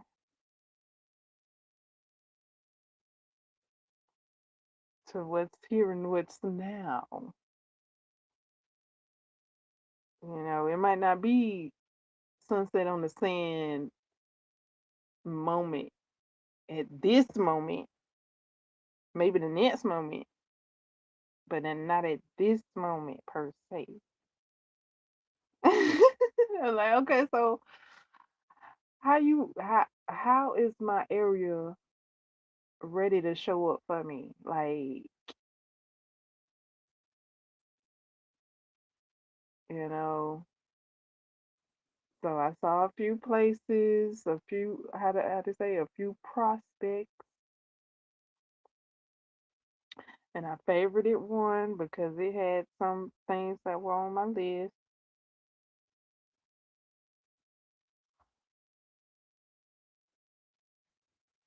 Yeah, I was really feeling that place for real. I was really feeling that place.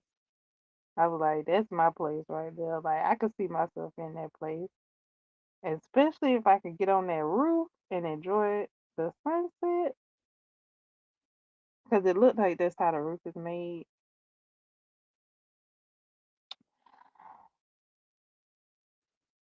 Well, I'm like, okay, you really showing up and showing out. Yeah, that's what's up. Like, thank you. Like, yeah, can do that. One, two, three.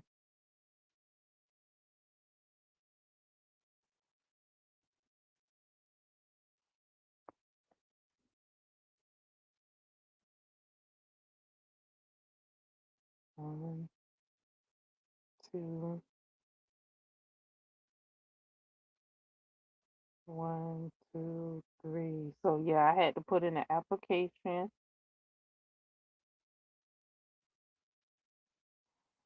for it. 1, 2. So yeah, steps, steps. Some people might call them baby steps. Whatever. They steps. Baby steps is still a step. You know.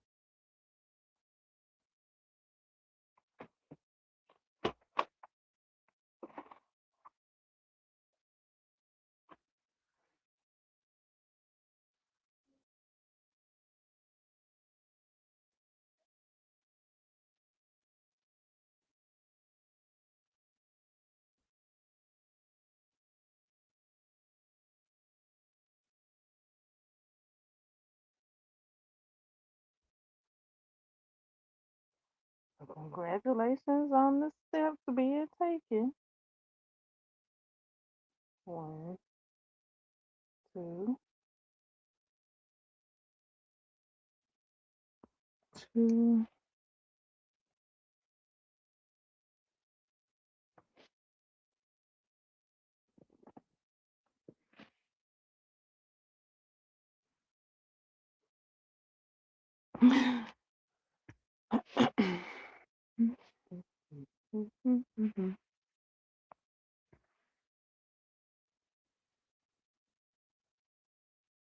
One, two, three.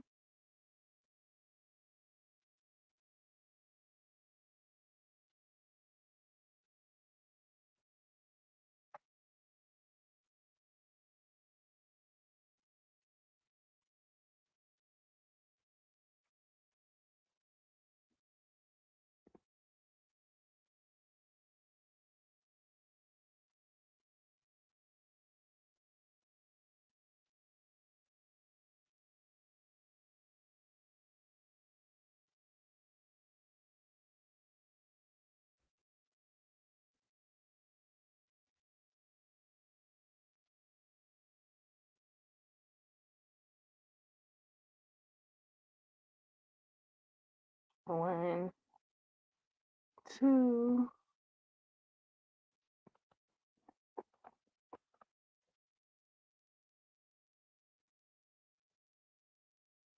I'm not sure if there's any bookstores around where I was looking. I did see a fitness area. I don't know about bookstores, but I saw somebody working at a bookstore and I was like, ooh, bookstore. I probably could work there, possibly. I don't think the smell would bother me too much at a bookstore, I don't think. It depends. Um, but I think I could tolerate the a book a bookshop smell. Um,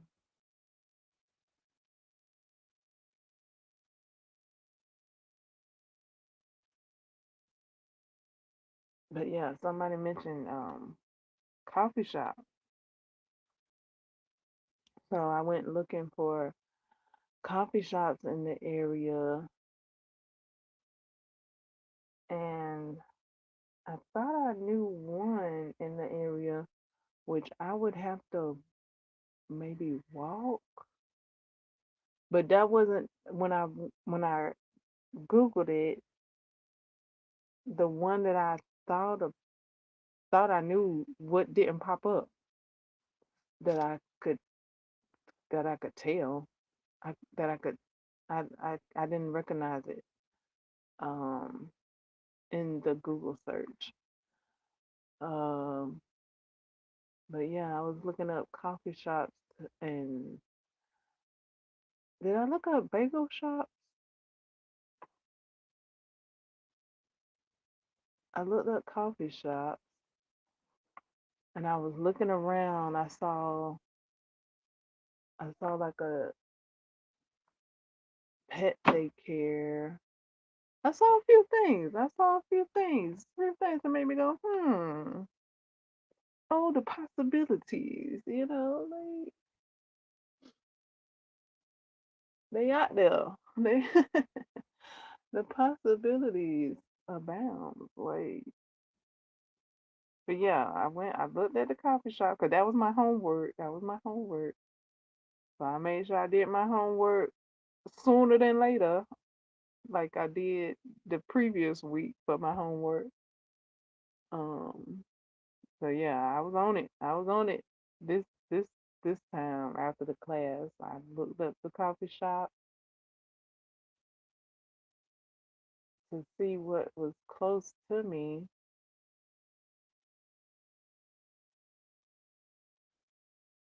Um, so I could work at a coffee shop. Um, which I probably could, without the smell getting to me in a nauseous way. Now, maybe a bookstore, maybe, depending on the smell of the books and the pages. I don't know. I might not be able to take it, but I, yeah, coffee shop. I think I could handle a coffee shop as far as the smells go.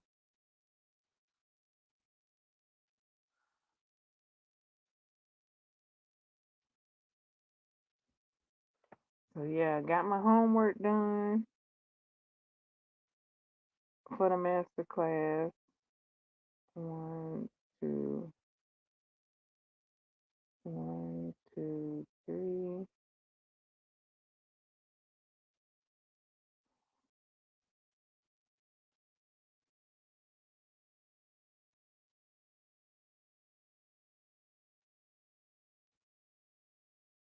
One, two. Looking for some open houses. I don't see any just yet, but I was going to go look at one. I just had to make sure somebody was going to be there. So I was gonna have a take a tour, not necessarily an open house. I, it was a tour.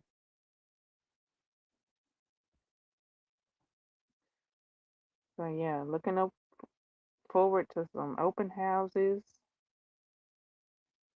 because that's part of my homework as well.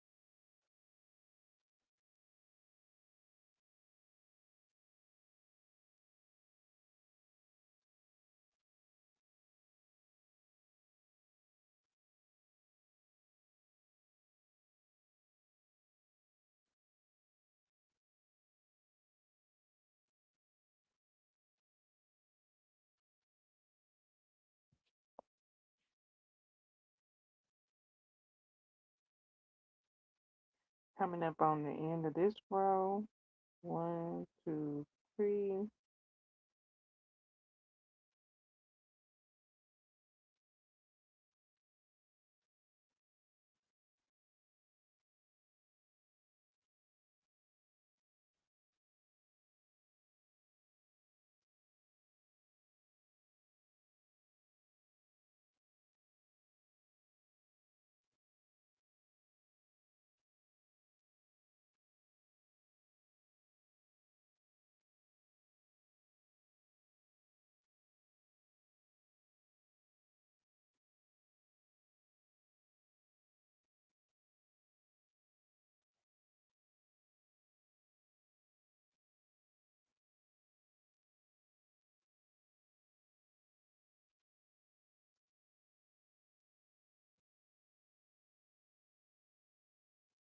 Okay, end of this row here.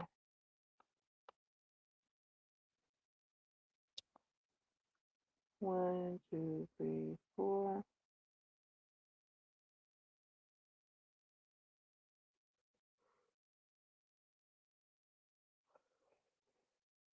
One, two, three, four.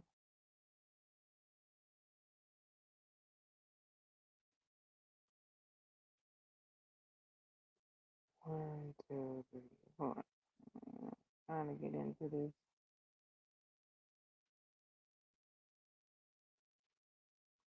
Oh yeah, that's what I wanted to say too. Okay, so the other day I was watching a movie reaction of Training Day, And Training Day used to be one of my favorite movies. I thought. Now, so I'm watching the reaction. I'm watching the reaction. I'm enjoying seeing the other people's reaction to the movie. And it get to Snoop Dogg part. I was like, oh, I about forgot he was in the movie, and then I remember I was like, oh yeah, him and Dre in this movie. Um, but yeah, I had forgot he was even in that movie because it's been a while since I seen the movie. Anyway, one, two, three. I need to see how far this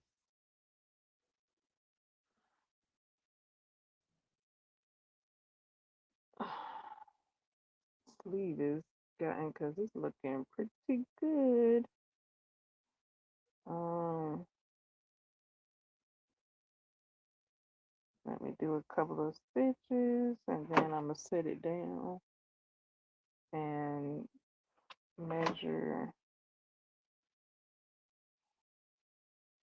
where the sleeve is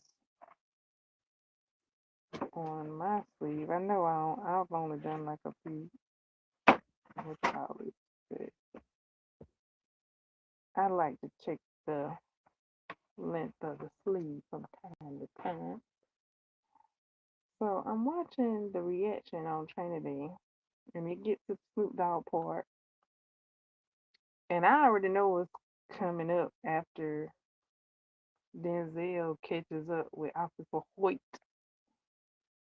and Snoop Dogg. Yeah, I still got some more rows to go. Okay, I just was checking. Yeah, I got some more rows. Okay, so so Denzel, spoiler alert, Denzel meets up with the Snoop Dogg character. I don't know the name of the Snoop Dogg character. I don't know like the name. I don't know his name in the movie. He's Snoop Dogg. That's Dr. Dre. um. Okay. So let me try and tell y'all this without me getting sick to my stomach. Um, when Denzel asked Dr. Hoyt, why did I call him a doctor? Officer Hoyt for what he called it? Did he call it a right? I think he called it a writing pen, not an ink pen. I don't think he said ink pen. I think he said writing pen. He was like, "You got a writing pen?" And it looked like Officer Hoyt picked up a pen off of a counter and handing it to Denzel. And I already knew what was going to happen. I could not watch. I'm getting sick. I've been getting sick since I started trying to tell y'all this. I could not watch the rest of that part. That's the most gross. Not what Denzel does. Okay, not what happens. Why when Denzel does what he does. That ain't the gross part. The gross part is that he took a writing pen from Officer Hoyt's hands from off of a counter that possibly was dropped on the floor and put back on said counter. Then Officer Hoyt picks it up with his hands and then hands it to Denzel. And now Denzel got it in his hands. And then, oh, uh, uh, I could not watch the rest of that movie. I paused it before it got. Oh, I was like writing pen. Oh, I know what's coming next. And just the thought that that pen might have fell on the floor, done been picked back up. It's back on the counter. Now Hoyt done touched the pen. Now Denzel done touched the pen. Now where that pen finna go? Ugh, ugh, ugh. I just was grossed out. Like you finna put that pen well? Uh-uh. Uh-uh. That'll be a all hell no. Like, ew. That's the most scariest thing in the whole movie is that pen. For me. For me. That's the scariest thing in that movie for me. No. Knowing you know how pens go. You done had a writing pen before. You know they drop on the floor. Who washing off their writing pen after it fall on the floor? And if you do wash it, which I ain't never washed no writing pen after it fell off onto the floor, it's on the counter. And then if it's on the counter, multiple people don't use it. Lord have mercy.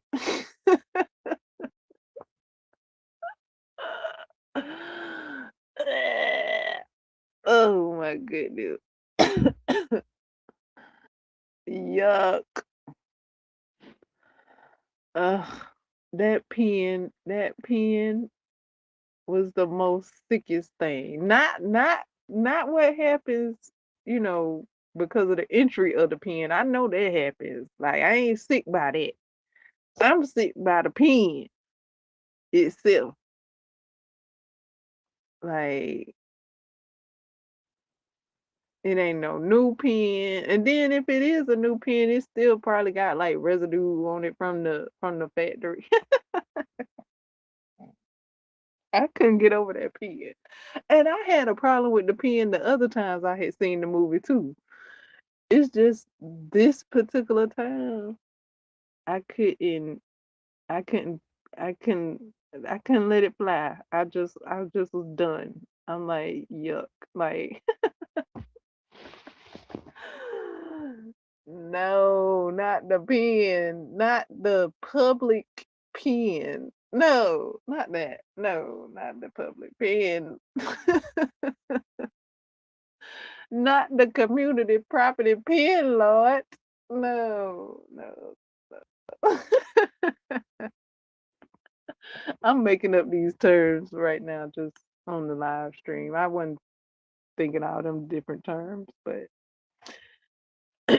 I was thinking of the possibility of them that pen done fell on the floor. Other people done touched the pen. Officer Hoyt for sure just done touched the pen. Denzel done touched the pen. And they was just touching on them other men. Ugh, ugh. I just thought of that. Ugh, ugh, ew, gross. Ugh. And they didn't wash their hands. Ugh, ugh. Mm, mm, mm, mm, mm. Let me stop. Let me stop. Let me stop. Cause they were just fighting with them other two men. Ugh. I ain't even think of that just till now. Just when I just talking about it out loud. Yuck! They put all of that in Snoop Dogg. Uh-uh, uh-uh. I hope I hope that wasn't actual. I mean, kudos if it was. I mean, I don't know. I'm like, y'all gonna have to sanitize that right there. Like call cut and bring in the stunt pen, bring in the sterilized stunt pen on that right there. Ugh. Mm, I just made that up. The sterilized stunt pen.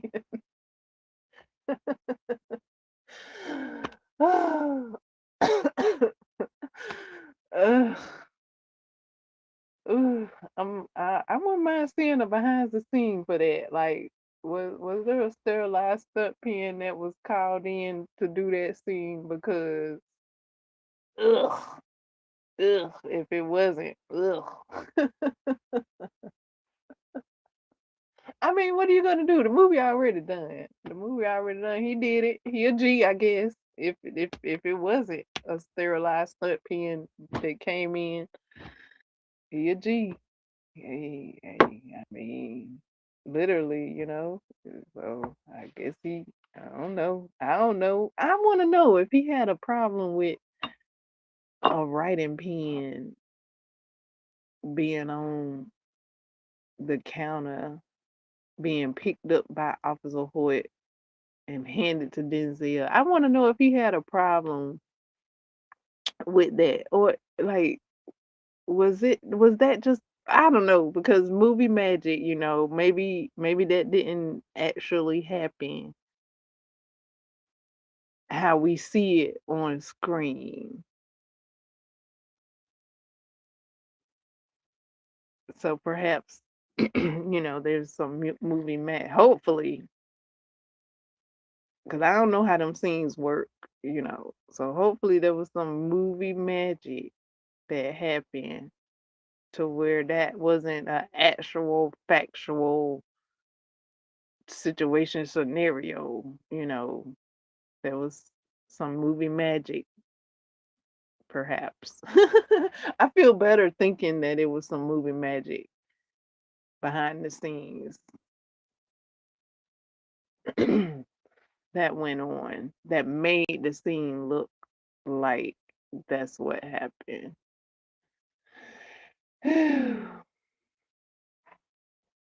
Versus that actually happening.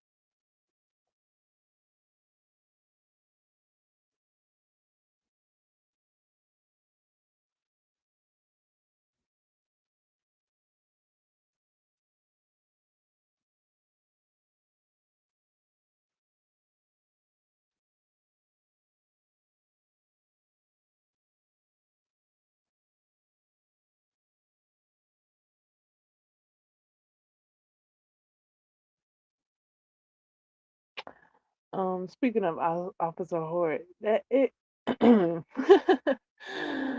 I like the answer he gave to the snail story where he says you gotta control your smiles and your cries. Like that, I've been living by that. Like I've been living by you gotta control your smiles and your cries. Like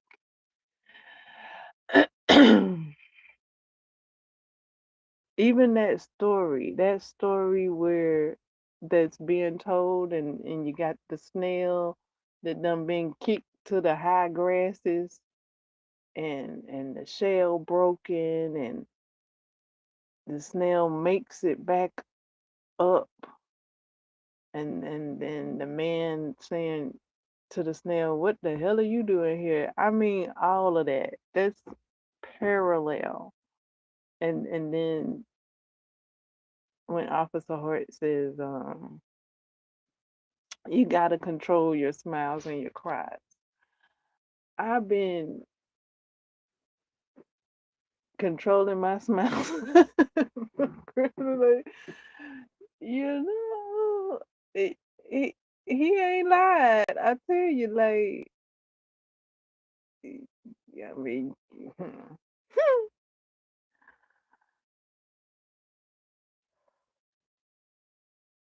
that's a gym for you.